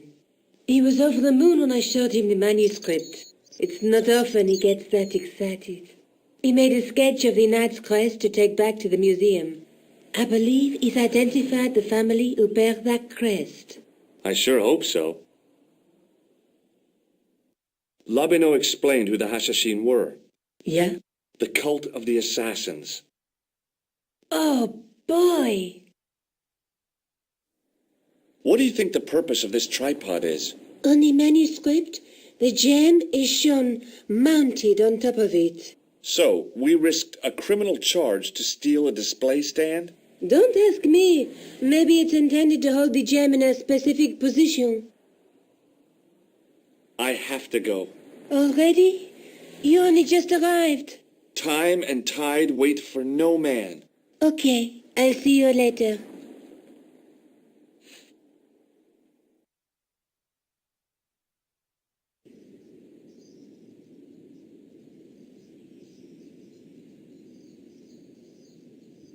I once read a list of low-stress jobs. It didn't include police work. Obviously, this guy hadn't read the same list. A typically Parisian sidewalk cafe. Last time I visited one of those, it blew up. I decided I was happy enough right where I was. There was a small crowd of 5 sightseers. It's a weird thing, but you can take the most intelligent people in the world, put them in their vacation duds, and hey presto, they look like morons. Why is that? I had no desire to talk to the crowd. The juggler was good, Why he couldn't put that kind of application into getting a real job, I had no idea. Maybe he just liked dressing up like a horse's ass.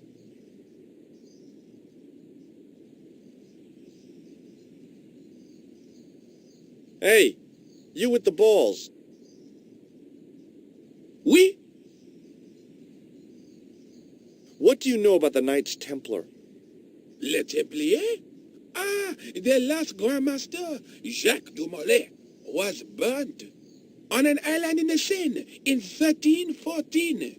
Wow. You're pretty well educated for a juggler. No, monsieur. I read it on that board over there. How did you learn to be a juggler? Juggler? What is this juggler? It's you. You juggle, that makes you a juggler. No, I am a jongleur. A jongler? What's that? Mon Dieu! A jongleur is an artist, a master of the contragravitic aeroballetic mysteries. In centuries past, the courts of the crowned heads of Europe had the jongleurs, witty, erudite men to whom the monarchs turned in their hours of need. Wait a minute, wait. Let me get this straight. Our enemies are at the borders, plague ravages the land, and the peasants are revolting. Thank God we've got Chuckles the Jongler to throw his balls around. I don't think so. That juggling doesn't look so difficult. Oh, it does not, does it not? Perhaps you feel you could do better, no? I'll give it a try. Be my guest. I had no idea what I was doing. But this guy was obviously an idiot, so how difficult could it be? A lot more difficult than I thought. That's how difficult. Still, it was my big chance to be derided by complete strangers.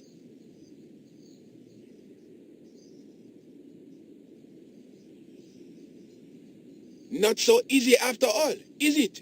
No, I guess not. Does this matchbook mean anything to you? You smoke? No, I don't. In that case, it means nothing to me. It didn't seem right to fry somebody's palm when they make their living with their hands. Does this grease paint mean anything to you? It looks like one of mine, or at least another jongleur. Or a clown? Mais naturellement, a clown. Hardly a breakthrough. What do you think of this? It is a medical device, oui? Oui, yes.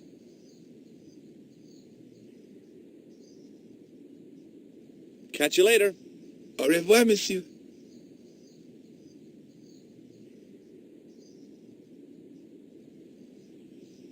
Excuse me, officer. And how may I help you? What do you know about the Knights Templar? Les Templiers. Only that they were excommunicated in 1312 and hanged in their dozens within this very square. Boy, what they teach in the police academy these days. No, monsieur. I read it on that board over there. Shouldn't you be off directing traffic or something? You have seen the Parisian traffic, no? Yeah, so? I could direct the traffic. The most dangerous, the east side of Rome. Or I can sit here and enjoy the sun, the architecture, and the Rosso Sauvignon. Which would you choose? Yeah, but I'm not a policeman. What happened to duty? An excellent question, monsieur. Would you like to shake? I stopped myself barely in time. Electrocuting a cop would not have been smart. They'd rebuild the Bastille just so they could throw me in and throw away the key. What do you think of the juggler? Ah, he is excellent, most watchable. But he's blocking the thoroughfare and obstructing traffic. So? He is amusing. The traffic isn't. If he wants to block it, who am I to say no? You're a cop. Ah, oui. So I am. Ah, well. So you're not going to do anything about this guy? No. He probably doesn't even have a license. Ah, a license. This I had not considered. So what are you going to do? The instant I return to the station, I shall check. Return to the station? Why not just ask him? And spoil his concentration? What kind of a barbarian do you take me for?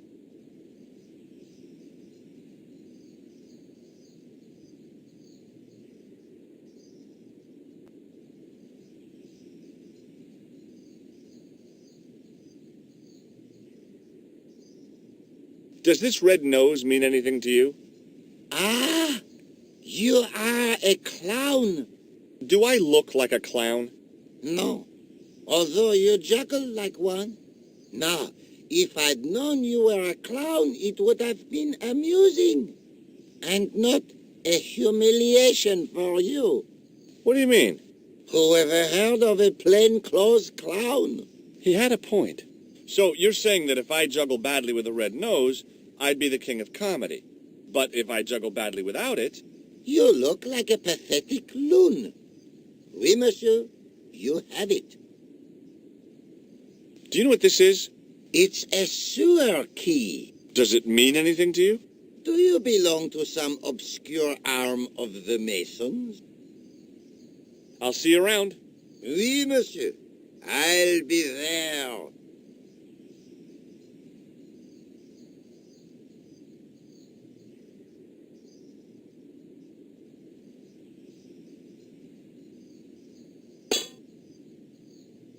Hey, you! What do you think you are doing? Leave that cover alone, now. Sorry, no harm intended.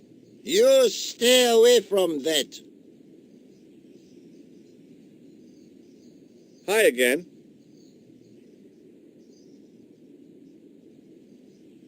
Oui? What is it this time? Look, a red nose. Oh, you say, whoop-de-doo. I'd like to have another try at juggling, please. You have gone on a crash course, perhaps? No, I just had an insight into presentation. Huh? Allow me to demonstrate. The balls, please. If you insist on completing your humiliation, monsieur.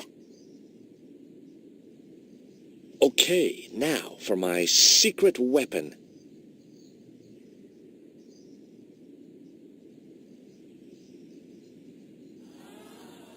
The juggler was speechless with rage. You could have mistaken him for a mime. And without a word, he collected his balls and left in a fury. Hey!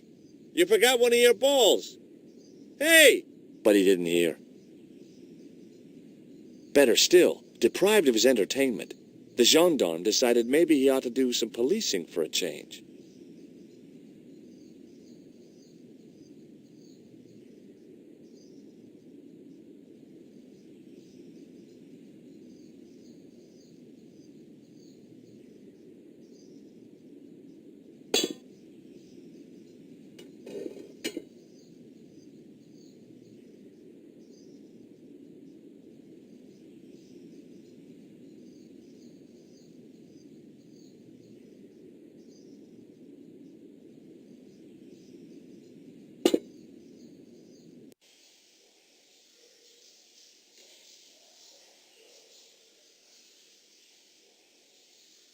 If I wanted to get deeper into these catacombs, I was going to have to get onto that path. If the near edge hadn't crumbled away, I could have jumped it easily. Now, I wasn't so sure. Okay, it's long jump time. Here goes. Do I look crazy or something?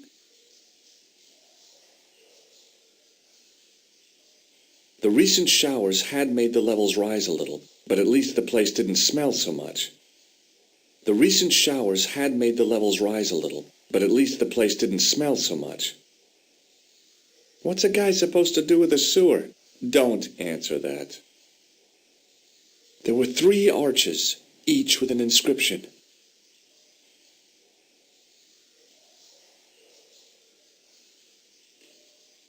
The wall had flaked, and anything once written on it had long since gone. The inscription was hard to read, but I made out Templier and something about innocence. Close up, I could see a faded inscription. My medieval French isn't much, but the few words I understood seemed to say, "This is where the gallows used to stand." Maybe.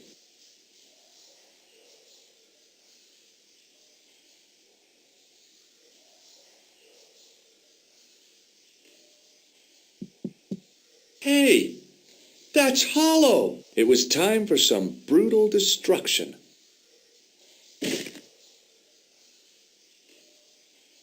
I'd poked a hole in an historical site.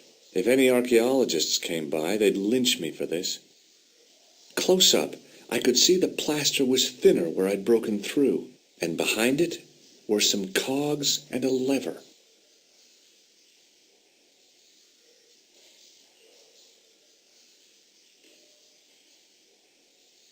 A weird little boat lay tied up. I guess they used it to get maintenance crews around. Either that or the Phantom of the Opera was somewhere near. On the boat was a winching machine. There was a handle in the boat that fed out chain with a hook on the end.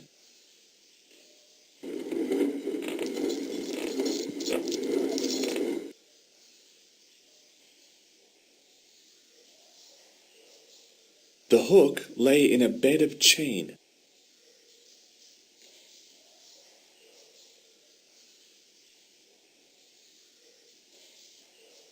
Here goes. Hey, cool. The secret door had jammed. I couldn't get through that gap.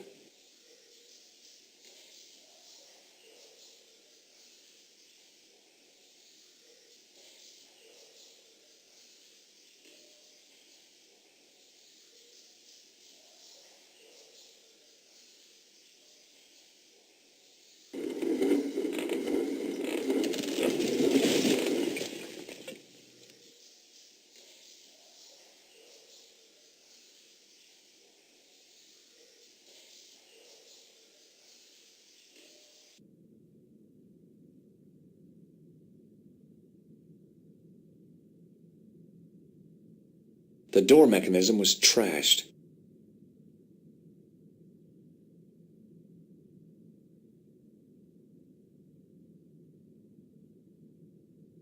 In the beginning was the end. An end wrought by our enemies began our darkness.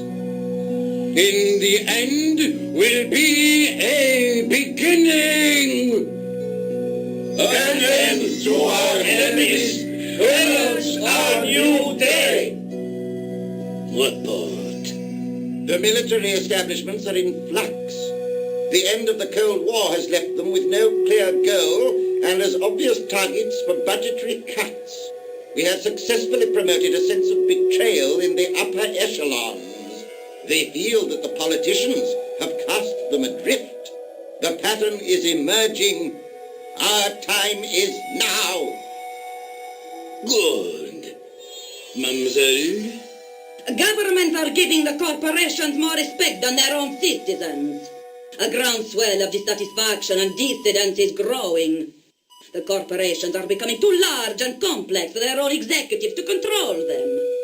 A blind belief in market forces is accelerating this trend the world over. The pattern is emerging. Our time is now. The global population's belief in those that govern it has never been lower. We have inculcated a sense of immediacy and action over forethought and planning in all the major governments. They are acting on hasty decisions that cannot be completed or revoked without appearing foolish. The pattern is emerging. Our time is now. Excellent. The tide heard all the governments are dying a slow death from their own incompetence and our machinations. The millennium is almost upon us, and everything is in place for the rise of our new order. Almost. Professor, where is the broken sword? As we discussed last time, with the loss of the manuscript, our search is as a corollary hindered. And as discussed last time, you have been furnished with a dramatically increased budget. What have you been doing with our money, Professor? We are working on the principle that the Templars, that is to say, our predecessors, Hold on. These are the Templars? must have left a trail when they were hiding the clues to the sort of Baphomet's location. I have a small army of historians and archaeologists ferreting out that trail. I trust these historians and archaeologists are more trustworthy than your friend Pegram. Pegram was loyal. He tried to protect the Lochmarn gem when the Hashashin came near. And failed. And don't call that Syrian maniac the Hashashin. He's an assassin. Plain and simple. That's not what he believes. He actually thinks. Silence! Do I have to remind you that we have a sacred duty? A trust?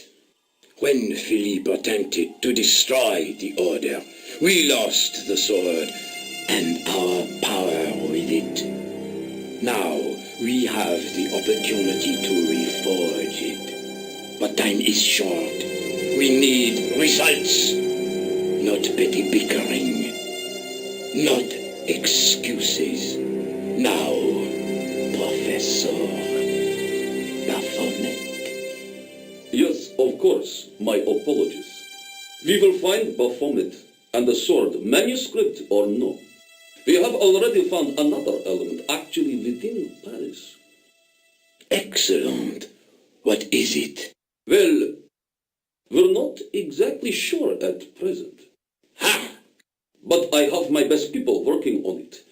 You would do well not to criticize others, Eklund. At least I have not murdered one of our own. Of course.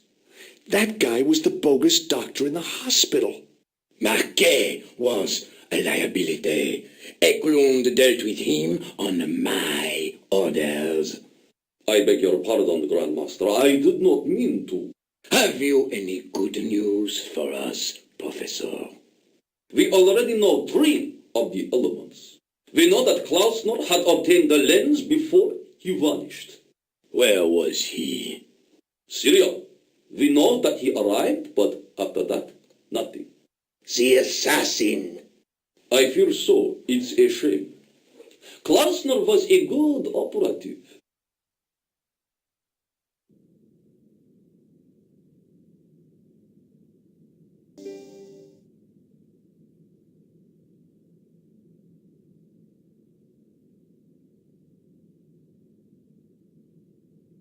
I could hear voices from the lit area.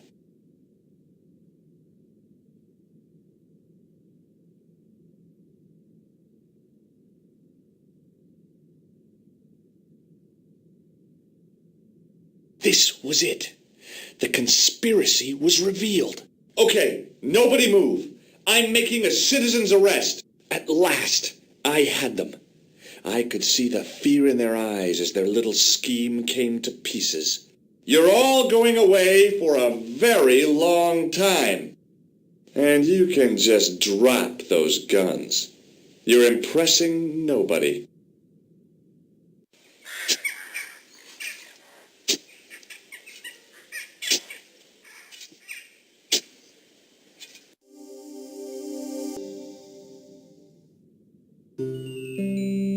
This will be our last meeting in person until we locate the sword of Baphomet.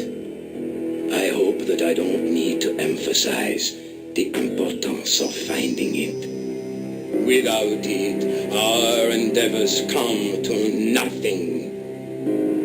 With the sword reforged, we will have the power to sweep the stage of all opposition. The new millennium will belong to us. The next time that we meet, it will be to become the princes of this world.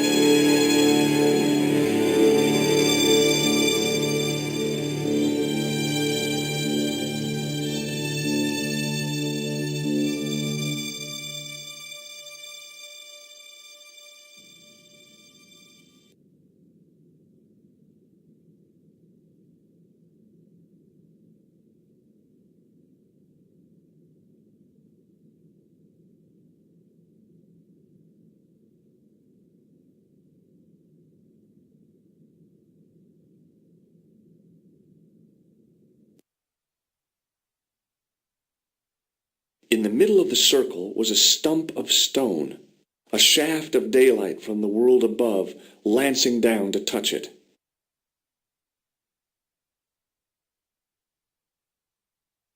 On the circle's circumference were the Templar seal and two Latin phrases: Non omnis moriar and Clarior e tenebris. I shall not die completely, the brighter from the darkness. I noticed three small notches around the edge of the stump's top.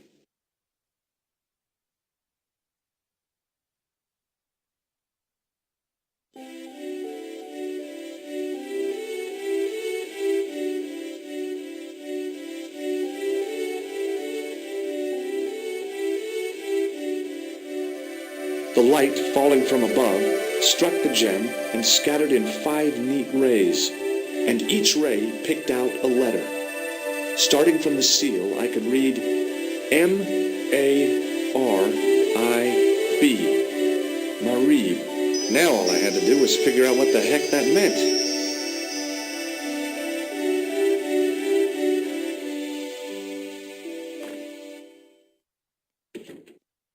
Nico, I've seen them. Who? The Templars. I spied on their meeting in the catacombs. And you saw the Knights Templar? I saw a bunch of guys masquerading as Templars.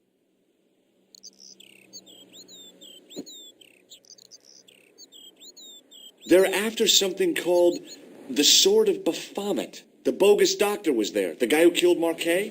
The manuscript is the key, just as we thought. It shows the way to the broken sword, whatever that is. And how does the assassin fit into all this? He's out to stop them. These Neo-Templars, they're men and women in influential positions. Don't you see? Plantar was one of them. The assassin killed him for the manuscript, to stop them finding the sword. But now we have got the manuscript. Yes. So, how do they hope to find the sword? I don't know. They said something about a lens and a guy called Klausner who's gone to Syria. But they didn't seem to realize the significance of the very site of their meeting. You see, after they'd gone, I discovered a stone pedestal and a carved inscription. I set up the gem on the tripod, directly below a beam of light. The gem split the beam and lit the letters M-A-R-I-B.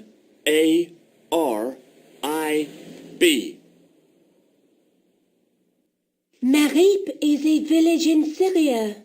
Then the Neo-Templars are ahead of us. Klausner beat me to it. You're not thinking of going there yourself, are you? Why not? These guys are crazy and dangerous. That reminds me, you should leave the gem here. Okay. What about the tripod? I'll send it back to André, anonymously.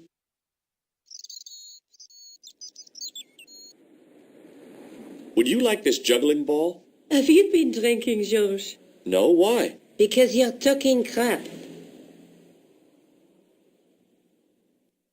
Do you think I should go to Marib? Syria is a long way, Georges.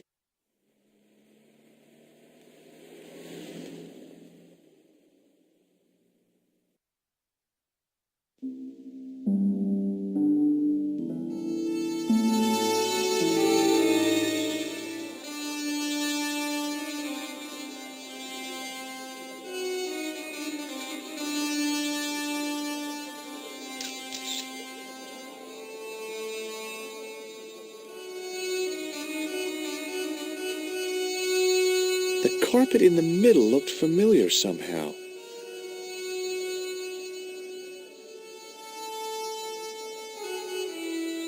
It was the pattern. I'd seen that pattern somewhere recently. The carpet seller looked craftier than the offspring of a fox and an insurance agent.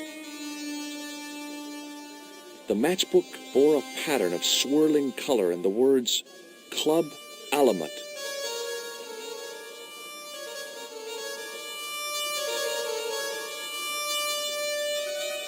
Hi.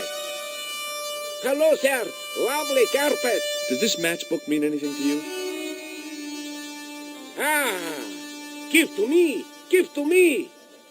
Alamut.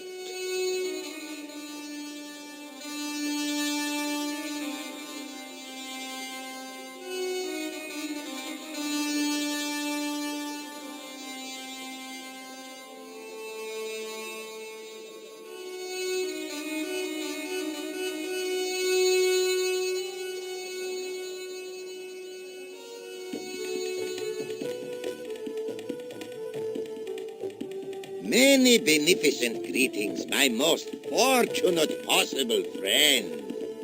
Huh? Do I know you, mister? No. No. And again I say, no. But, my friend, do you not see our mutual good fortune in this meeting? How frank do you want me to be? You are a traveler, yes? Boy, you must be the world's greatest detective. No. I am told that is Sherlock Holmes of the big forehead and slipper full of shag. I, as contrast, am world's greatest luxury taxi driver. I can see where this is going. I am Ultar, taxi driver and luxury guide per excellence. Yes. This I had to hear. Where does your heart desire to go? Simply mention the name to your obedient servant, and we shall fly there, swift as the eagle. Oh, well, I don't really want to leave Marib yet, but I'm sure that if I do, you'll be the first to know. Is good. You know where you want to go, you come to Ultar. Thanks. See you around, Ultar. Be having a pleasant day, full of shining experiences and happiness, my friend. The club manager's bonhomie seemed forced. Looking at the place, I could understand that. This is definitely not what they meant when they said the joint was jumping. I don't know why, but I felt like I could trust this guy. I was surprised to see alcohol on open sale in Syria. Then I realized this wasn't really open sale. And then I realized they weren't even alcoholic drinks anyway. I had neither the time nor the money to buy anything. The outside of the ornate spittoon was beautiful. The inside wasn't. I hadn't felt a need to spit since I was 12. Hi! Nice club you've got here. I was wondering if you could help me. What?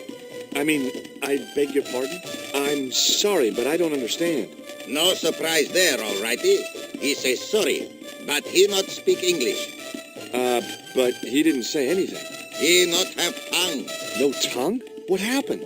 It was bet. And he lost. He won. You should see other chappie. Oh, yes.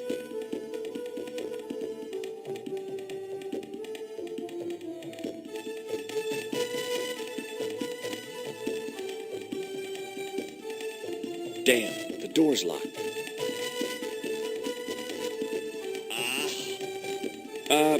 I'm sorry? Did you say something? He say you not to go in toilet. Read sign, matey. Matey? It lose something in translation. By staring hard at the notice and squinting, I discovered I couldn't understand a word of it. My Arabic, Russian, and Japanese have a lot in common. I can't read a word of any of them. The notice didn't mean anything to me.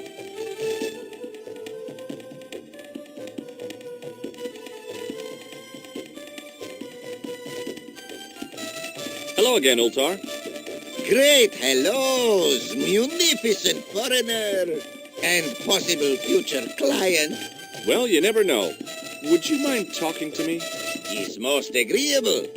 This is how Ultar learned such splendid English, yes? Yes. This place is certainly hard to find. Oh, yes, it is most exclusive. The membership can be no more than... Kind sir, what would you guess the population of the village to be? Gee, I don't know, a couple of thousand? Then I would estimate the membership to be no more than a couple of thousand. Could you tell me what that sign means? It's a door stay shut until brush come back. Signed, the management. Oh, what does that mean? Manager buy lovely new toilet brush, leaves it by wash basin for 10 minutes, come back, it been stolen. Not even out of wrapper. He damn cross. Lock up toilet and say, nobody use fine pristine toilet until brush given back. We say, what we do till then, eh? He say, cross legs and use superior willpower. And that's what you've been doing? No, Ultar use bucket. Do you know anything about the Templars? Of course. Yes? What can you tell me? Great she-bop band of the 60s. No, that's not really... Who put the bop in the bop, bop, bop, bop, bop? Yeah, eternal questions. Have you seen this man before? Oh, most certainly. Was here only yesterday. Here? Yesterday? My God, he's close. Yes, he was asking a lot of questions, just like you. What did he ask about? He asked about American called Stoby. Stobart? Yes, Stobart. You know him. The killer knew my name. What else did he ask about? He asked about German man called Klobner. I tried to remember the name of the man the conspiracy had lost in Syria. Was his name Klausner? Sure, that is what Ultar said. Klausner. I told this man in the picture, Klausner wanted to go up to Bull's Head. Hold on, he wanted to go where? Bull's Head. Big hill, 10 miles out of town. Maybe 60. When was that? Oh, maybe a week ago. What can you tell me about this Bull's Head Hill? It's most magnificent. Lovely views. Worth visiting. Yes, by indeedity. How do I get there? No. Let me guess. You need fine luxury guide to take you there in air-conditioned taxi. Woe is me. Where can I find such a guide? And Ultar is most luxurious guide for most literally some way, in any direction. Gee willikers, lucky old me. Are you desirous of my pleasant and luxuriant service? All right, let's go. First, I regret the formalities. A trip to the Bull's Head. $50 Yankee dollars, please. $50? I don't have $50. Oh, most unhappy event. Ultar then sorry, but he cannot take you on ride of lifetime. Hold on, Ultar. Is there nothing I could barter with you? Word that it was so, beloved friend. But my taxi needs gas, and its muffler needs the muffler doctor. Trading for these things is not possible. My heart weeps for the injustice, but it's box or zip, or unfortunate American. About Bull's Head Hill. Are you desirous of seeing this most splendid place? Well, maybe. A terrific bargain. Only 50 of your Yankee bucks. 50, huh? Well, I still don't have any cash on me, American or otherwise. Oh, unfortunate, most extreme. The delights of the Bull's Head Hill then must wait, I fear. Shake my hand, Ultar. Ha ha. Remind me of thing that happened month ago. Maybe 6. Man come up to Ultar, say, shake hands, Ultar. But man have electric buzz thing in his hand. Ha ha. How we laughed. Then I broke his arms. What does this grease paint stained tissue mean to you? Nothing. Why? What does grease paint stained tissue mean to you? What do you think of this? Is gadget. It's a blood pressure gauge. Blood pressure gauge is what Ultar said. What do you think of this plaster? Not much there. Not enough to make tasteful garden gnome, for example. Have a look at this. Shiny. What do you think of this ball? Is most splendid, mister. Look at this. Is a red ball with a hole in it. No, it's a clown's nose. Does clown know you have his nose? Unfortunately, it seems so. Why unfortunate? This clown kills people. Ah, alternative comedy. This is a key for lifting manhole covers. You carry some strange stuff with you, mister. See you around, Ultar. Fare you most splendid, good sir.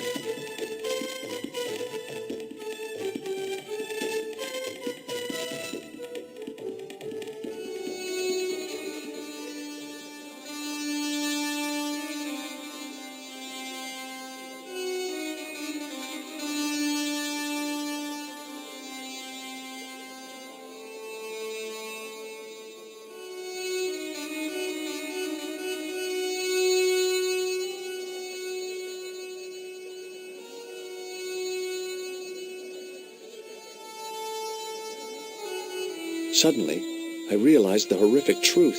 The guy was basting the kebabs with a toilet brush. It may never have seen the inside of a toilet bowl, but it was still hardly appetizing. In the still air, the smell hung around like bad smells do. Close up, I could see flies love kebabs. Suddenly, I realized the horrific truth. The guy was... It may never... The stand had kebabs dangling from the canopy. As a marketing device, it lacked something. Hi, what's your name, sir? Hello, you buy kebab. Moscow.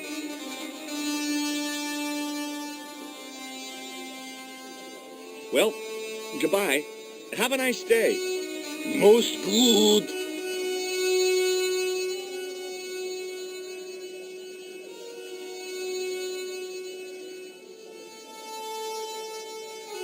The cat was an ugly brute who looked like he owned the joint.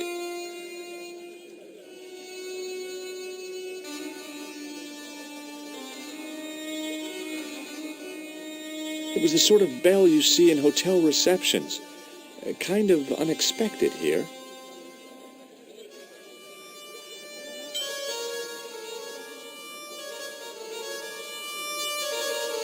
The rifle looked dangerous to the user.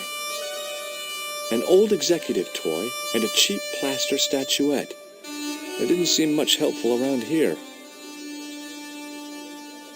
I had neither the money nor the desire to buy any of that garbage. There were some great bargains on the shelf, providing you ran a junk museum. The stand was being watched by a young boy, maybe 12 years old. Hey there, young fella. Speak you the English? Speak you the Anglese? Parlez-vous anglais? Yes, si, and indeed oui, and rather better than you by the sound of it. My name is Nijo. Welcome to my grand emporium of quality merchandise.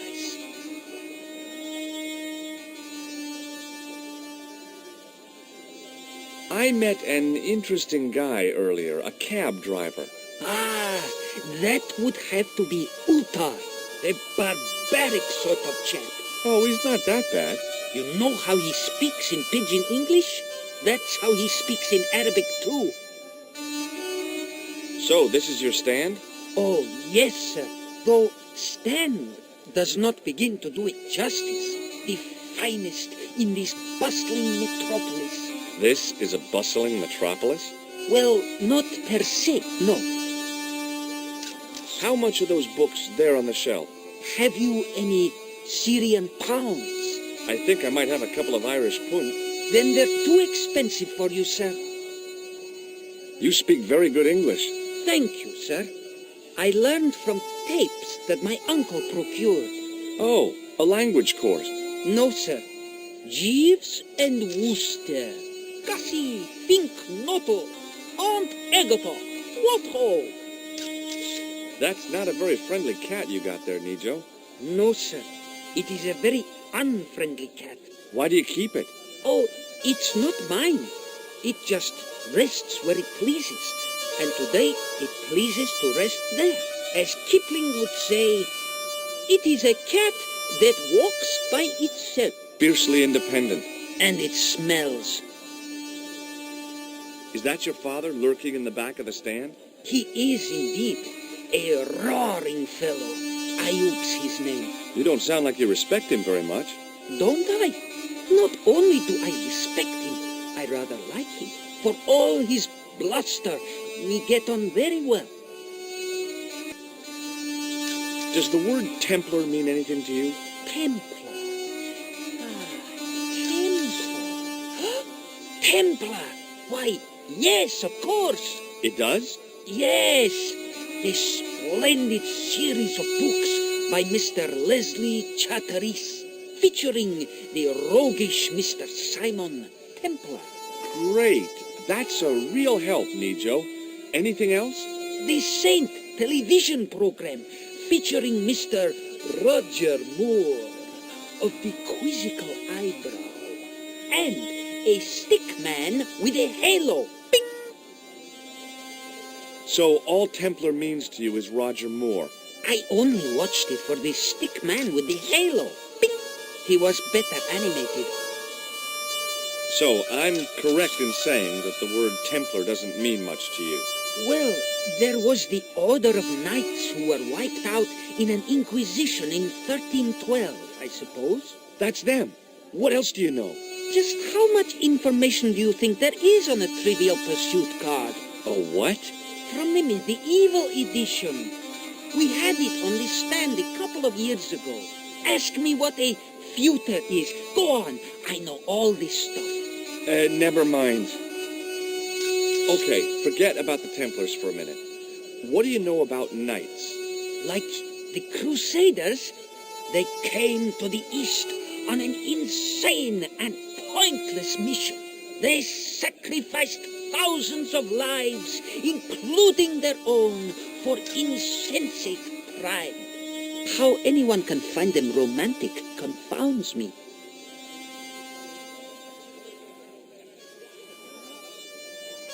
Who's the guy selling the kebabs? Oh, that's Arto. A miserable blighter, to be sure, sir. He doesn't seem very happy. He never is. Day in, day out, a face like a wet Wednesday. Whatever one of those is. Does he speak any English? Not cogently, no. Look, this is going to sound a bit strange, but I need Arto's brush. What? The brush he bastes the kebabs with? Yes.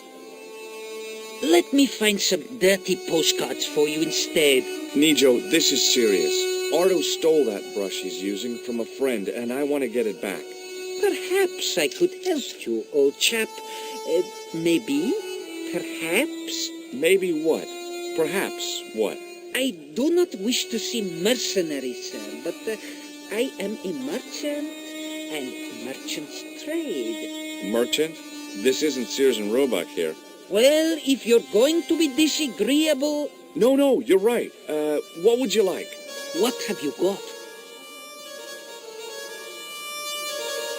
Here, shake hands, Nijo. I'd rather not, sir. At least not while you've got that shake and shock buzzer clumsily concealed in your palm. Oh, you noticed. Outlawed in 3 separate arms limitation conventions, those are. What do you make of this? A man-sized double-ply tissue stained with Bestheimer's number 12 white pancake grease paint, apparently. I didn't have you down as a doctor. I'm not. I acquired it. I didn't have you down as a petty thief, either. I'm not. This plaster was very useful in Ireland. Really? Your fund of traveller's tales never ceases to enthrall me. Look at this. A lifting key as used by Parisian sewer workers. Calais, sir. I must remember this day for posterity. My grandchildren will be fascinated. Do you know the name Merlin? I'm afraid not, old bean. Have you seen this man before? No, sir. I'm glad to say. Cold eyes. A comedian. No surprise there. What do you think of this, eh? Oh, sir. What a splendid plaything. One day, when I am rich, I am going to build a world-renowned collection of brightly colored balls. Are you serious? In deadly earnest. People will come from far and wide to see my Yes? collection. The Rockefellers and the Gettys can keep their hordes of so-called fine art. But answer me this. What good is a Picasso, I ask you, if you cannot bounce it off a wall? You may have a point. Sir, for such a marvelous thing, I would gladly help you. I thought merchants were supposed to be wily and never reveal what they really want. Bah! I say to mercantile greed. I have the soul of the East, and I desire that red bouncy thing beyond reason. Do you understand? Not really. If I give you the... I've already told you. I'll help you if you give me the ball. What's it to be? All right, here you go. People say bad things about Americans, but you're okay in my book. What people? What bad things? Never mind that now. Remember the brush? Right, yes, the brush. All you have to do with Arto is be polite. It lightens his days, makes it all worthwhile for him again. How can I be polite to the guy when I can't speak a word of Syrian? Arabic. That's what I meant. Simply memorize this phrase. Il-ach il-kalb. Il-ach il-kalb. Close enough. Now, go over to Arto and deliver those honeyed words even unto his delicate ear. He won't be able to do enough for you. Really? Really. What exactly does il-akul kalb mean? A polite but subtly complimentary greeting. He won't be able to do enough for you. So long, Nijo. Toodle pip, sir.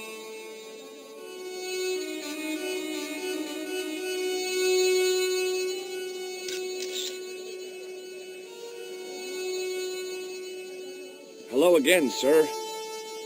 Hello. Kebab? Yes?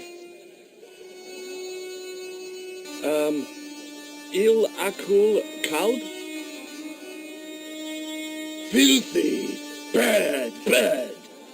I'll kill you. Whoa, calm down. I just... Feet, do your thing.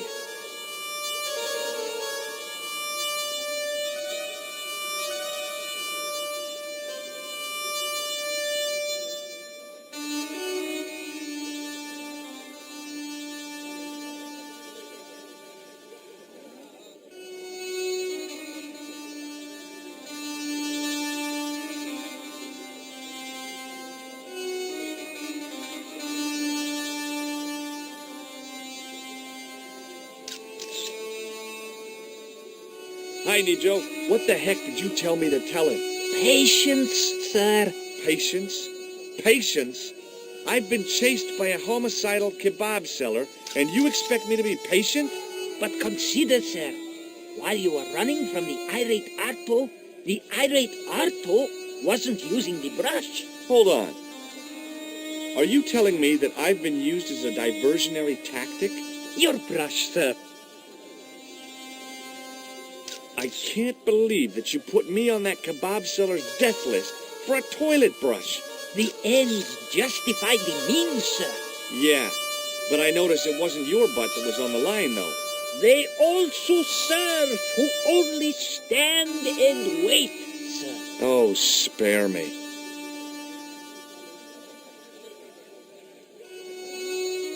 Thanks for getting the brush and risking my life to do it. Anytime. Glad to be of service. See you around, Nijo. Ta-ta for now, sir. It was a short-handled brush.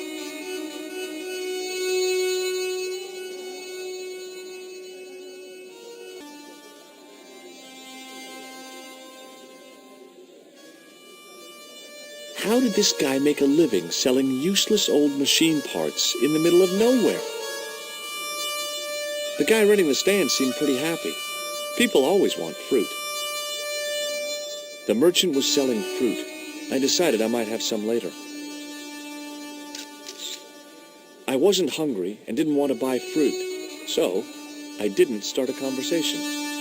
It was a guess, but I figured the woman to be an American tourist. Just call me Sherlock. Embarrassed as I am to admit it, you can spot an American tourist a mile off. Hi, I was wondering whether you could help me.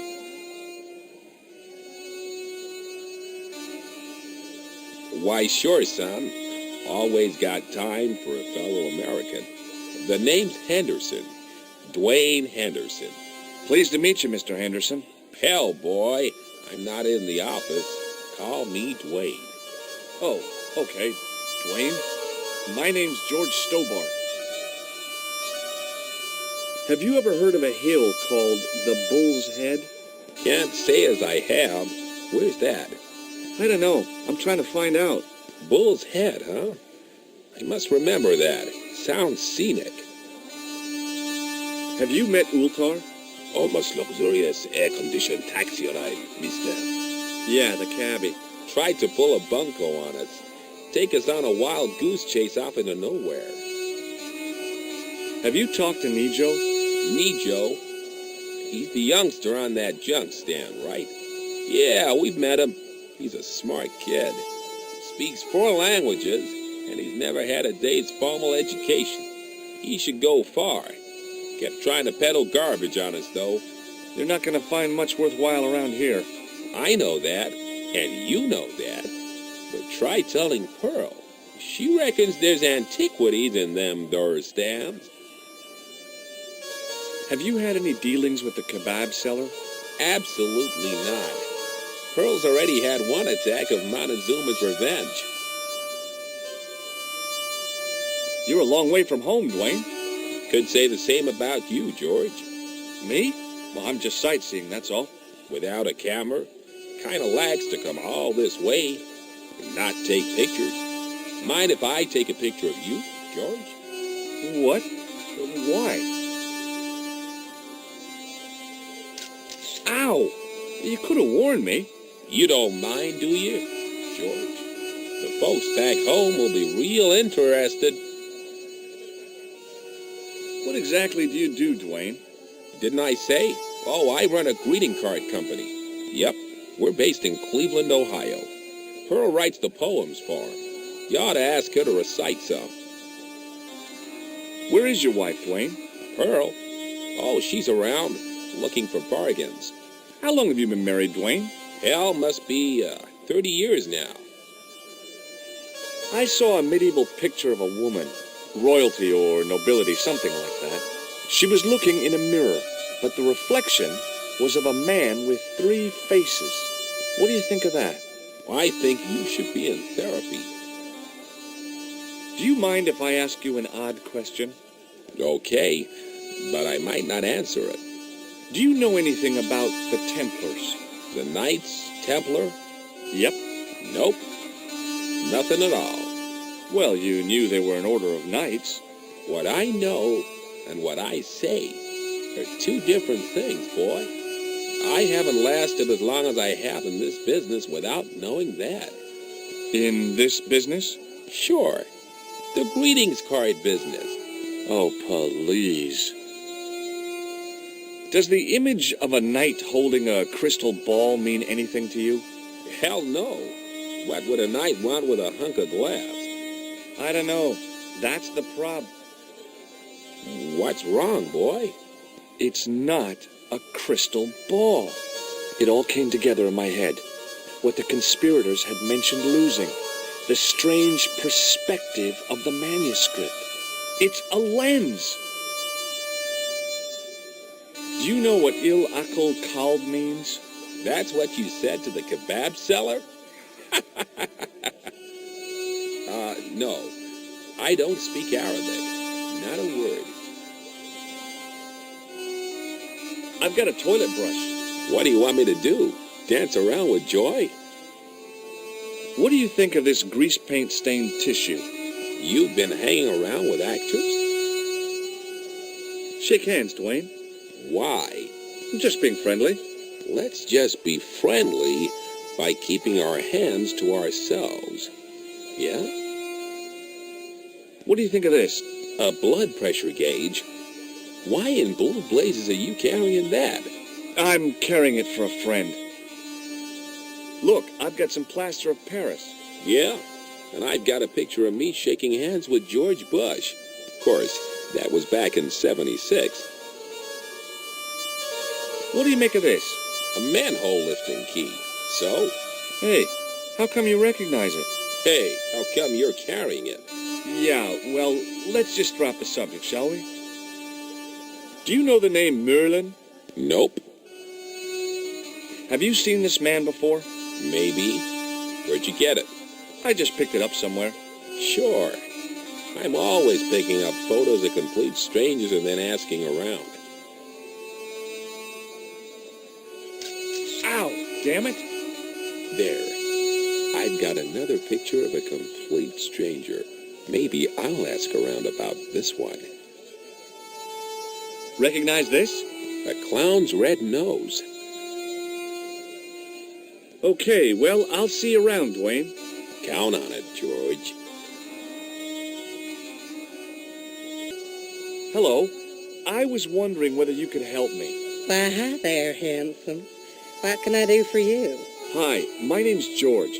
I was just... Well, it certainly is delightful to meet you, George. I was... My name's Mrs. Henderson, but you can call me Pearl, I'm sure. Okay, Pearl. I was... So nice to meet a friendly American face so far from home. Pearl? Yes, dear? I was just wondering if you could help me. Why, sure, precious. Do you know anything about medieval weaving? I do a little needlework, but gosh. It's okay. It was a long shot. Have you ever heard of a hill called the Bull's Head? No. No, I haven't. Is it nearby? I'm not sure. Sounds awful romantic. The Bull's Head Hill. Do you know what Il Akal Kalb means? My, sounds romantic. Yeah, I don't think it is, though. Have you met the taxi man, Ultar? Heavens, yes. What a big man. Very muscular. But you didn't go for a ride. Why, George, you're absolutely the most...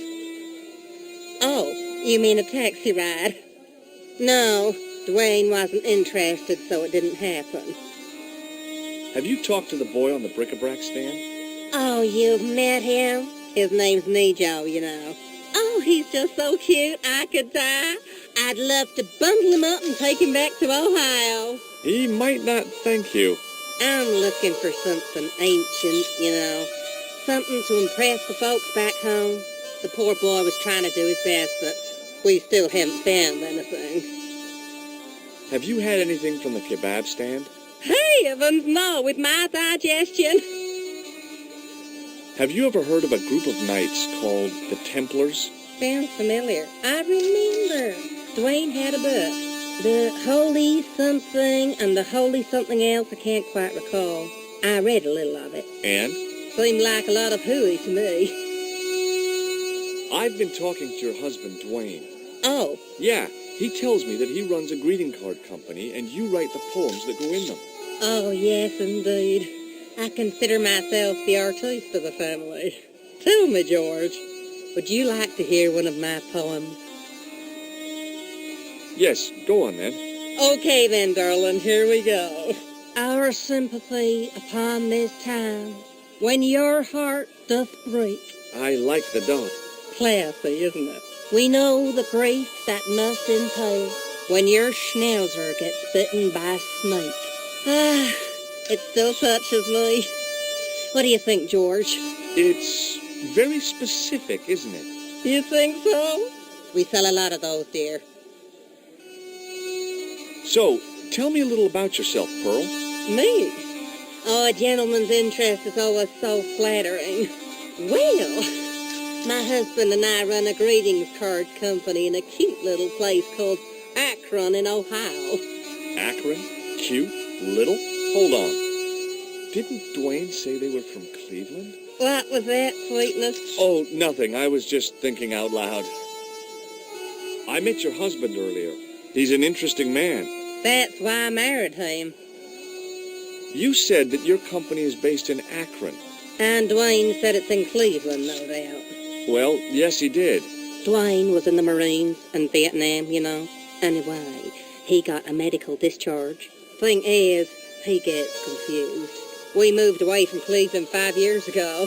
Oh, I'm sorry. I didn't mean... He also gets a little paranoid. Thinks he's a spy or something. I'm so sorry, Pearl. Don't worry yourself, George. We live with it. Have you seen this man before? No. A friend of yours? No, not really. I liked her too much to zap her with the buzzer. I've got to go now, Pearl. It's been a pleasure, George. Don't be a stranger. He didn't have anything that I needed.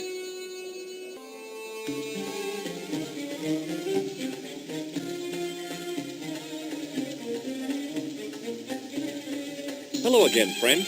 There wasn't much point in trying to launch an in-depth conversation when I couldn't speak Arabic and he couldn't speak. Period. Well, I did know a few words of Arabic, but doubted the wisdom of using them. Here's your brush, sir. It wasn't easy getting it back.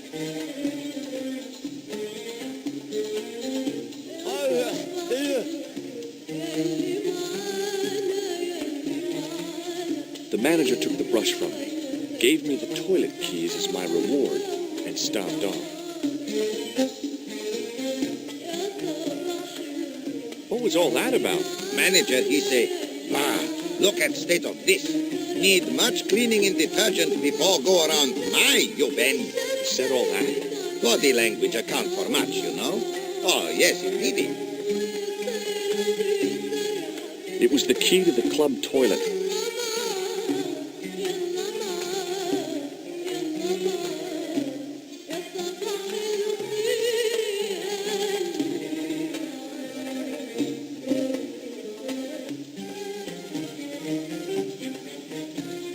It was a roller towel dispenser.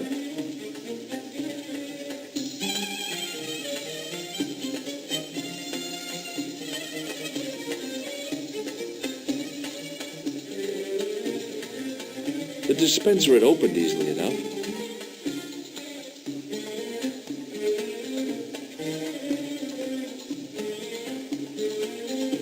The mirror was as clean as anything else in there. The sink was clean, but there didn't seem to be a plug.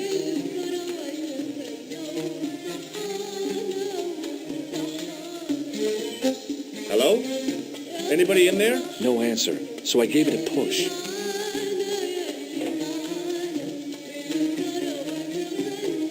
And I thought the French had strange toilets. I hadn't drunk anything since the morning, and I didn't need to use it. The design of the toilet was a little different from what I was used to, but a toilet chain is a toilet chain all over the world.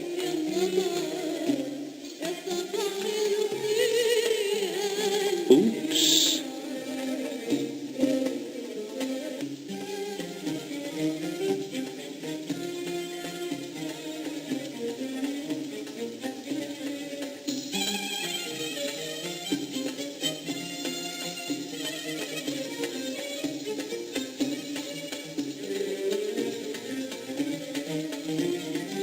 Major was a strange one, all right. He was smart, but a simple ball could still keep him happy.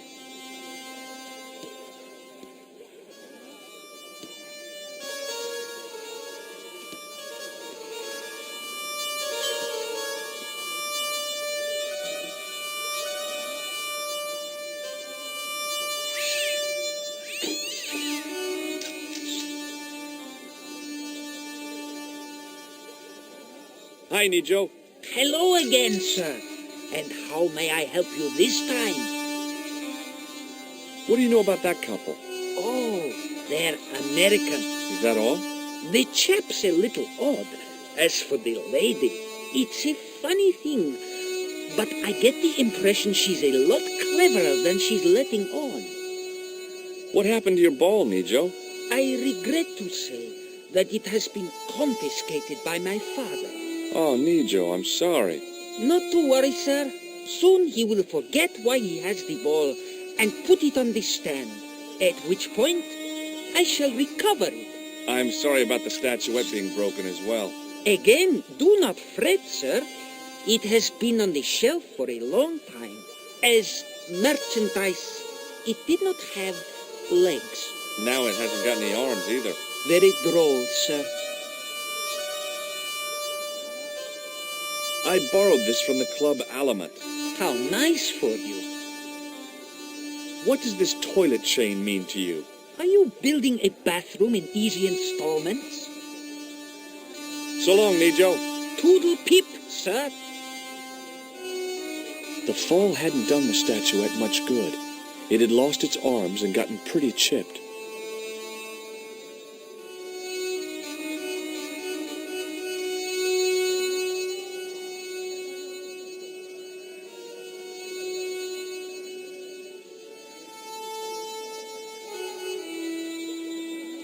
The plaster seemed to soak up the grease paint until it began to look like stone. The grease paint had worked magic. Now it looked like aged marble instead of cheap plaster.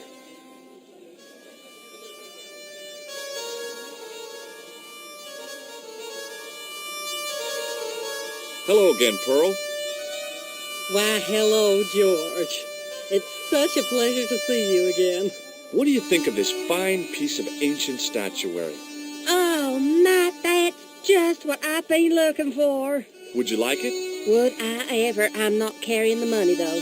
If you go and find Dwayne, he'll pay you for it. If he gives you any trouble, just tell him that I want it. Hi there, Dwayne.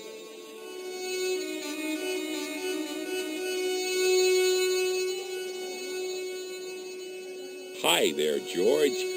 How can I help you, young fella? What do you think of this? Good gravy. Looks old. Yeah, I had to turn this town upside down. Boy, your luck's better than ours. Looks Roman. I wouldn't know. What'll they say back home? How much do you want, George? Oh, I couldn't. It's the find of a lifetime. I mean... $50. Take it or leave it. I'll take it. Here you go.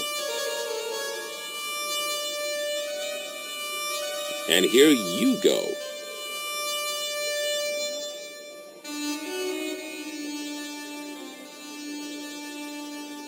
$50. In the States, I'd have thought of it as a good night out. Here in Marib, it represented hard currency.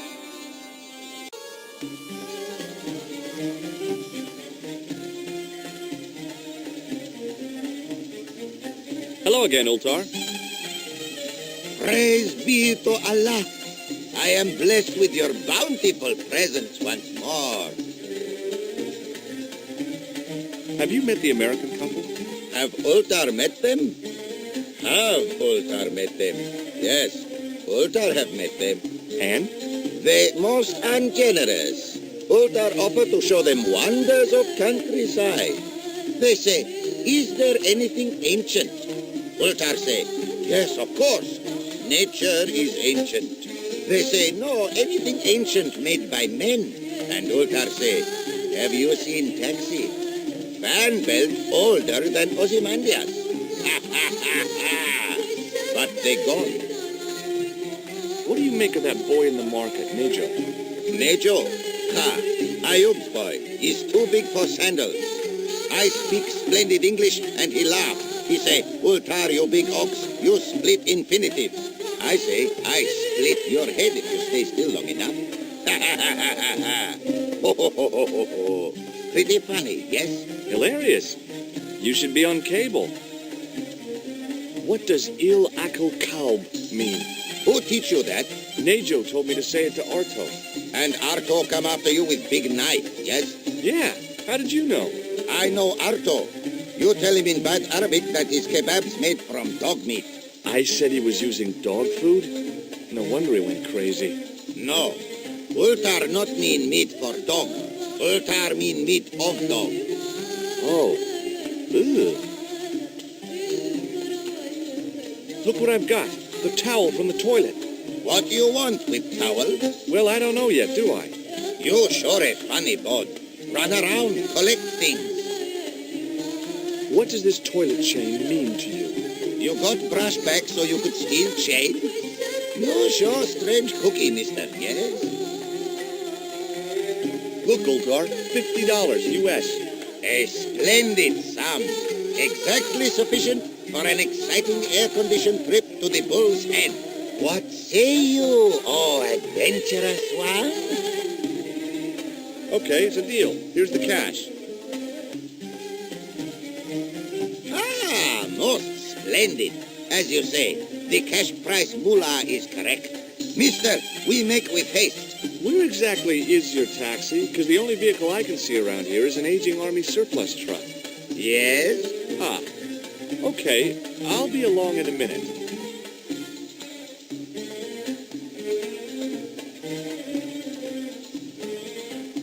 It didn't seem right to take off with the toilet keys, so I left them on the bar.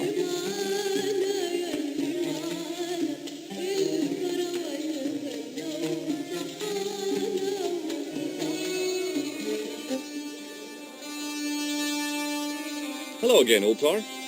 His most splendid and adventurous client. That's your taxi? Oh, yes, most assuredly. Most entirely splendid taxi in all Marib. It looks like an old army truck to me. Bah! You Americans with your checkerboard caps and your Judd Hershes. You have lost sight of what a taxi should truly be. About 4 tons by the look of it. There, you have hit the nail in the nutshell. Okay already, let's go. Regrettably not, most esteemed pair. There is a minor problem of a tiny nature. The fan belt has taken it upon itself to break. So, what are you going to do? What can I do? I must wait for a ride to the garage for a replacement. How long is that going to take? 1 day, maybe 6. I can't wait that long. We got to get moving. But how, my friend? I'll think of something. Is this any use to you? My friend, the very thing, yes.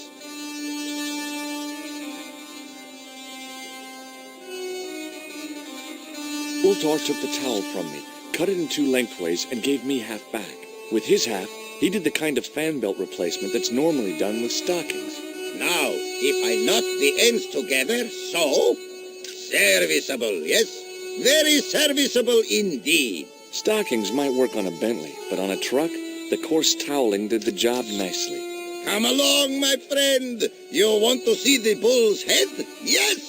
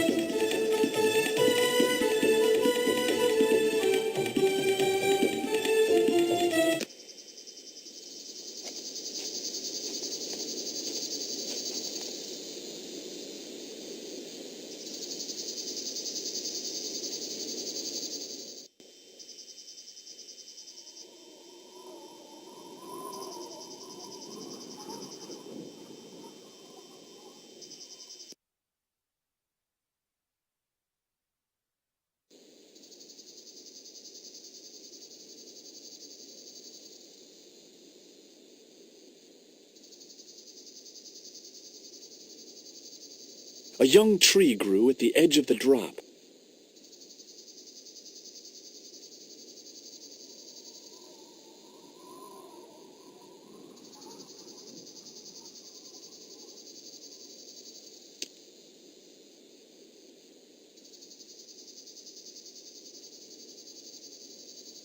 Centuries of hot days and cold nights had opened a crack in the cliff edge, deep into the living rock.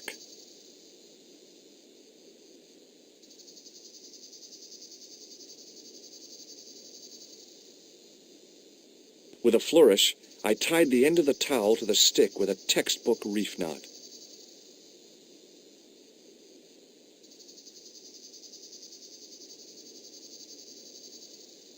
I could see that crack would make a good anchor point.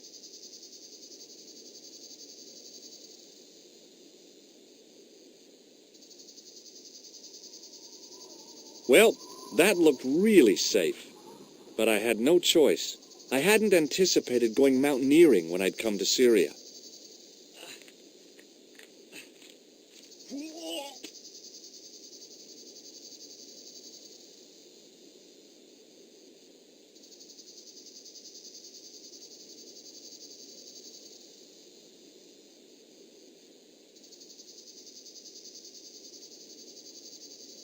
Close up, the niche looked somehow artificial.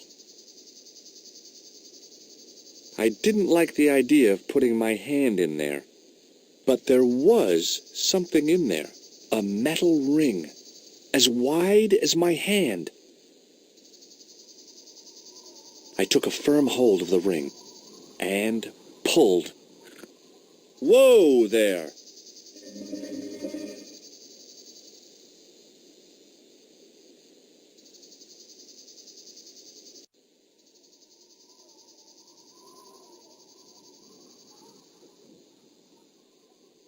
Around the corner, I found the corpse. Oh my God. Klausner? Large as life and twice as dead. I'd hardly had time to accept the fact when I heard the door mechanism start up again. Oh man, no!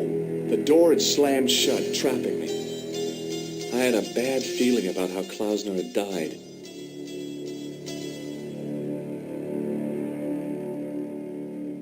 A stone head bearing 3 bearded faces.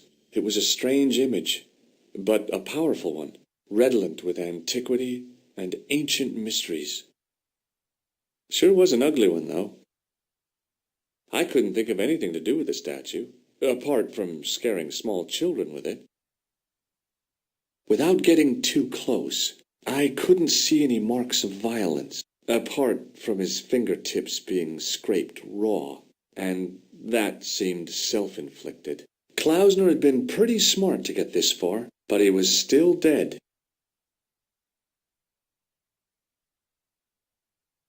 Okay, all right. Hey, what's this? I'd found some kind of lens. A very old lens made from a very hard glass. That settled it. The knight on the manuscript had been holding a lens the whole time, not a crystal ball.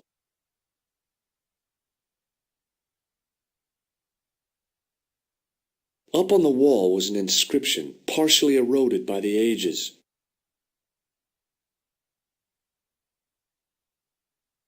Something, something, in occidenta cita est, in ora mundi.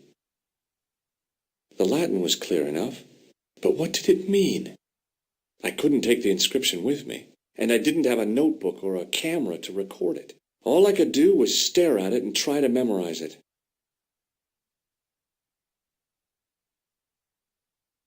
In occidenta cita est, in ora mundi. Okay. That would have to do. The mouth's opening. It must be Ultar. My God. If he comes in, we'll both be trapped. Ultar! Don't come in! It's a trap! Stay where you are! You! Hello, Mr. Stobart. We meet in the most unusual places. Please, do not make any sudden moves. I have no desire to maim you. Did you say maim? I did. Dead men tell no tales, as you say. and I want to hear everything that you have to tell. And what if I don't want to talk? Then I shall, most regrettably, have to kill you. Rest assured, however, that I am an excellent shot. You would not suffer. Oh, that's good. Believe me, I'm really assured. It is rather dark in here. I think we should conduct our business outside. Why should I make myself an easier target? If I fire at you, Mr. Stobart, I shall hit you even in here. But, unfortunately, my marksmanship will suffer. It could be the difference between hitting you in the leg or the groin. Boy, it sure is hot in here. No sudden moves, Mr. Stobart.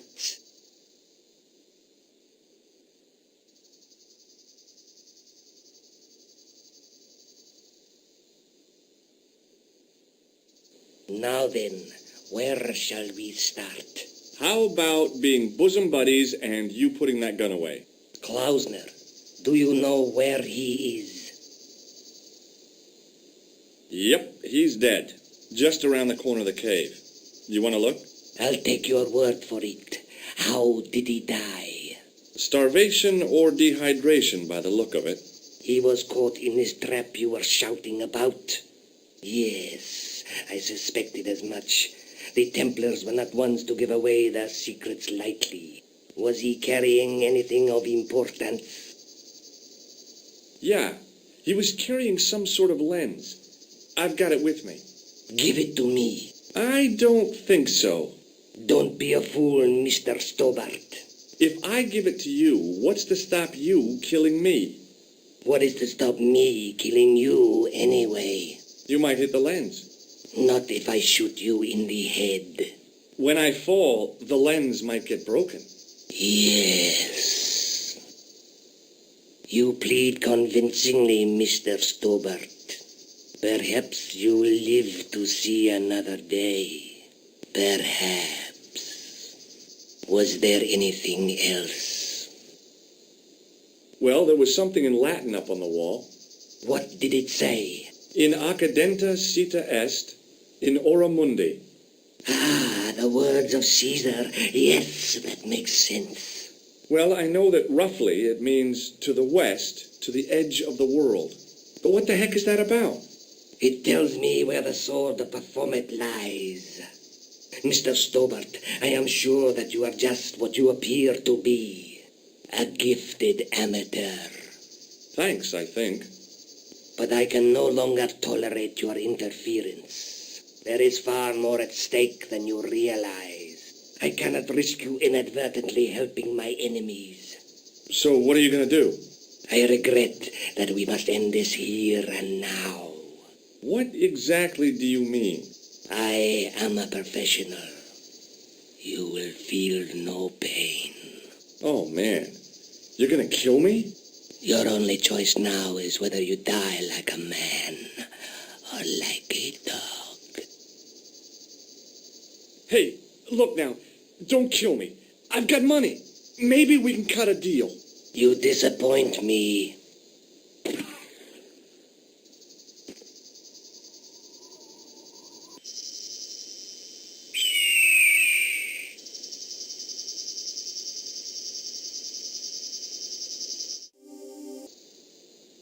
Okay, you're the boss. I'll take my medicine. You are an honorable man, Mr. Stobart. A rare breed. I should like to shake your hand. Yeah. Well, what the heck? It was a long way down. Below, I could see Ultar's truck.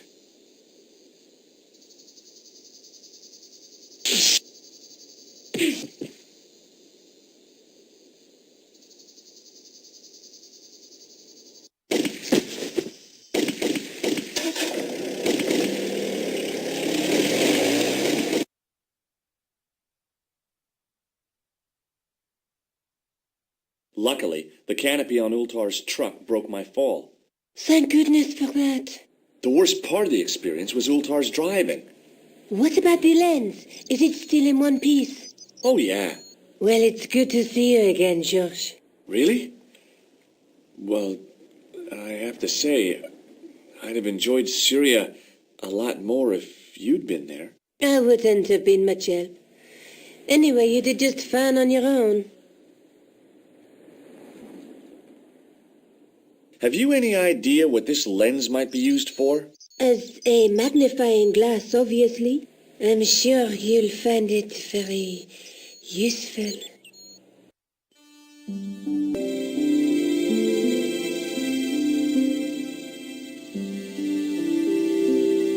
Hi, Andre. Hello, Georgie. What's with the long face? Haven't you heard? The tripod was stolen.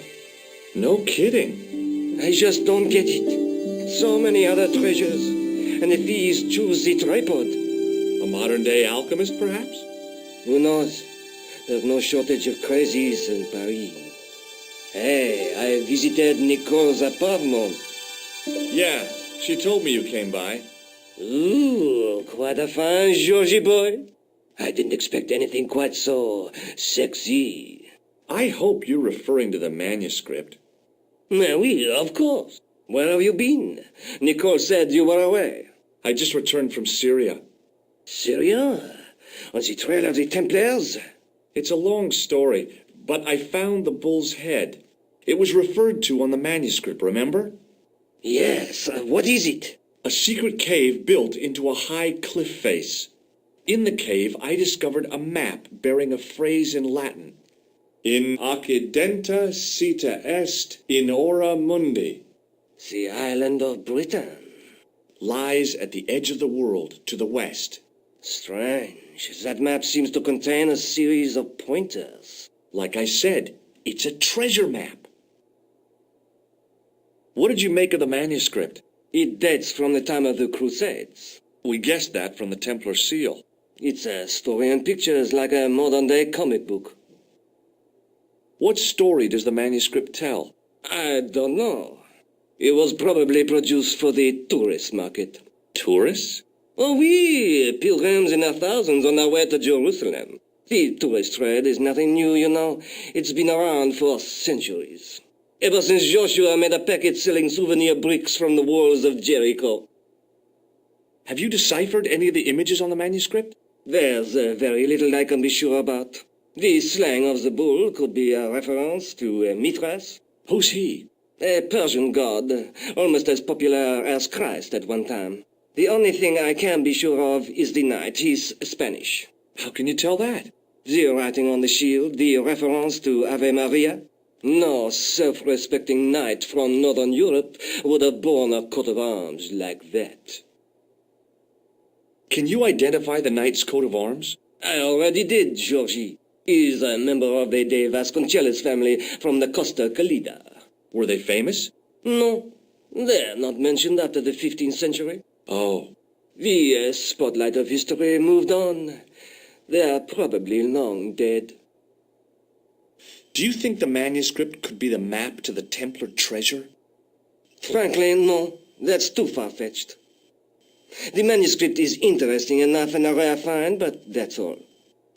Wouldn't it be terrific if it was a map, though? The treasure of the Knights Templar. A romantic notion, Georgie, but extremely improbable. Does this lens mean anything to you? Nothing. Thanks for your help, Andre. You're welcome.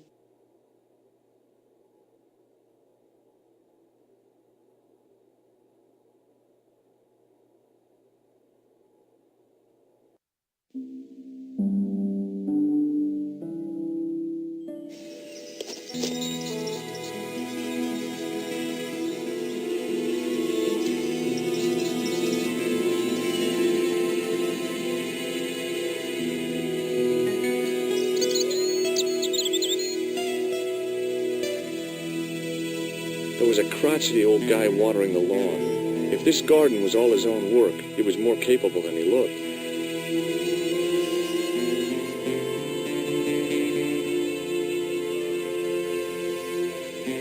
Hi, is this the De Vasconcelos house?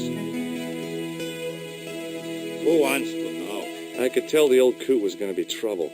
My name's George Stobart. I was wondering whether... The house is not open to the public. This is the de Vasconcellos' house. And what business is that of yours, senor? Look, all I want is to speak to the head of the household. There is no household. Only the Countess and myself. Tell me about the Countess de Vasconcellos. She doesn't receive guests. That's all you need to know. You don't even know what I have to talk to her about. She hasn't won the lottery, has she?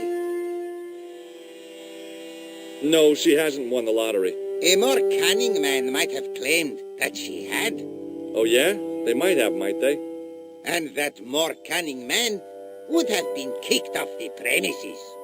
The Countess doesn't do the lottery. What do you know about the Templars? Who wants to know? Are you angling for a bribe or something? You have nothing that I want, senor, except the pleasure of your absence. The guy was obviously protecting the Countess against the whole world. But why?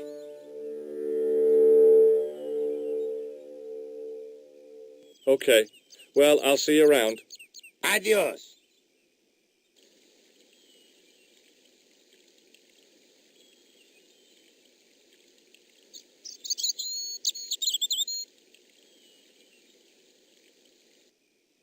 Hey, you. Yeah? What is it? You would not like it if people just wandered into your home, would you? Well, no, I guess not. Then show a little consideration. Okay. Sorry.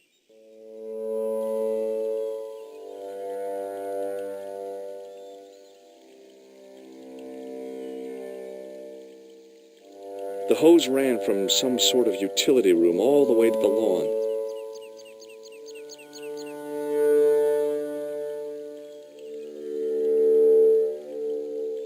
I didn't like the idea of carrying 30 yards of hose around me, so I left it alone. I didn't like the idea. The hose ran from some sort of utility room all the way to the lawn.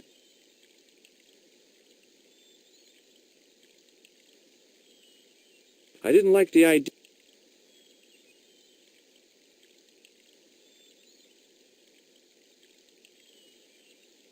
I didn't like the idea of carrying 30 yards of hose.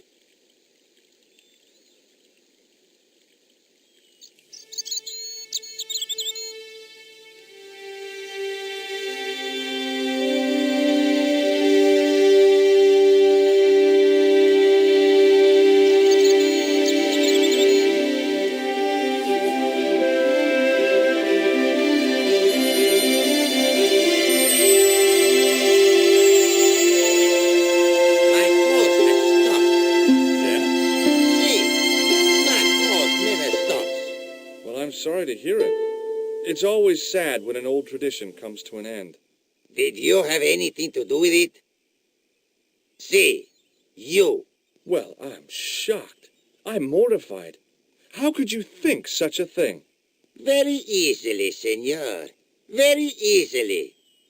I'm going to find out why my hose has stopped. And that means going into the house. You are not, absolutely not, to go in the house. If you do go in the house, I will set the dogs on you.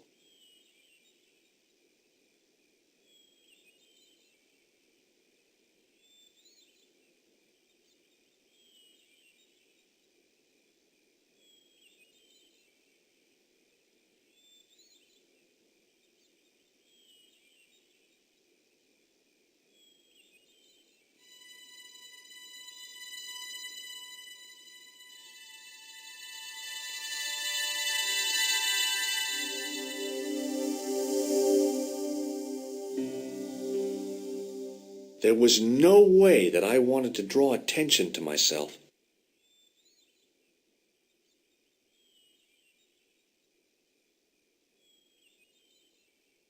Hey, you on the stairs. Oops. I know this doesn't look good, but Look, senor, all I want is a quiet life. A life without mad, house-breaking foreigners in it. Understand? Look, I just wanted to, use the bathroom. Leave now, please. Okay, I'm going.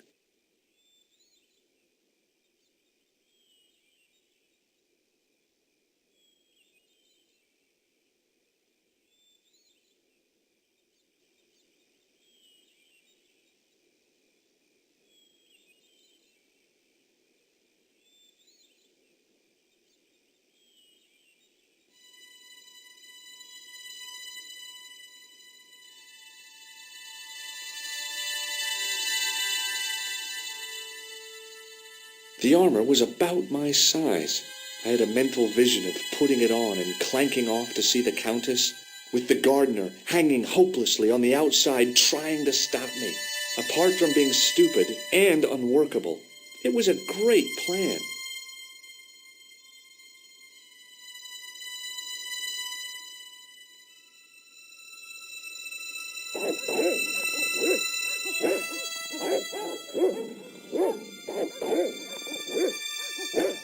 I hid behind the armor and waited for developments. Hey, you! I know you are there, American. All right, you dogs, I'm coming.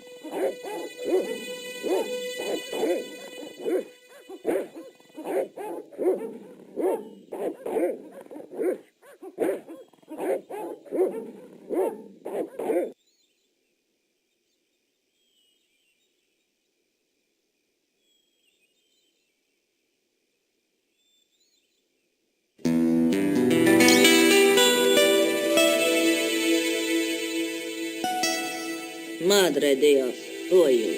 My name's George Stobart. I'm sorry to burst in like this. You must leave at once. You're not wanted here. Please, if you'd just listen a minute. Very well. State your business, Senor Stobart. There's been a series of murders, part of some conspiracy. Anyway, the trail led me here. Here? There is nothing for the outside world here. Over 600 years ago there was. What do you mean? This whole thing ties in somehow with the Knights Templar. The Knights Templar are dust. They had a secret that was so important, they went to a lot of trouble to hide it. I do not see what this has to do with my family. Your family had a strong connection with the Templars, right? I believe that they have planted some clues here. Why should I believe a complete stranger who barges into my home? Just let me have a look around. If I find nothing... You'll be spending the night at the police station. Very well. Please, sit down. Thank you.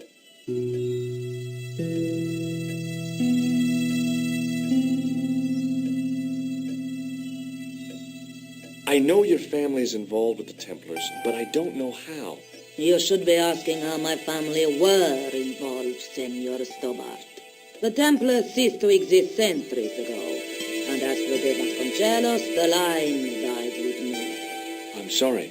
Don't be.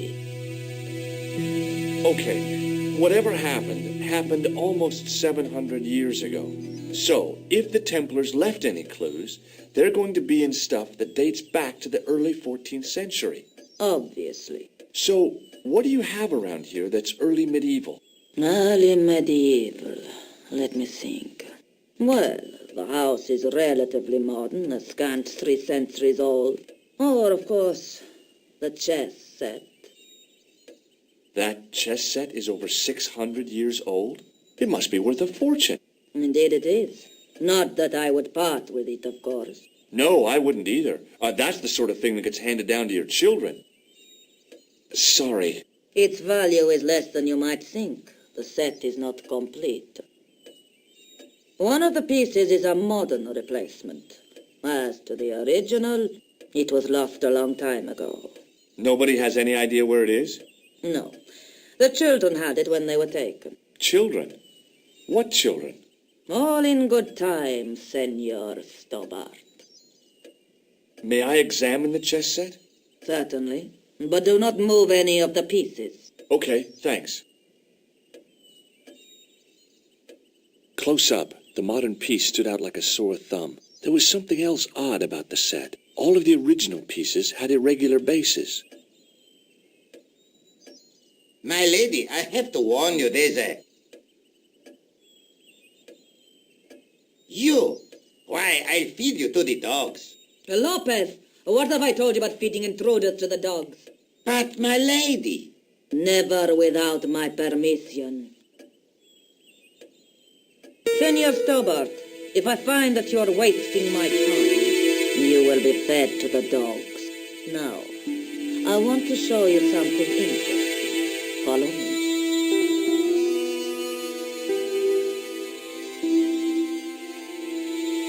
Lopez, unlock the door, por favor.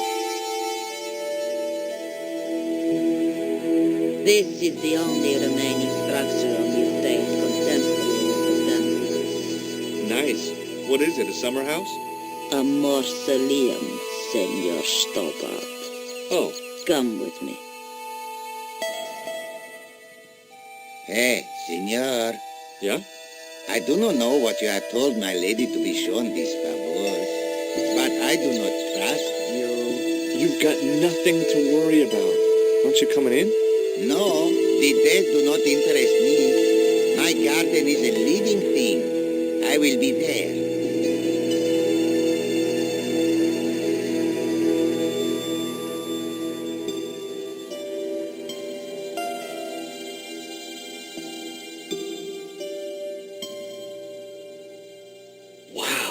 This is old. It was constructed in the 13th century as the final resting place for the De Vasconcelos Templars. It's well maintained. These are my ancestors, and they deserve respect. I come here at least once a week to say a prayer. Mind if I have a look around? By all means.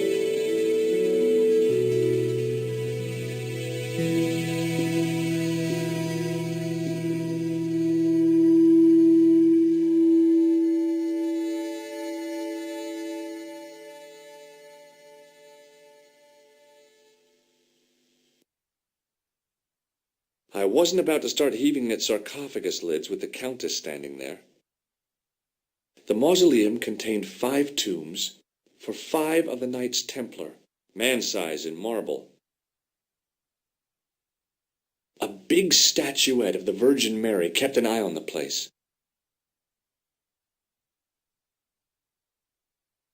It was too delicate to move. Hanging from the ceiling was a huge yellowed candle. It looked really old and had never been lit. High up in the dome were windows. I guessed they might open them to make it less stuffy in there. It was a rod with a cone and a hook on the end. I guessed it was for snuffing out the big candle in the chandelier. In front of the shrine was a lectern with a Bible on it.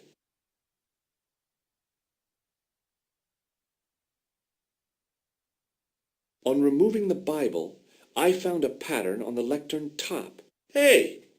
It's a checkerboard! Close up, I could see that the pattern was made up of glass squares over a checkerboard pattern. Some of the squares had little jagged holes in the middle. The lectern top had a pattern of glass squares on it.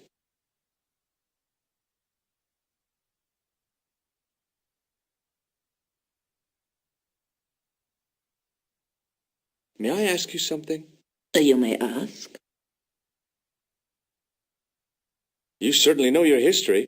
What's your opinion of the Templars, Senor Stobart? The Templars? Well, they seem no worse than a lot of the knightly orders. You are mistaken. Compared to the simpering politicians of the Hospitallers or the brutish Teutonics, the Knights Templar were the embodiment of chivalry. The filthy, money-grabbing French king and his pet pope did a great wrong. A bane settled upon my family at the whim of that self-seeking tyrant. It was all a long time ago. Some things don't die. Injustice is one of them. Who exactly are these people? My ancestors. These 5 men were all members of the Templars. 5 ancestors in the order. You must be very proud. Not 5, 6. Where's the 6th knight? He was lost to us.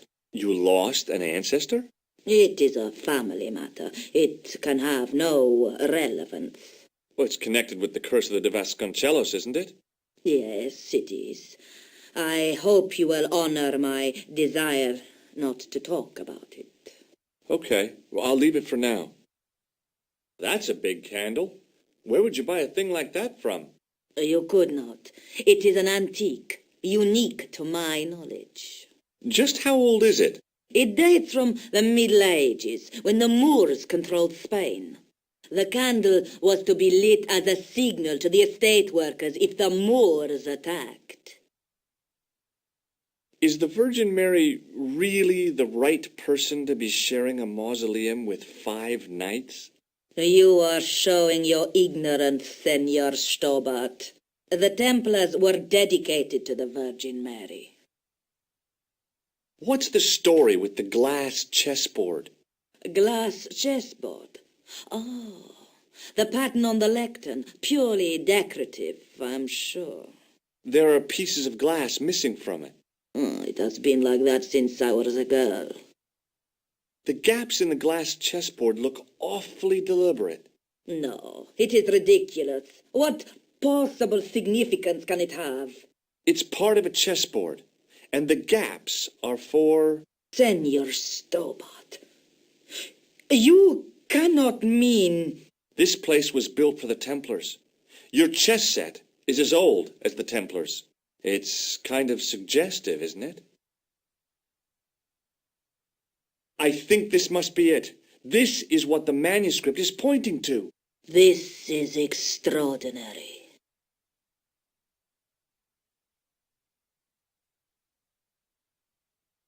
Am I to understand that the Templars left a puzzle here? And in all of this time we failed to realize that there was a puzzle? It was wonderful to watch the Countess change before my eyes. Right. Well, no time for wallowing in self-pity, eh, Senor Stobart? This mystery has had a good long run, but it ends here and now. All those years of fatalism were falling away from her. Lopez! Lopez! Put that hose down and listen! Go to the house and get my chess set.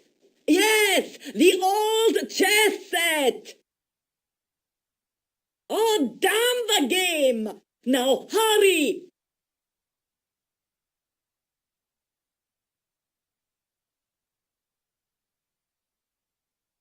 My, this is exciting, is it not? Don't get too excited. This could be a blind alley. Oh, I do not believe that for a moment. It's good to see you happy. Happy? You know, I think I am. While we're waiting, I'd really like to know what happened here. I mean, the curse and everything? It all began at the time of the dissolution of the Templars. Don Carlos had already left their ranks to become a scholar. Don Carlos? Is he the guy who went missing? Si, but he had reckoned without the local bishop. Their bishop envied us our lands and determined to use the papal edict as an excuse to destroy us. Don Carlos was on one of his scholarly journeys when the Inquisition arrived. When Don Carlos returned, it was to find his loyal manservant slain and his children gone. They took the kids? But why? Oh, we will never know. The bishop denied all knowledge of the children's disappearance. But witnesses had seen his men kill the servant who had been charged to protect them. What happened to Don Carlos? He swore he'd find his children if he had to go to the edge of the world. He put on his armor and took up his sword and shield and rode out alone. He was never seen again. Ah, Lopez, you have the pieces. Si, my lady, as you asked. Por favor, Senor Stobart, would you be so kind? My lady. Calm yourself, Lopez. I believe Senor Stobart's motives are pure. Very well, my lady. My lady seems to trust you. But you don't. No, senor.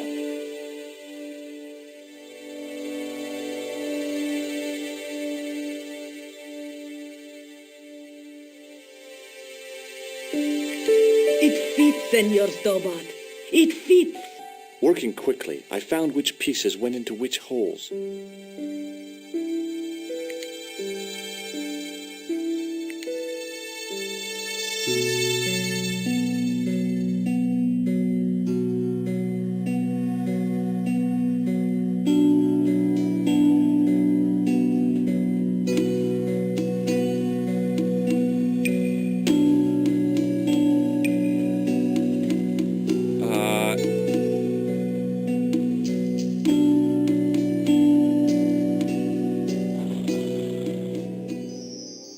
Senor Stobart, look! What is that? It's not the Holy Grail, is it? No, Senor Stobart. It is the communion chalice of the De Vasconcelos, missing for almost 700 years. Wow. Well, go on. I cannot. I can hardly believe it is real. Go ahead. Live a little. I'm sure. This is your moment of triumph, Senor Stobart. Sure, I'm sure. The possibility of death traps only occurred to me a few days later.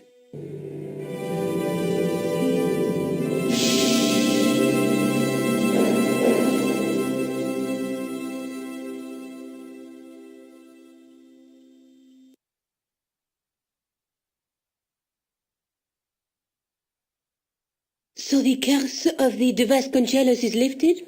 Oh no, the Countess was thrilled to find the lost chalice. But there's still the riddle of the missing knight. Well, you can forget about that now and get back to finding the Templar's secret. Actually, I promised the Countess I'd find Don Carlos. You what? I can explain everything. You have got the odds for a withered old Spanish aristocrat? The Countess entrusted me with the chalice and the quest for her ancestor's tomb. You're as crazy as she is. Haven't you got enough problems? Khan and the Templars? It's all part of the same thing. The chalice is important, I'm sure. The manuscript pointed us to the knight, and I have to find him. What then? I don't know. But when the knight and the chalice are reunited, maybe I will. This is the chalice I discovered in Spain. I still can't figure out why the Countess gave it to you. After losing it for all those years, she simply gave it away to a total stranger? She's one prawn short of a paella. The Countess is a fine lady. You shouldn't compare her with seafood. I wouldn't be surprised if there's something going on between you and that Countess. Are you serious? She's old enough to be my grandmother. I'll be back as soon as I can. Okay.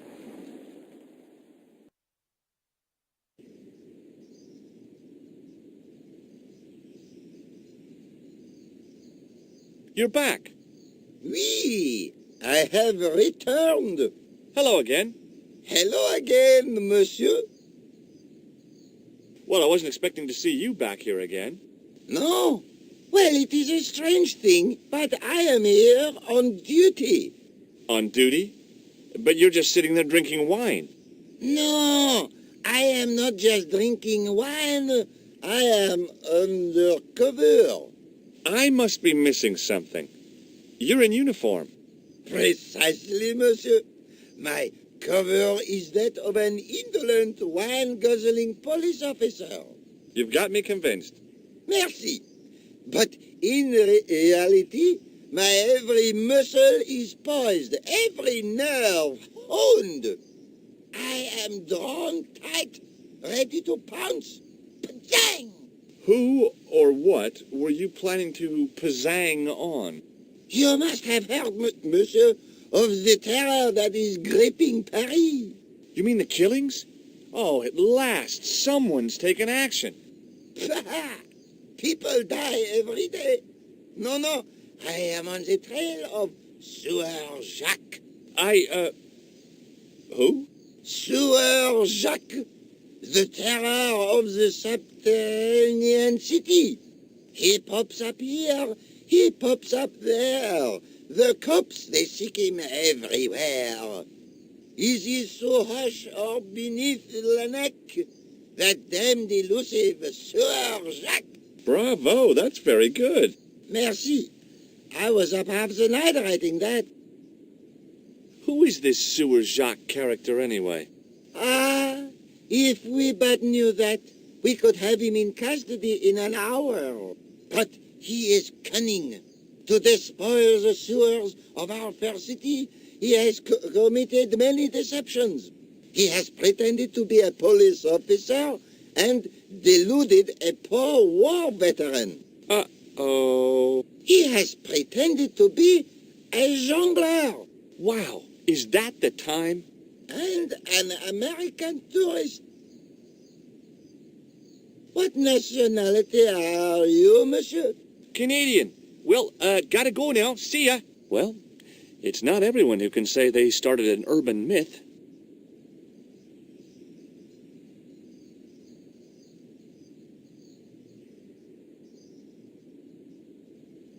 Fixed to the wall was a sign in 3 languages. In French, English, and German it read, "In 1312, Pope Clement V dissolved the knightly order of the Templars and excommunicated its members on charges of heresy. In the following 2 years, many of the knights were hanged on this site. Their Grand Master, Jacques de Molay, was burnt at the stake on an island in the Seine." An architectural echo of the gallows that once used to stand here. An ornate fountain stood in one corner of the square. I'd have to come by here in the summer to see it working. There was no water to frolic about in, and the leaf mold that was collecting there just wasn't the same somehow.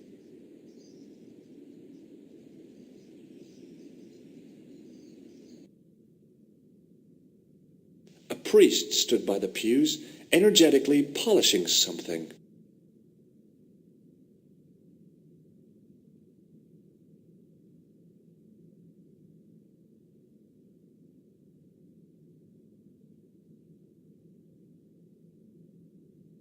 Excuse me, Father.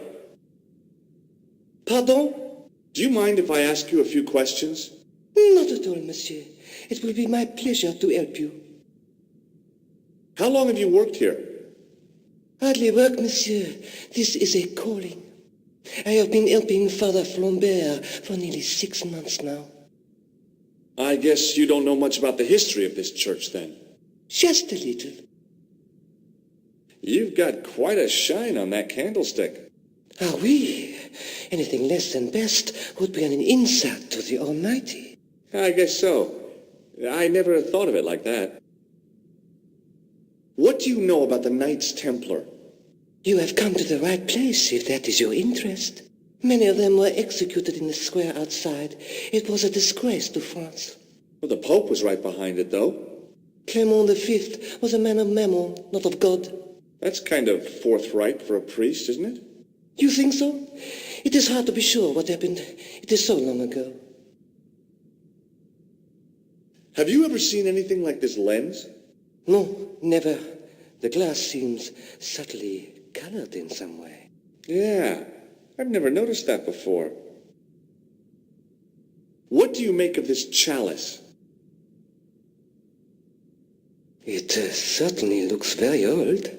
About as old as this church, I think. There seems to be an engraving on it. Yeah? What does it say? I do not know. It is very tarnished. With your permission, I could try polishing it. I promise I will be very careful. That'd be very good of you. This shouldn't take very long. Feel free to look around. Okay, thanks. The priest was still busy with the chalice, so I decided to have another look around the church.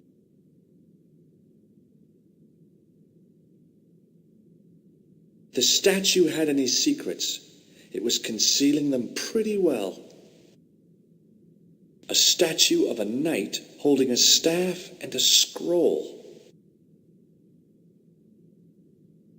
Per disciplinum meum lux videbis.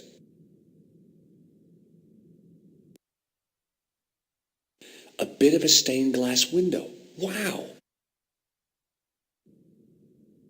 Hoping for a big insight while squinting through a hunk of statuary had been pretty optimistic, I guess.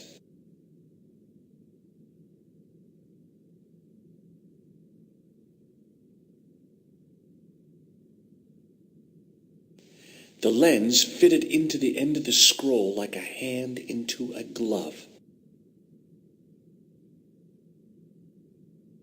Hey! A Knight Templar burning at the stake, and a date. Let me see. MCCC XIV. That's 1314.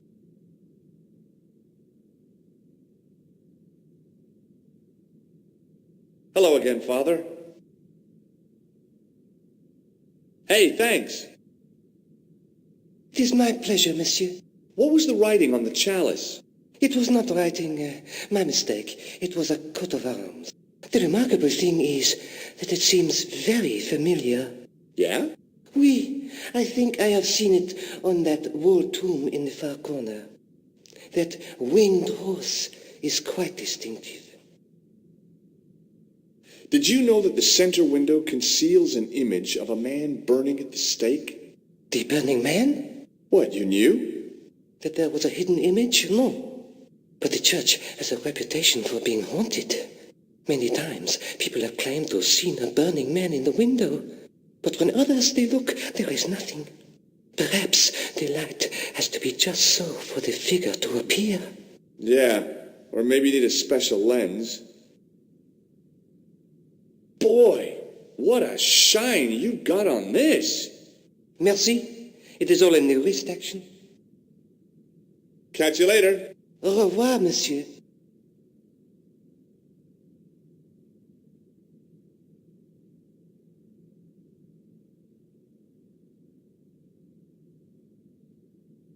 A row of old pews, beautifully carved and glowing with polish. I thought of all the people who must have sat here over the decades.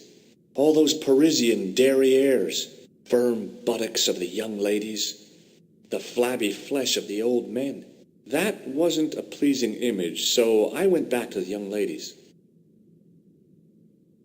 Whoa!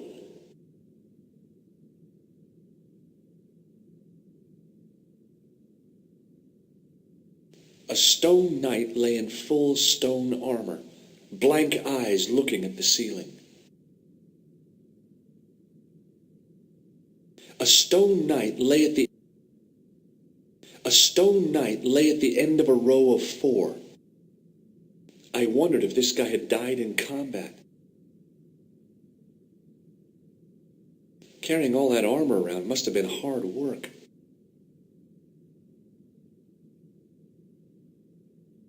An enormous window. In comparison to its neighbor, it looked pretty plain. To think of the long centuries that had kept it secret. All the thousands of people who must have been through here and seen it without once suspecting. A huge stained glass window formed a magnificent centerpiece for its neighbors.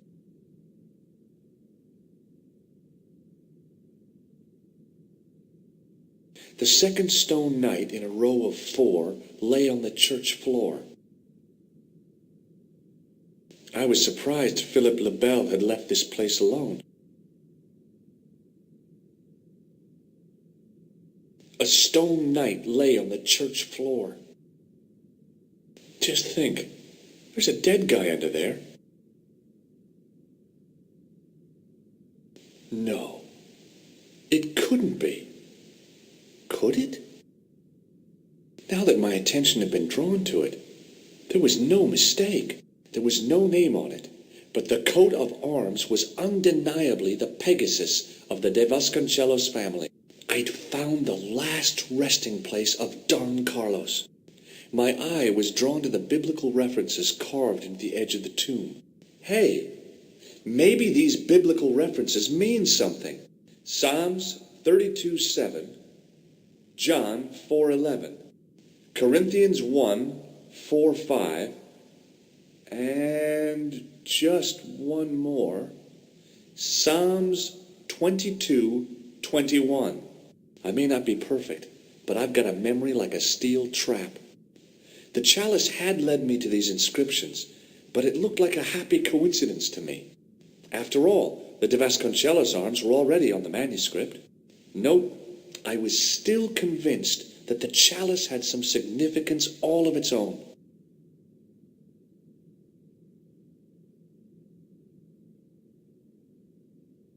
A knight's tomb, his effigy in marble lying in perpetual state, waiting in prayer for the judgment day.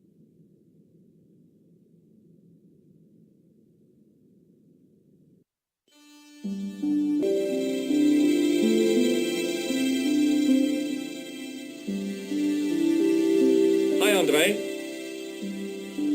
Hello, Georgie. While I was in Syria, I discovered a strange pagan statue. It was like a head with 3 bearded faces. Horrible. That sounds as if it could be Baphomet, the idol described by the Templars. The poor Knights of Christ had an idol that looked like that? Allegedly. The description of the idol came from the evidence extracted by the Inquisition.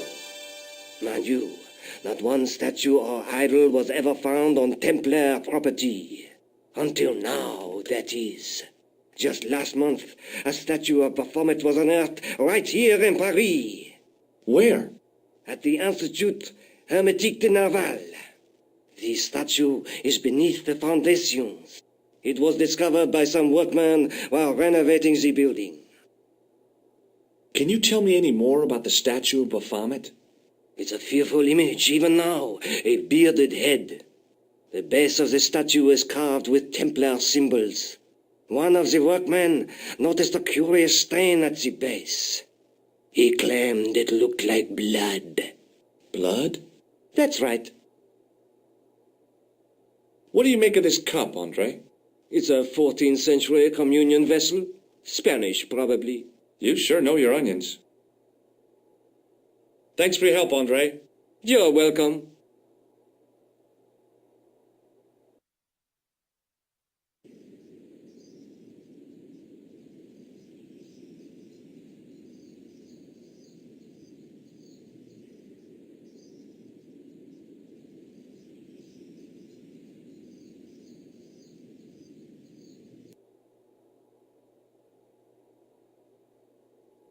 A dumpster with some debris in it.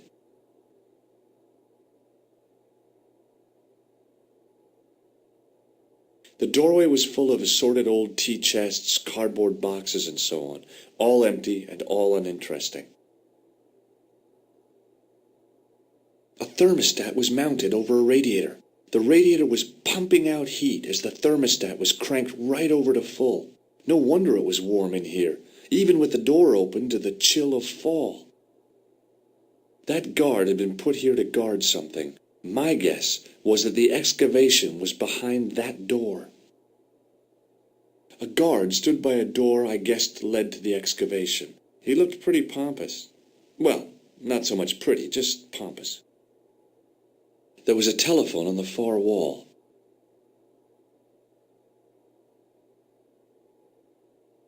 There was a closed door with toilet scratched into the cheap veneer. There was a closed door with toilet scratched into the cheap veneer. That door is locked, monsieur. Hi? Excuse me? Oui? So, what exactly are you doing here? I'm guarding. You expect to find me sharing sheep? Take it easy. I just didn't realize you were a guard. I'd like to know what you're guarding, please. That's a secret. It wouldn't happen to be an archaeological site, would it? Are you asking me or telling me? I'm telling you. Then why ask? I had a feeling this was no normal hole in the ground. It sure is hot in here. I have to have the door open to allow the workmen access, so why not? I turn the heat up. You could wrap up warm. I have my gloves if it gets cold, but why bother when it's warm anyway? What do you know about the Knights Templar? There was a long pause during which the guard said nothing. Then he said, Nothing. Nothing at all? Is this a test? What, like a history pop test? No, like a test. Okay, yes, it's a test. Then I know absolutely nothing about the Templars. The guard was being amazingly evasive.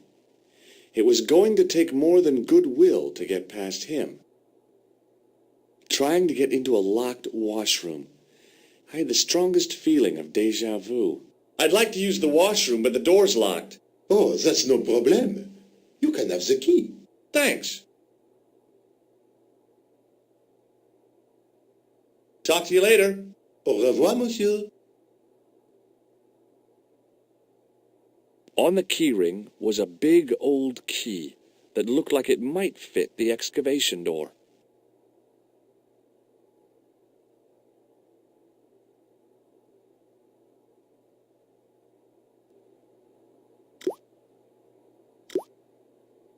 hand dryer was mounted on the wall.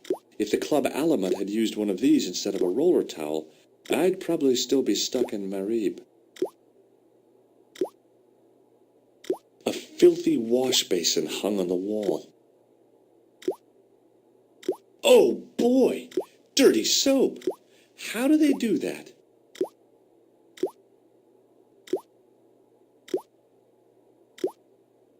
It was the bar of soap I'd stolen from the washroom of the excavation site.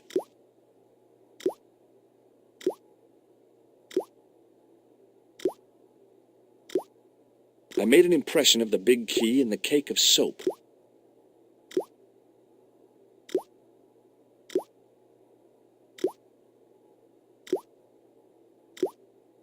I carefully sprinkled the plaster into the soap mold I'd made of the key.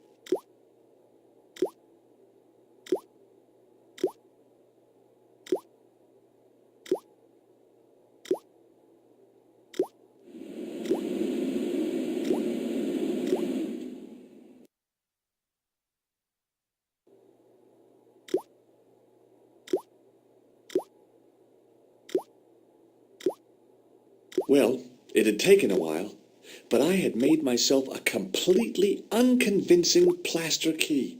Way too fragile to use in a lock. I'd have to substitute it for the real one. Trouble was, it looked like plaster and not metal. Then again, that plaster statue in Syria hadn't looked like stone until I'd been a bit artful with it. Maybe I could improve the key as well. It was my plaster copy of the excavation key.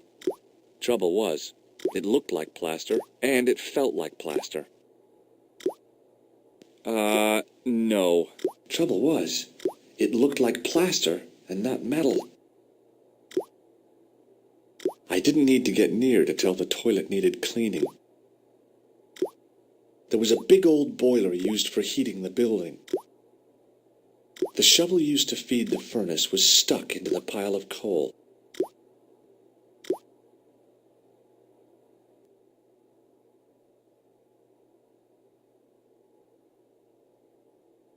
What is it? Here's the keys. Thanks. Merci, monsieur.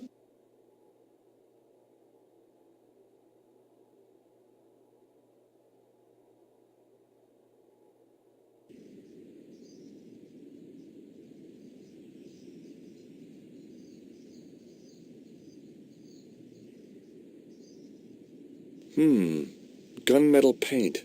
Interesting. The archway was topped by a fancy balustrade. There was a dumpster full of debris, from the excavation, I guessed. The painter didn't seem to regard the painting as too important. Not as important as a cigarette break, anyway. Excuse me, could you help me? What is it? I've got a few questions. You're doing a fine job. Merci. I have my professional pride. I don't think I've ever seen a Gauloise smoked so stylishly. It's a natural talent. I'm being sarcastic. I'm being indifferent. You're very good at that as well. Merci. Vive l'indifférence. So, what are you doing here? I am having my break. Yeah, I mean when you finish your break. When I finish my break? An interesting concept, monsieur. You'll probably need to think about it. I could have another cigarette while I consider. Perhaps tomorrow too? Okay, let me put things differently. What were you hired to do here? I was hired to keep the archaeological dig in the basement of this building clear of debris, and to touch up damage to the door frames with my little pot of paint. It's a very responsible job.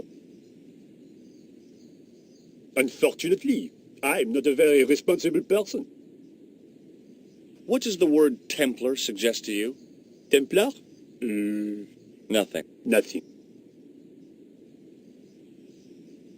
So what do you know about the excavation?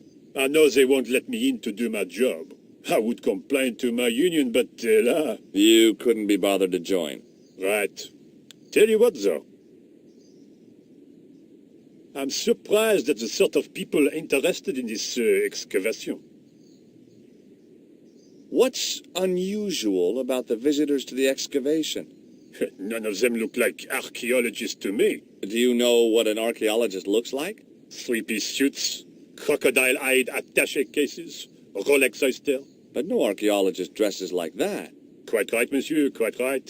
So, who are they? Who cares as long as they pay me?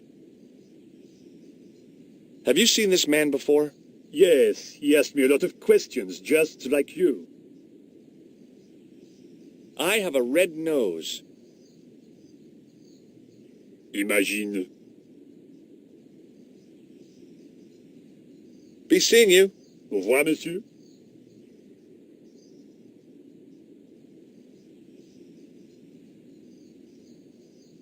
Hey, monsieur, get away from my paint pot. Okay. I should think so. Meddling with a man's paint pot. Pah! The gate was surrounded by some pretty fancy ironwork.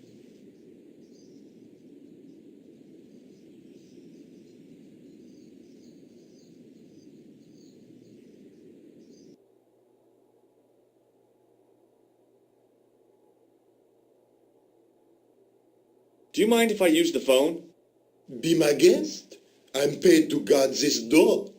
The phone can look after itself. Couleur. Hi, Nico. It's me. I'm at the excavation site. Hi, Georges. What's happening? I'm at the excavation, but they won't let me in. Damn. We need to know what's in there. Don't worry. I've got a scheme. I'm going to need your help, though. Okay. What do you want me to do? I want you to keep somebody on the phone for a while. Who? A painter. I need to get at his pot. Oh, okay. Stay on the line. I'll go and get him.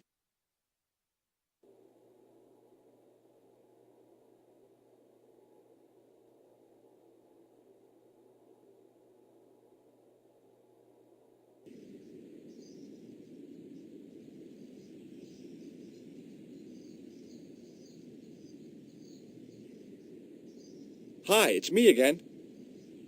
What now? You've got a phone call. For me? Are you certain? It's a woman. She sounded hot. What woman? She must be mistaken, monsieur. Well, she asked for that hunk of a man with the nicotine fingers and his ass hanging out of his pants. Certainly sounds like me. Stand back. It wouldn't do to keep the lady from her hunk.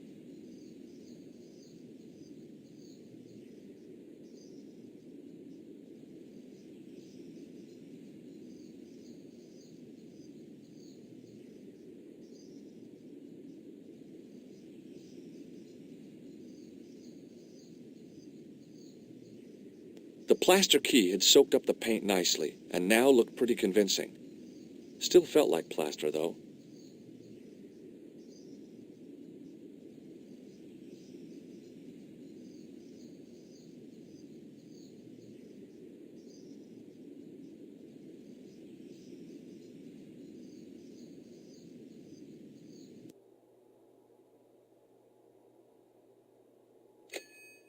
Well, monsieur, what a strange woman. She was all over me, and then suddenly, nothing but abuse. Really? Why, abuse. Ah, well, I have a cigarette to finish. And, monsieur, if she calls again, I am not available.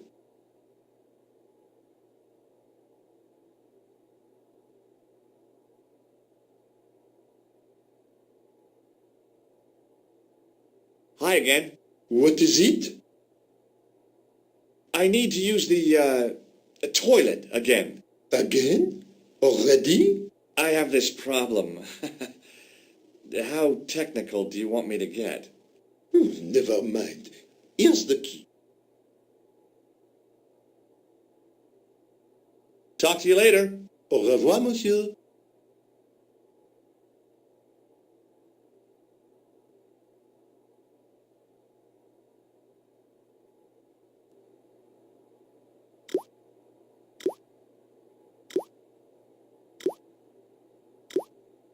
Quickly and without fuss, I swapped the fake key for the real thing.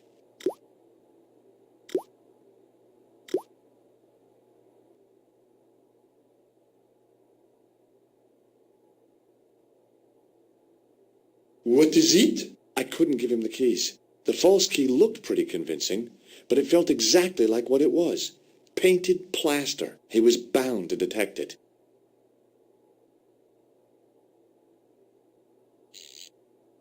I turned the heating off.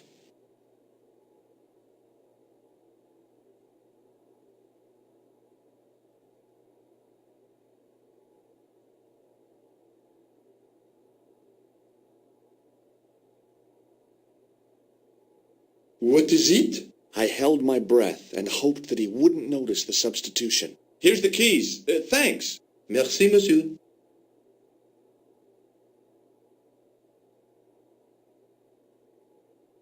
I didn't think that the guard would just let me waltz past.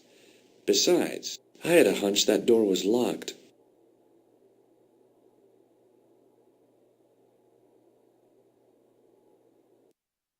Hi, Nico. It's me again. I'd guessed. What do you want this time? What did you say to the painter? I shan't repeat it, Josh. Look, I need to get the guard out of the way. Could you call back and ask him to get the painter again? Okay, I'll call back soon.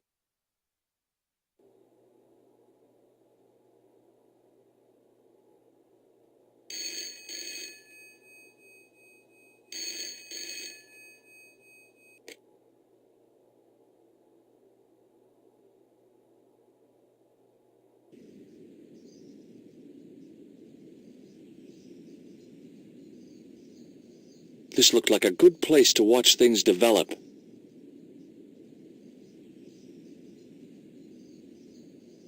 Hey, you!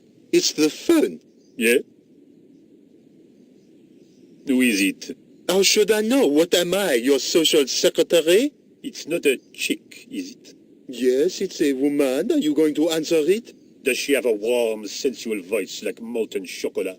Yes, she has a really sexy voice. Now get a move on. I'm not talking to her. I can see that. You're wasting time talking to me. No, you don't understand. I refuse to talk to her. You refuse? You refuse? I'm wasting valuable time. Don't make me laugh. Your time valuable? You just stand around all day. I have a highly responsible job. Pah, don't me, you elephantine oaf. My job is important. Impossible. They would have hired somebody competent in that case. Meaning what? Instead of which they hired a dismal rent-a-cop like you. All epaulettes and no brains. Why, you... This looked set to carry on for some time. It was too good an opportunity to miss.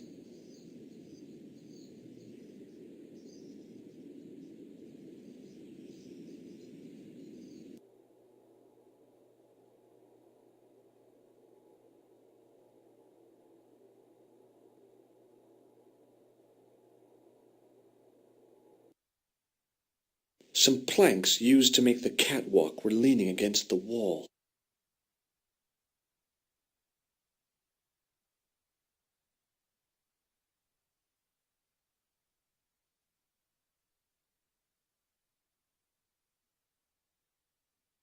Now there's a familiar face. There was no doubt about it. It was the same sort of idol I'd seen in Syria, Baphomet. The Templars had certainly been through here. Oh, great. More dead people. Although the gendarmes weren't likely to pull in any suspects unless they had a time machine. This guy must have been here for centuries. In the middle of the floor was a weird mosaic, all swirling and distorted.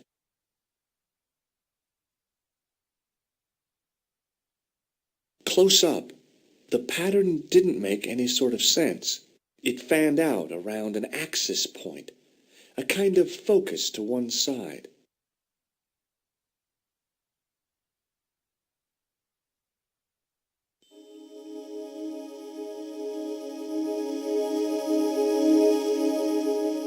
And there it was, decoded by the curves of the chalice, the image of a church.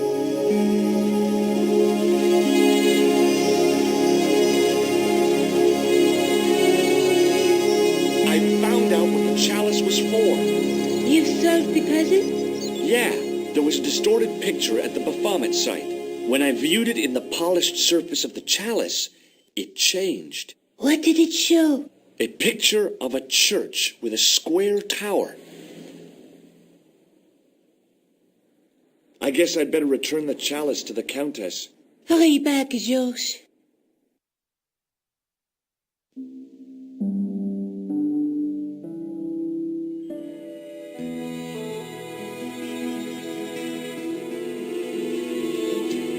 I'd been planning to return the chalice anyway, but I hadn't expected the trail to bring me here.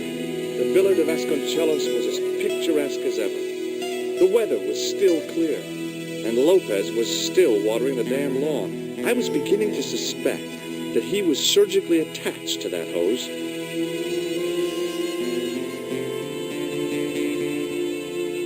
Hi there, Lopez. How's tricks?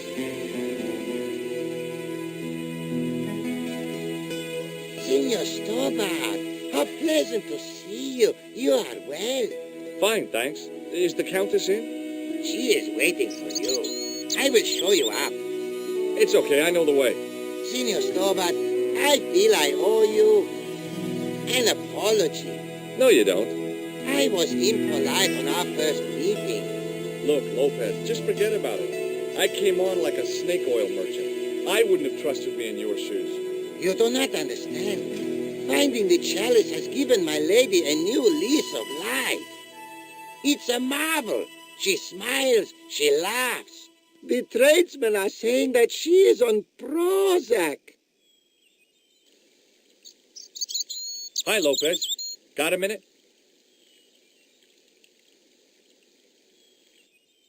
Certainly, senor.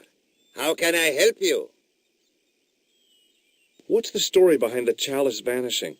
When the Inquisition raided, in the absence of Don Carlos, it was believed that they had taken it. Naturally, they denied the charge as they denied taking the children. And naturally, nobody believed them. But they were telling the truth. The chalice was hidden from them.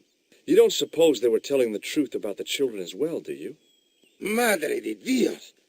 I had not thought of that. But then what happened to them? I don't know. If the Inquisition didn't take them, then who did? You must speak to my lady of these. Count on it. So the Countess feels that the curse is lifted. I would not put it so strongly.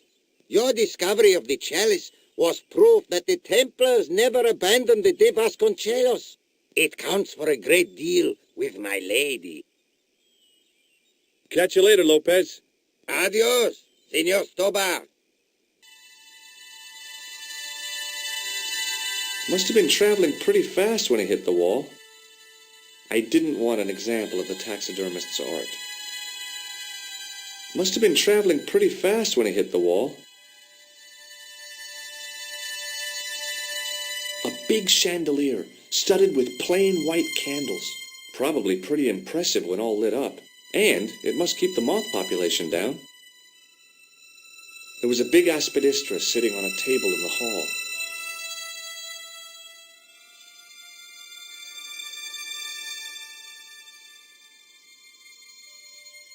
It was a small mirror hanging over the sink. From the scum in the sink, it looked like he shaved there.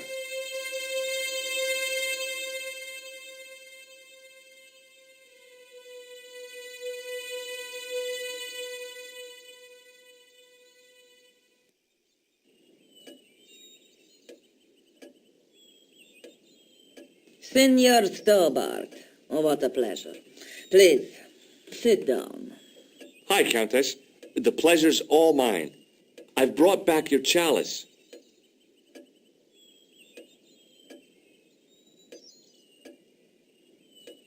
Why? You've had it cleaned. Yeah, I met an obliging priest with a soft cloth. Have you resolved the Templar mystery? No, not yet. I don't even know what it is I'm after. There are many stories of the knights secreting great wealth away. Whatever. All I know is I don't want the bad guys to get it. Ah, to be young and live in a world of moral absolutes. I discovered something amazing with that chalice. In Paris, I found a church where they recognized the coat of arms. I found the tomb of Don Carlos de Vasconcelos. You are sure? There can be no mistake? The coat of arms on the chalice matches the one on the tomb. Incredible. You have my most profound thanks. I must go there as soon as possible. Yeah? Well, I'd be happy to show you the city. There's something else that I discovered carved on Don Carlos's tomb. Biblical references. What are the references, Senor Stobart? Psalms 32:7, Corinthians. I am not a good enough scholar to know the Bible chapter and verse. I meant, what are the quotations? You know, I forgot to ask the priest. There's still the mystery of the missing chess piece. I do not think that it will ever be discovered unless the fate of the children is revealed. The Inquisition were suspected of taking the chalice and the kids, right? We know now they were innocent of the first crime. What if... They did not take the children either. Then what happened to them? The Inquisition admitted to killing Don Carlos's manservant. Now, this guy had been told to protect the kids at all costs, right? That is correct. I think he hid them, and the chalice, when he got wind that the Inquisition was coming. With him dead, and Don Carlos driven mad with grief, there was nobody left who knew the secret. You know what this means, don't you? I fear so. The children are still here somewhere. If this is so, then it is small wonder that the de Vasconcelos are cursed. I'll have a look around if that's okay. My home is your home. I shall remain here.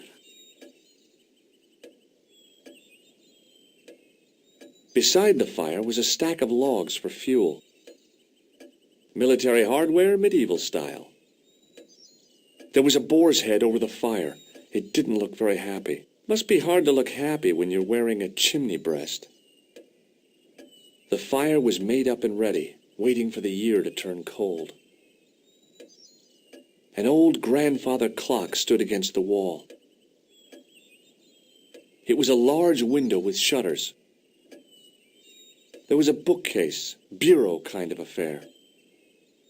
It was a large window with shutters.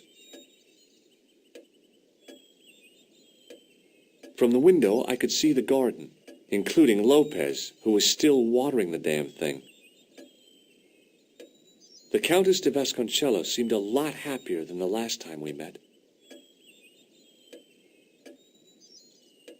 From the window, I could see some sort of balcony. It didn't look like it was used too often.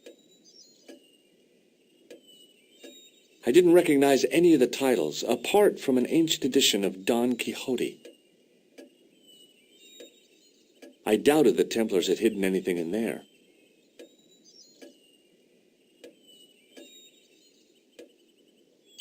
Over the doorway was a statue of a hooded figure bearing a cross.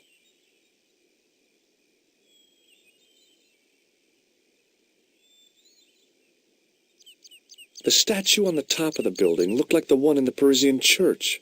He seemed to be looking out to sea. For what?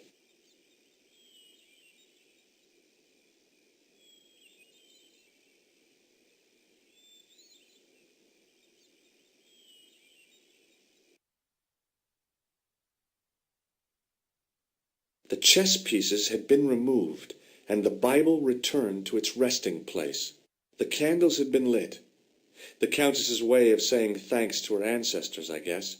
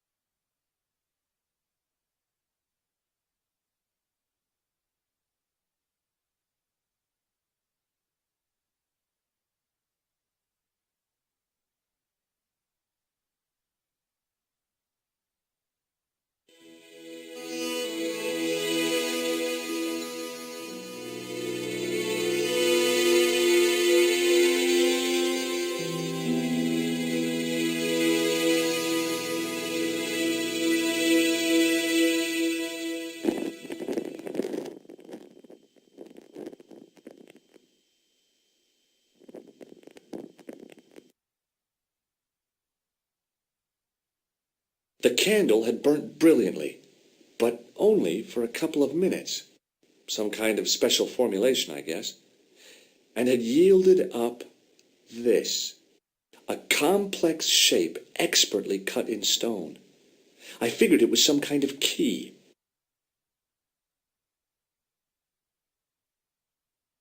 It was the Spanish Bible I'd borrowed from the mausoleum. It was a smooth, intricately carved piece of stone that had been concealed inside the great candle.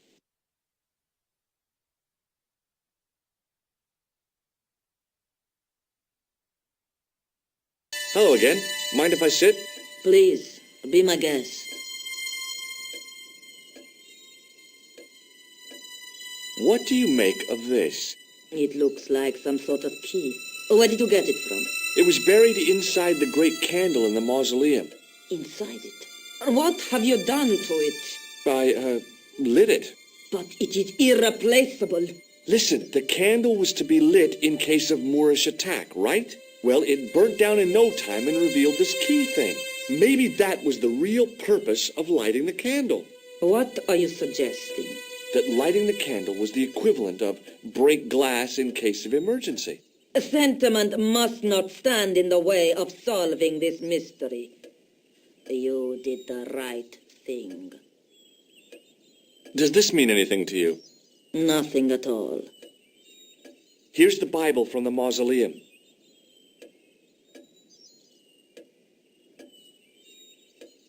Very well. Let us begin. The first reference. Psalms 32:7. Thou art my hiding place. Thou shalt preserve me from trouble. Thou shalt compass me about with songs of deliverance. My hiding place. Don't get your hopes up too high. This might just be leading us to where we found the chalice. You are right, of course. The next. Okay, John 4:11. John 4:11. Here. The well is deep. The next. Quickly. Okay. Corinthians 4:5. Here it is. Will bring to light the hidden things. Any more? Just one. Psalms again. 22:21. Save me from the lion's mouth, for thou hast heard me from the horns of the unicorns. The last is confusing. Lions, unicorns, what does it mean? I can't guess. Salient points seem to be a hiding place and a deep well. In no sense is the mausoleum a well, Senor Stobart. Is there a well in the grounds? I do not know. I suppose that there must have been once upon a time. Lopez is the man to ask about anything pertaining to the estate. I'll just have another look around. Very well. Hi, Lopez. Got a minute? Certainly, senor.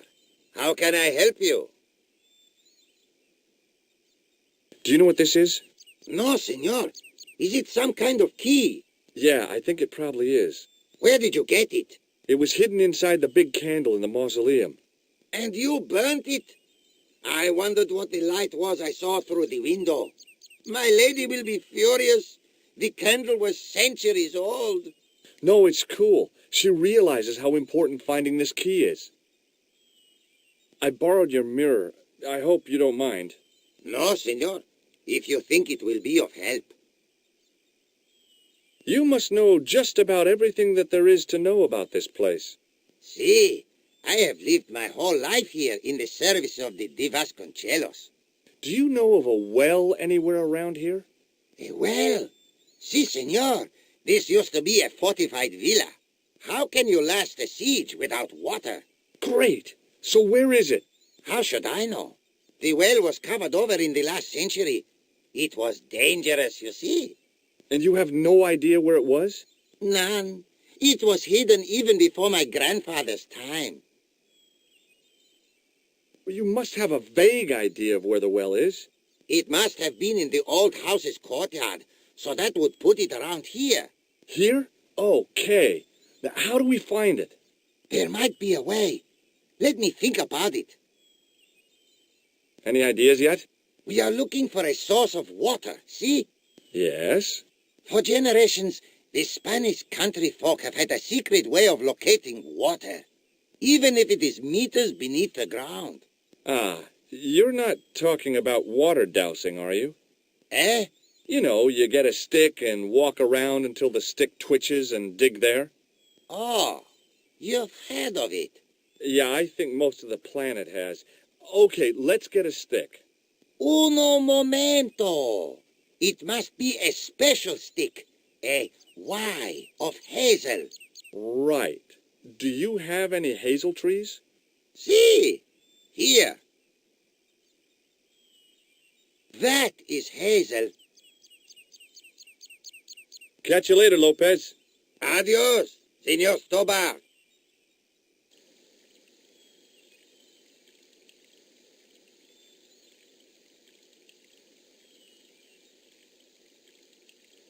It looked a lot like a hazel tree.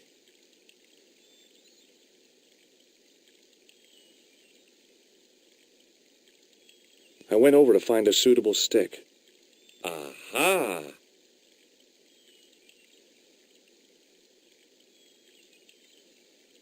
It was a thin, supple twig of hazel. Well, I got my divining rod. Now what? Simplicity itself, senor. Hold the wand at the upper ends of the Y. Apply a little tension with your wrists so that the slightest movement of the wand's tip is clear, and walk slowly and steadily over the area. Sounds easy enough. We'll find this well in no time.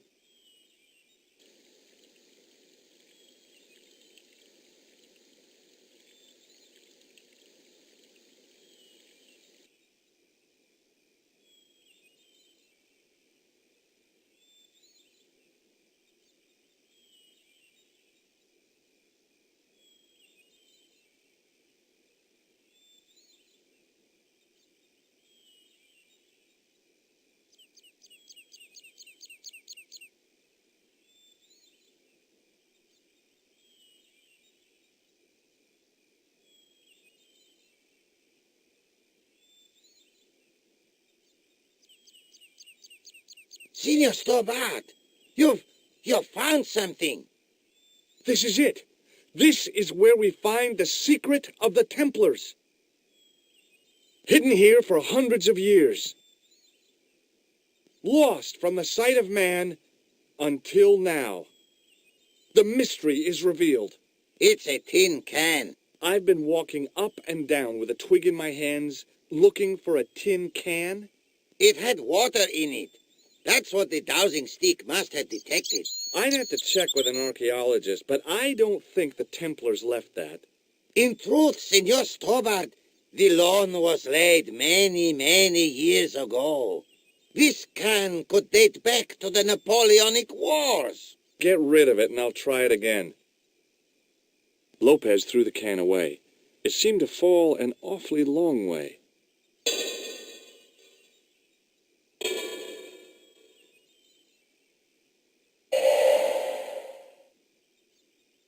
The splash at the end confirmed what we both suspected. Well, I'll be a monkey's uncle. It has been here all the time. All those years and nobody found it. Stood in awe for a moment, marveling at the secrets all around us. I could have fallen down that.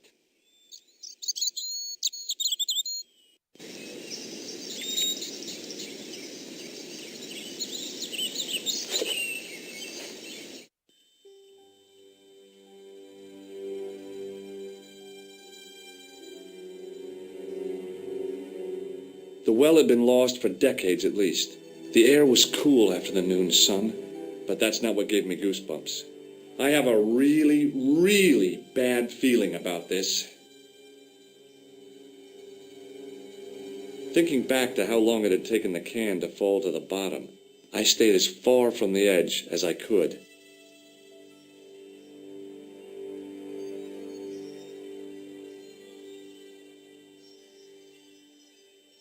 Sometime in antiquity, There'd been a rock slide.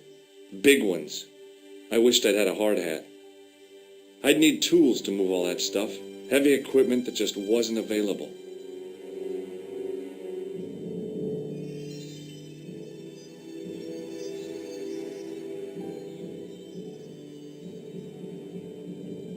A great stone lion's head with a gaping maw full of fangs.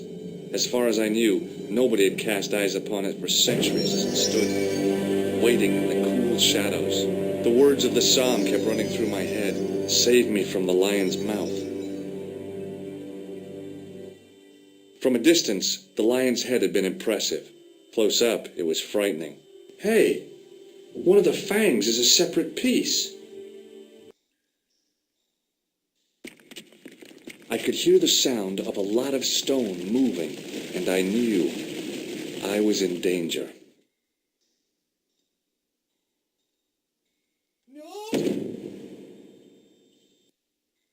Signor Stobart! Signor Stobart! Are you all right? Signor Stobart!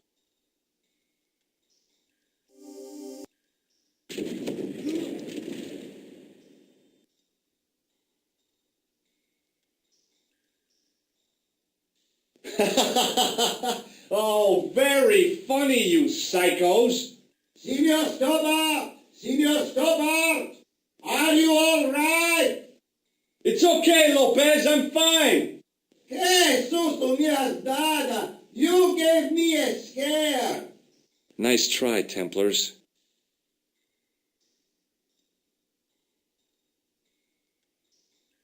In the deep shadows, it was hard to make anything out. I wished that I had Leary's flashlight now. It just felt like a pitted stone wall. I'd almost been killed for the sake of a red herring.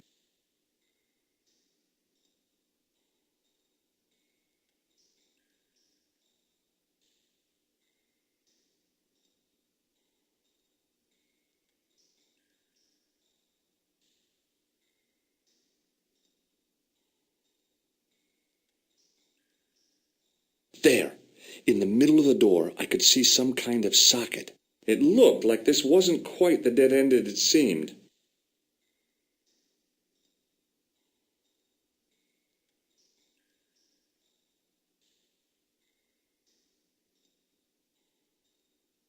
That rock face wasn't nearly as natural as it felt. In the reflected light, I'd seen part of it as worked stone.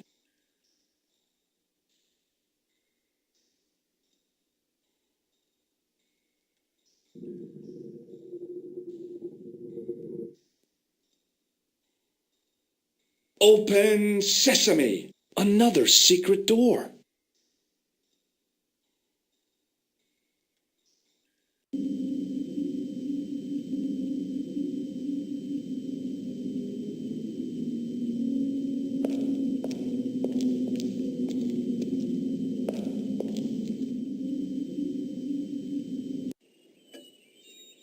Before I left, though, there was one last thing to do.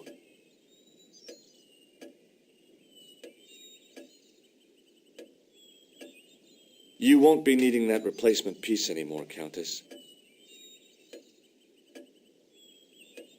I found it with the children. You'll probably want to be alone for a while. I'll be out in the garden with Lopez.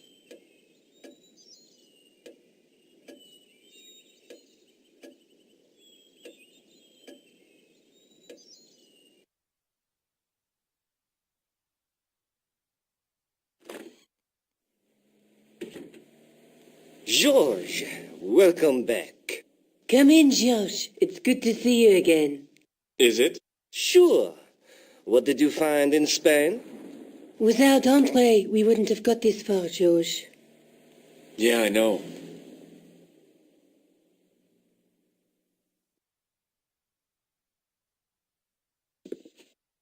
The clues led to an underground chamber at the bottom of a well. The Templars had left a tapestry showing a chessboard. The white pieces were vastly outnumbered. There was a stream running across the board, and a Templar knight on a horse. Does it mean anything to you, Andre? No, nothing. Maybe we should tell Andre what else you found, Georges. There's a map and a Latin inscription to the west at the edge of the world. Georges found that in a cave in Syria. Yeah, where the assassin almost killed me. Then we've got the burning of Jacques de Molay and the date, 1314. From the window of the church in Montfaucon Square, one of the few places where nobody tried to kill me. Then we have the image of a church that Georges found at the excavation. I don't recall anyone trying to kill you there either, Georges. And finally we have the tapestry in Spain. Did I mention I almost got killed there? Not yet, but I'm sure you're about to. It was only my cat-like reflexes that saved me from certain death. Cat-like reflexes, eh? And while I was risking life and limb, where were you, Andre? Getting your glasses fogged up over an Etruscan vase? That's enough, boys. Can we get back to saving the world? Of course. My apologies. He started it. Well, the Latin phrase are the words of Julius Caesar. He was describing the island of Britain. Are you sure? The map didn't look much like Britain. How come Caesar described Britain as being at the edge of the world? To the Romans, the Mediterranean was the center of the universe. Britain was a remote, unfriendly place, inhabited by blue-painted savages. It hasn't changed much. They've stopped painting themselves blue. Except when they go to a football match. They used an extract from a plant called woad, Isetis tinctoria. The Scots were using it until fairly recently in the wars with the English. Barely recently? I don't recall the Scots being at war with the English. How recently are you talking about? I believe William Wallace's men used it in the 13th century. They might well have been using it as late as... You can't remember, can you? 1314. Ah, we're back onto that, are we? Andre, what is it? What do you mean? 1314 in Scotland. The Battle of Bannockburn. That would explain the stream on the chessboard. That's what a burn is. Right, Andre? As in Bannockburn? Right, George. And it gets better. Tradition has it that the Scots were helped by a shock force of, well, can't you guess? Neo-Templar? Yes, a group of outlawed Templars. They are said to have turned the tide for the Scots. And it all ends at a church in the Isle of Britain at Bannockburn in a church. What are we waiting for? I'll call a cab.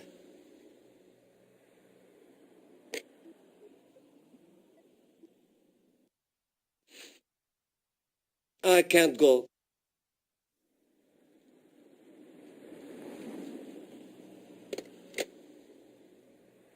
Andre, you've been loads of help, but... What Georges is trying to say is that you shouldn't feel guilty. I was? We understand you've got commitments. Oh, listen, we have to hurry. Let's go, Georges. We'll see it through. Oh, and, don't worry about us.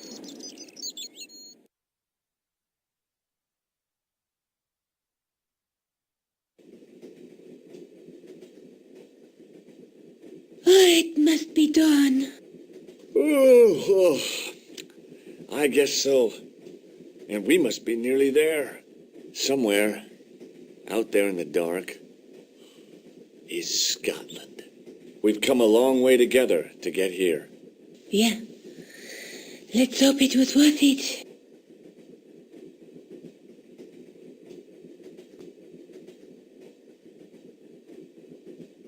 There's something I've been meaning to say to you, Nico. Is this the right time and place, George? There might not be another time. I don't want to waste this chance. You don't need to say anything. I wouldn't want to be anywhere else. But here, with you. Now. You're exhausted. Why don't you get some sleep? Sleep? At a time like this? Excited, huh? Would you like something to help you sleep, dearie? I've got some tablets in my bag. Oh, no. Thank you.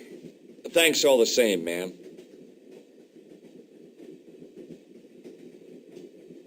I've still got the clown's nose. So I see. You should throw it away, George.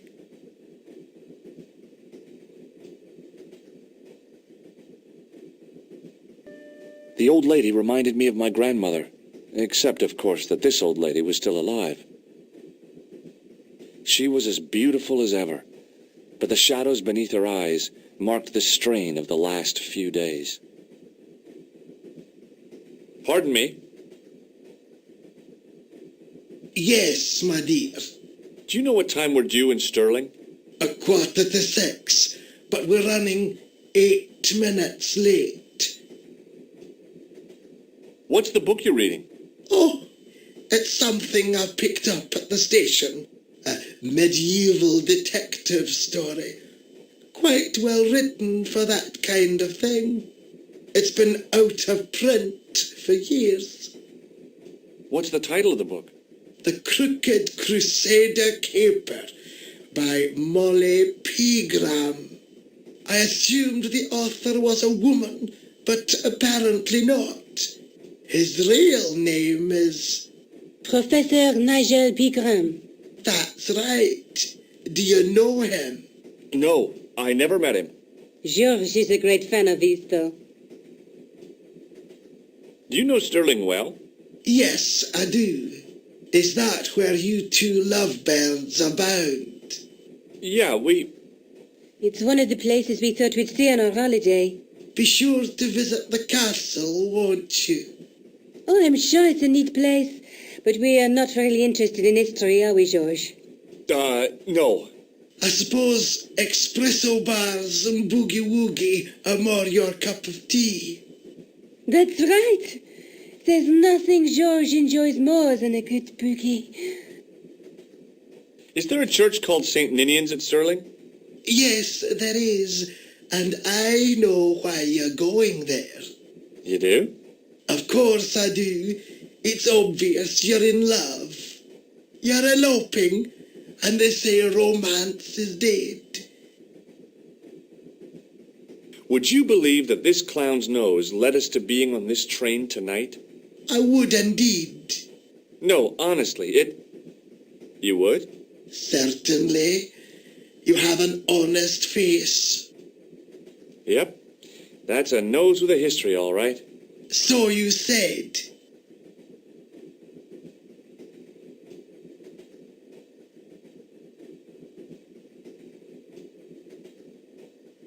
Where are you going, George? Do I need to spell it out? Don't snap at me. If you're going to take a leak, why don't you say so? Okay, I'm going to take a leak.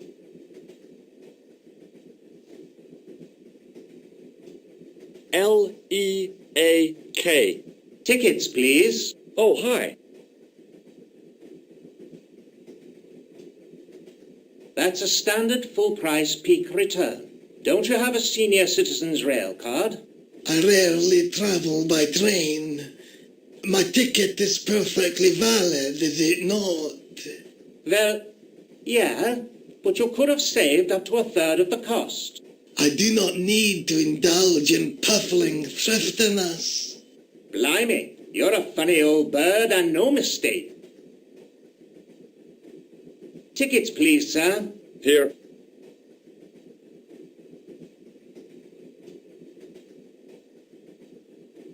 Off to Stirling, eh? Yes, we are. Well, I hope you won't be disappointed. It's a miserable place this time of year. Still, there's plenty of pubs and a lovely view from the castle. Thank you. I don't want to worry you, but there was something familiar about that guy. Are you sure? You're tired. Perhaps you're mistaken. Maybe. But I didn't like the look in his eyes when he spoke to you. Can't you sit still, George? I need to go to the John. While you're there, check out the buffet car, George. Unthinkable though it is, I am hungry enough to eat English food. Okay.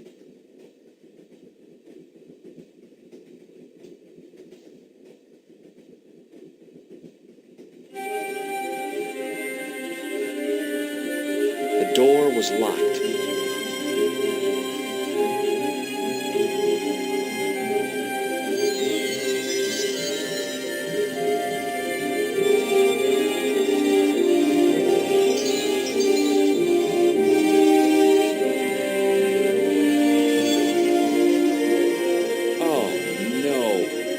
gangster creep from the hotel, Guido. Well, he didn't scare me. Hey, Buster, this is a no-smoking car. Okay, maybe he did scare me. It got worse. I suddenly realized who the conductor had reminded me of. Guido looked like a weasel in a cheap suit. He also looked like the kind of man who wouldn't lose my sleep over work. Guido was still looking pretty menacing. I really didn't want to shoot the breeze with this guy.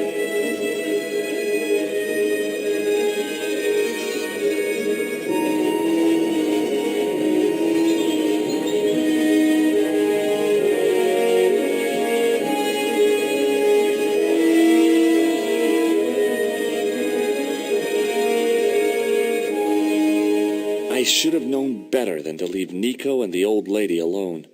Suddenly, the sword of Baphomet took second place to finding the girl I loved.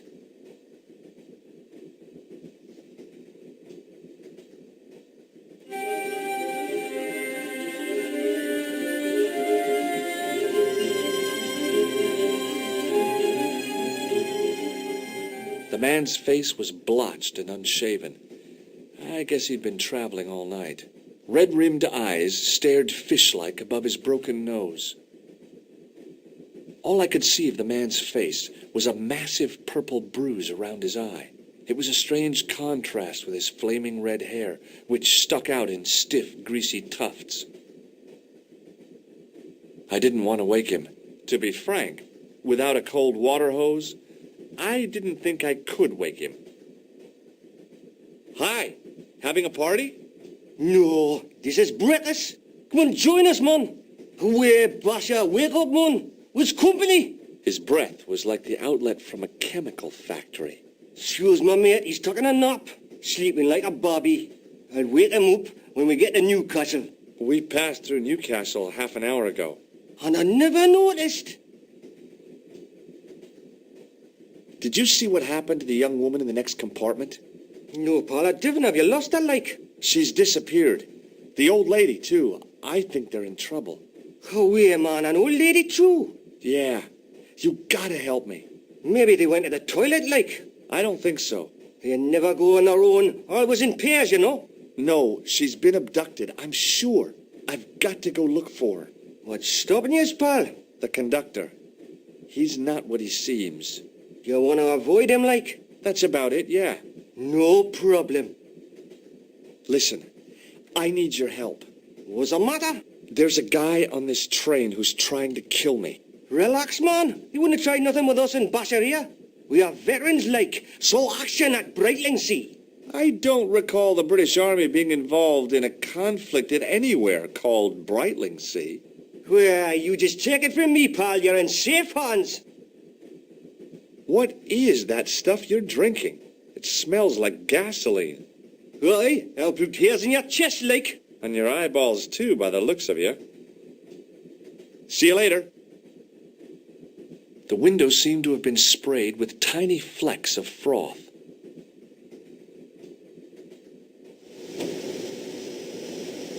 Don't do it, pal. Don't jump.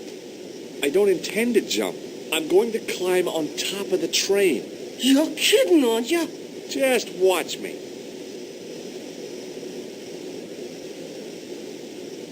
Hold on there, pal. I'll give you a hand, like.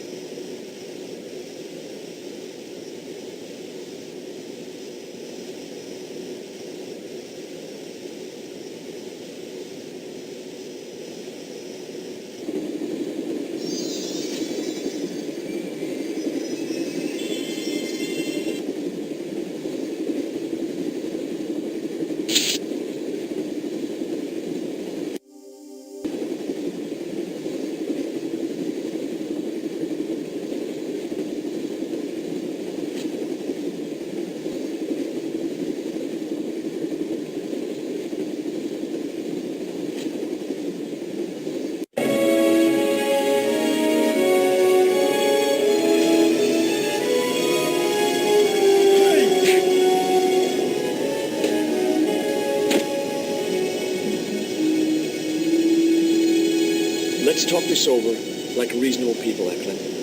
I can explain everything.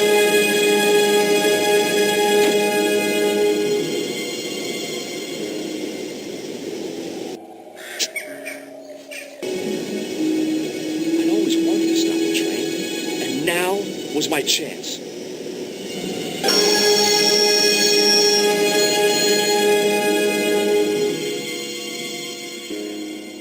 You saved our lives, but why? We were always on the same side, Stobart. Different causes, but a common enemy. The Knights Templar? Don't call them that. The real Templars were a noble foe. These barbarians have no right to that name. These men are no better than dogs. What are the Neo-Templars after? What is the Sword of Baphomet? Not what you think, my friend. It is a weapon, yes, but one which our enemies will find difficult to wield. A double-edged sword. A power older than Dimolay, older than Solomon. We'll stop them. You and me together. And Nico. No, George. My journey ends soon at the Garden of Paradise. You're talking in riddles.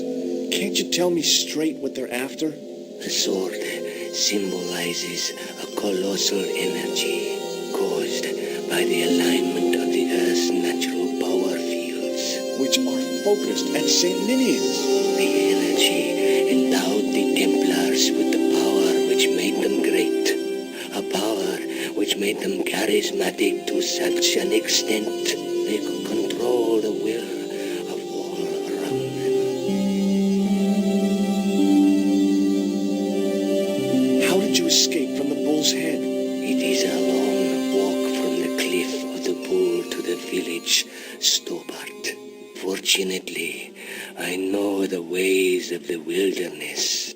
Also, I have a sister who keeps a garage just around the corner. May Allah guide you to our enemies. Thanks. One last thing. What? What is it? He's dead. The guy was a professional killer. The last thing he deserved was sympathy. I had to admit it, though. I was sorry he'd ended up this way.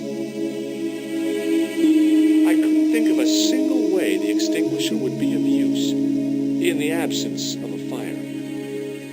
The rear exit was barred and padlocked. Don't even think about it, George. What? Who? Look me straight in the eye and tell me you weren't thinking of using that axe on Eklund. Don't be foolish, woman. I was going to use it on you. Nico looked good, even in robes. Underneath that heap of tumbled crates was Eklund. I wasn't about to help him out.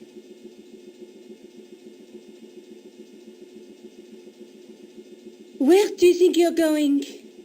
Don't worry, I hadn't forgotten about you. Answer me this instant, George Stobart. I will, when I'm ready.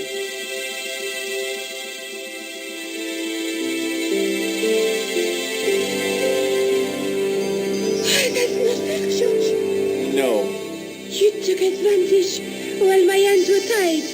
When Eklund pointed that gun at me, I thought I was going to die. I thought of all the things I'd never get to do. And kissing you was at the top of my list. George? Uh-huh?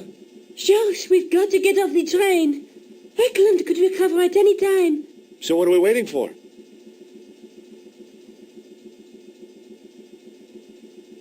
What are you doing? I'm out of here. Not that door. Do you want to end up like Flap? Not especially. What remains of him is well on his way back to London. I hope he was traveling on a return ticket.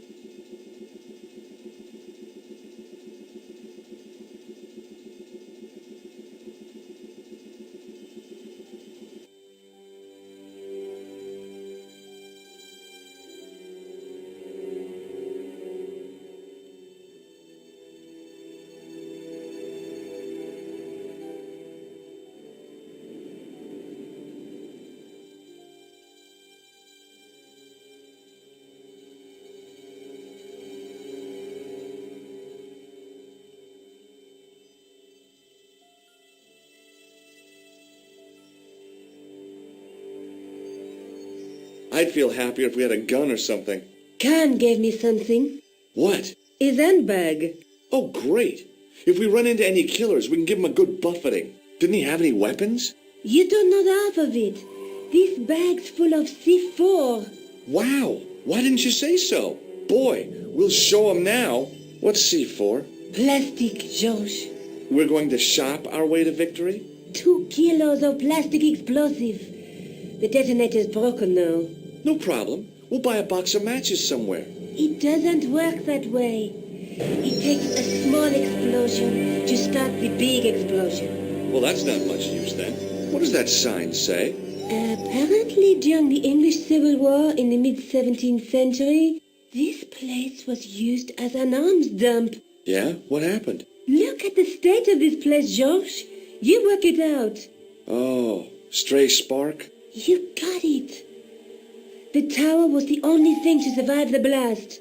I hope the explosion didn't destroy the Sword of Baphomet. Do you? I rather hope it did. It was just about recognizable as the church I'd seen reflected in the chalice. Templars, Roundheads, and Cavaliers. This place has seen a lot of history.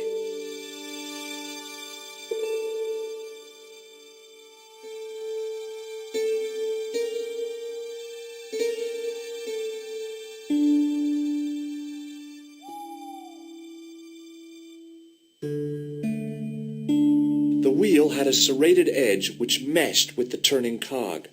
Marks on the spindle behind the wheel suggested it once had a rope attached to it.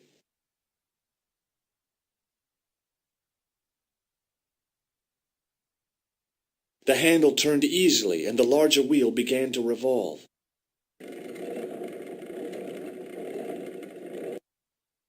Damn! Then the handle came off in my hand. Without the handle, the small cog and spindle were seemingly useless. Now that the handle was gone, it was easy to remove the cog and spindle. The wheel turned reluctantly with a creak of complaint. There was no obvious way of removing the wheel from its housing. It was a heap of stones and stuff which had tumbled down from the rafters.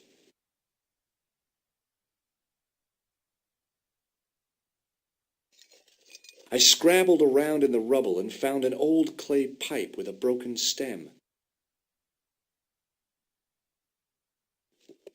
Under one of the stones, I found a metal coin which was green with age. It was caked with soil, but what I'd found was a small cog and spindle. With mounting excitement, I felt something between my fingers. It was short, hard, and black. Something I hadn't expected to find here. It was a plastic pen top. I didn't find anything. The pipe could have been anything from 50 to several hundred years old. It was a black plastic pen top. It was an old coin. It was the handle from the church tower's winding mechanism. It had cog teeth mounted near its base. The cog was one of those objects I wished I hadn't carried in my pocket. The cog was mounted on a short, slim spindle. The stone face of the demon grinned with a horribly lifelike expression. It was so realistic, I could imagine the sculptor carving it from a live model. Examining the demon more closely, I realized something about its face. It was a clever illusion. No matter where I stood, the eyes weren't looking at me. There was a simple reason. The demon didn't have any eyes. Above the carved cross was an indecipherable inscription. For all I knew, it could have been scribed in Gaelic. She was as beautiful as ever. Nico? Uh-huh. What are you doing? Committing this inscription to memory. Can you read it? No, What's the point of studying the inscription if you can't read it? because it could be important. A clue to whatever we're looking for, who knows? I might find someone in Stalin to translate it. We don't have time to go looking for a linguist. No? At least I am doing something positive. What language is that inscription written in? You're the languages student, you tell me. It looks like ancient Norse. Maybe. Perhaps it's in code.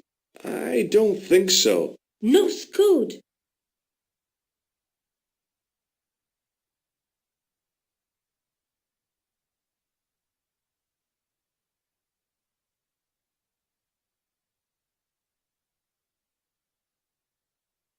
The cog slipped neatly into the eye socket.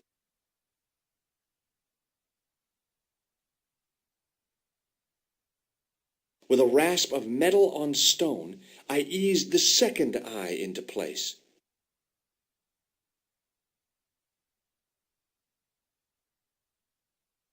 With the clay pipe in his mouth, he looked happy, homely, like somebody's granddaddy.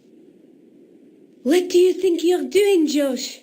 I wondered if there was a secret mechanism in the demon's mouth. Maybe you should show a little more respect.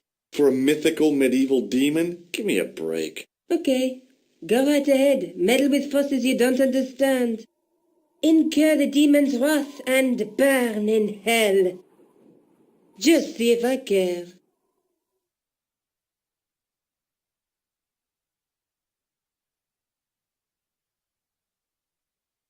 I tried turning the cogs, but couldn't move them. I needed a mechanical advantage.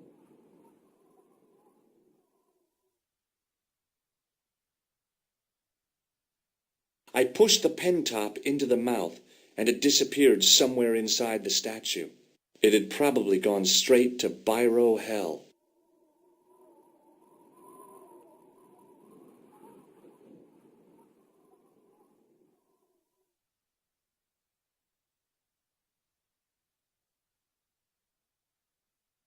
I pushed the handle into the demon's mouth.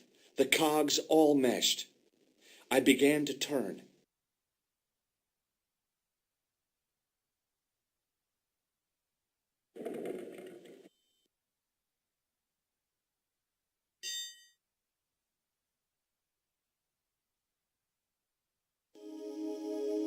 As soon as I saw the flickering torches, I realized the bogus Templars had beaten us to the sword.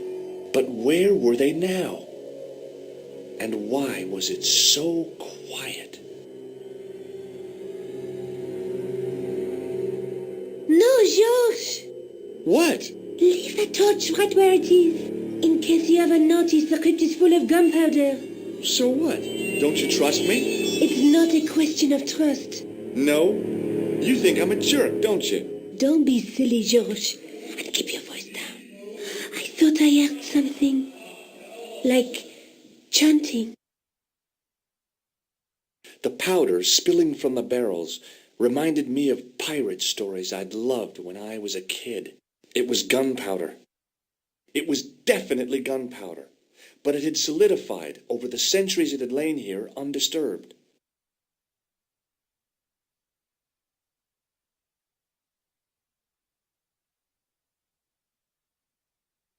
Listen, I can definitely hear chanting. You're right. I hear it too. What do you suppose they're doing? It wouldn't surprise me if they were holding some kind of satanic sex ritual. So, what are we waiting for? Shh!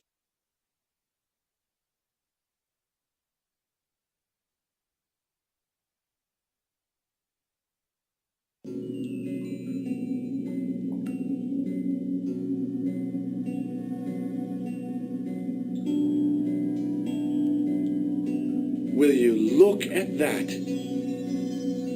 Baphomet. Labino was right. This place was ancient even to the Templars. This whole place? This is Baphomet? Finally, the truth. The Templars had never worshipped this graven image, no more than they'd worship a rainbow. But, like a rainbow, they regarded it as a symbol of a covenant with God, who'd revealed this place to them. Rosso? Why, the double-dealing treacherous? On the contrary, Inspector Rosso has been the model of obedience, an important quality in a true Templar. Now be quiet and watch if you wish to live much longer.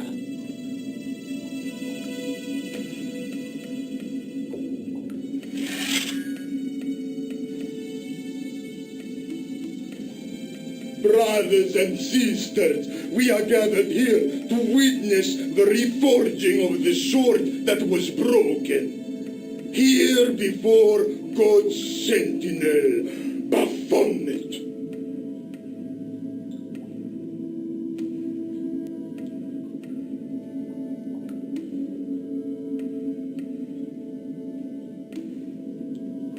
Grand Master and Knight of Baphomet, we salute and pledge our obedience to you.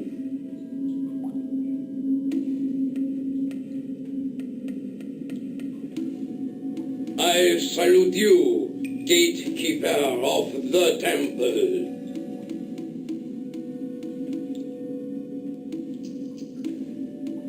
Seven centuries ago, our greatest weapon, the sword of Baphomet, was lost to us.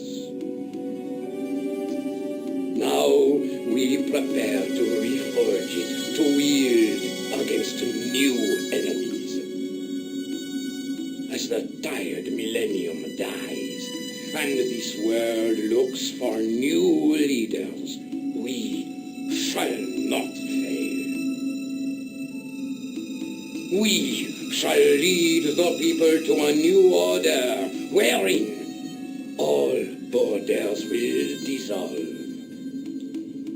All will be united under the red cross of the Templars.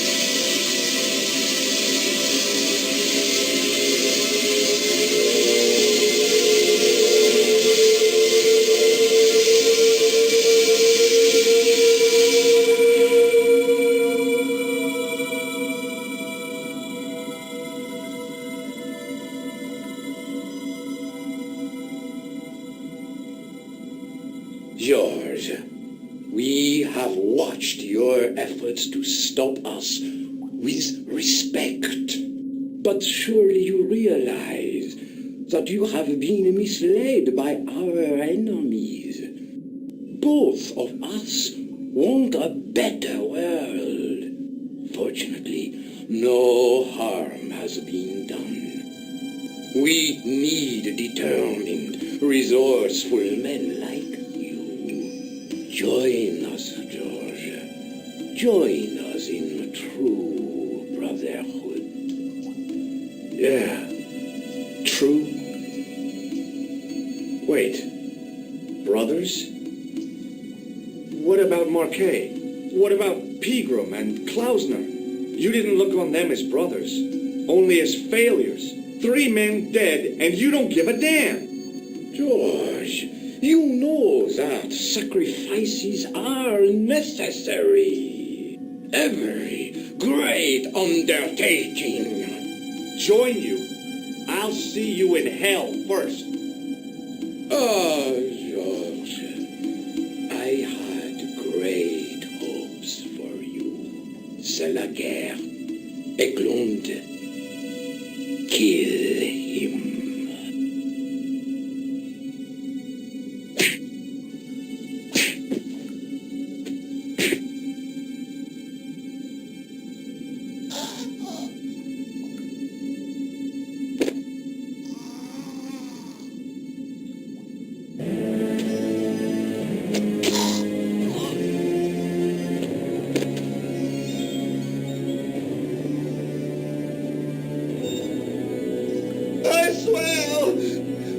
just wanted things to be right.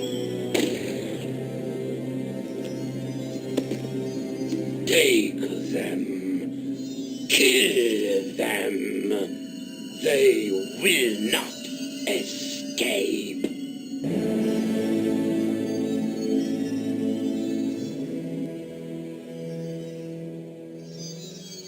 Well, well. If it isn't the great detective and his beautiful assistant, it's going to be a pleasure killing the pair of you. George, what are we going to do?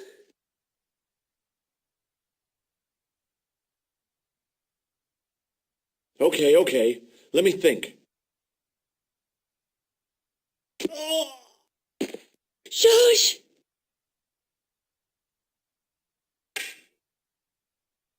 Stay away from me! So perish all enemies of the new Templar Order.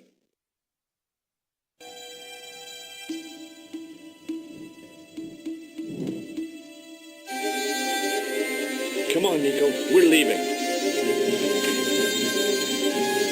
You fools! You cannot escape us. Guido! Stop them. But master, the powder! That powder is from the English Civil War. You fools! It's over 300 years old.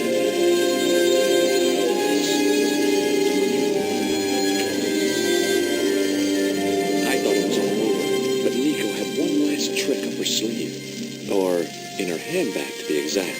A handbag full of plastic explosives. Maybe, but this stuff is brand new. Oh.